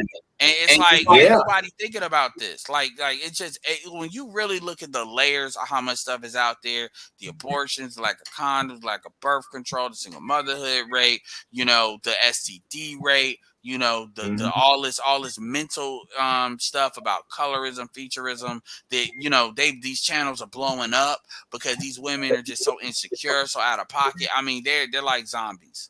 And I'm not saying the dudes are any fucking smarter. Half these young niggas can't read. And it goes all the way back to the future. Yeah, it goes all the way back to 65 to the Moynihan Report. If you read it, thinking about how the situation has devolved and been exacerbated decade by decade. Generation by generation, younger and younger. And don't get me started on the food shit. Don't get me started on feed you whatever they need. You're a battery for the food industry, and then you'll be a battery for the pharmaceutical industry. Don't get me started on because motherfuckers talk about obesity and that's the only get me started on the obesity shit. Where women, I just say, you know what, we're gonna make this simple. Should women weigh more than men at the same height? Well, I'm like, okay, so I don't need to have this conversation because that's what they jumped on a Marilyn Negra. A Marilyn Negra was 230 pounds, and they got mad at her for losing weight. Damn. She said I was not healthy. I needed to lose it. I wanted to lose it, and they got mad at her for losing. This is where we're at. Mm-hmm. Well, wait till you think Lizzo gonna lose some weight and get some liposuction? No, because she's getting paid to be fat, in my opinion. You can call that conspiracy theory. I think she's being a lot of her sponsorship and stuff is I won't say they got it in the paperwork, but it's implied, because especially and that light is on her with Adele lost that weight. Adele was attractive. I mean, look at the flip side of this coin, right? And go to the young men, the fat boys. Why did they become popular? Because they named themselves as they were, fat boys. That's what they got paid they said for. she was 230. I think Marilyn Nigger's like 5'8". So she, but so it didn't look, but yeah, that's people. She looks skinny. I'm like, nah, she ain't. She's probably like 170, 160. I mean 150. Serena's 160. No, Megan Thee Stallion. Like Megan Thee Stallion is 160. Okay. Think about that. And she looks bigger than like a lot, but she's 160. So I mean, they said Chloe Bailey is like 140. Wow. I mean, yeah. So when people be throwing, let's say, dude, I understand y'all like the top and the bottom. I understand that, but they folks be doing the most, man. They really do. But whatever. Don't get me started on that. Anyway, I'm about to go to McDonald's get me some breakfast and then take my ass to sleep. Do your thing. I'm about to end it off too, so I get me at least 4 hours of sleep. So, you got any last words? Hey, nice rapping with you, Ed, man. Yeah, no, I appreciate it, man. Yeah. Join my channel anytime. Whenever I do panels. I come over to your spot, man. And I listen to you quite often, man. Sometimes I don't go on panels. Sometimes I just go and listen because the topic is something that I ain't all that familiar with. I understand in general, but it's some new shit, and I gotta learn that shit. I gotta learn the lingo and all of it. I'm about to rotate my channel to kind of make it more like a channel. It's been more like a blog, like a vlog, but see if we can get some growth, some real good growth going. I've always held it to not really promote my channel on other panels because when I did that, I want to really go through the Chitlin circuit and really, really do it. Right. But I wanted to, because a lot of my stuff is like a soap opera. So it's almost like you got to jump in the middle of the conversation. Otherwise, you won't know what the fuck I'm talking about. But anyway, it's been I listen to the, after you finish, sometimes I'm able to catch it. It's hard to catch you live because I'm all over the place. Oh, yeah. And I kind of open my stuff up when I'm inspired. So I need to start doing my stuff on a more scheduled thing. But, obviously YouTube is YouTube and we're kind of in the final third. So, yeah. But anyway, with that being said, this is Edward signing off. Peace. All right. Salute. Yeah. Sound like I'm on my fucking channel. We got the Phenom here to do his last words. Oh, I do that too. When you come in, just to say hi, to say goodbye. Exactly that. Hey, how y'all doing? And have a good night. You did the Russell Simmons on us. I'm already infamous. Might as well. It's all good, man. I'm glad you came through, even if it's 30 seconds. It's all cool, man. Hey, it just fall like that sometimes, Yeah. So I'm gonna try to do Friday and we'll see what happens if I got some time. So, well, as usual, Art, thanks for letting me up, man. It was a great discussion, man. Oh yeah, thank y'all for coming through and keeping it grown up. Okay. Yeah, I mean, hey, as long as I can learn something, man, and I can drop my 2 cents every once in a while, man, it's all good. You hear? Yeah, we need that wisdom, so it all works. All right, brother. So, peace to everybody out there in the chat. Hopefully that I got my first real troll, man. I must be doing something. So. Indeed. You know you're doing something when you start getting trolls. You know you're doing something. You know you're making an impact because you got some idiot And in the future, near future, you probably will have some more idiots within his team, okay, or her team, coming at you again. You know.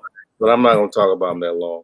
But yeah, I appreciate you coming through. Appreciate everybody out there coming through as well. Hope y'all enjoyed my guests. Try to get more. I gotta do more mingling. That's my problem. I haven't been out, so. But I do more mingling. I bring more people through. So you guys be safe out there. Do some Listerine. Spray some Lysol. Just don't inhale it. You know. Shout out to Donald Trump on the bleach. No, I'm joking. But anyhow, y'all be safe out there. Peace and hair grease.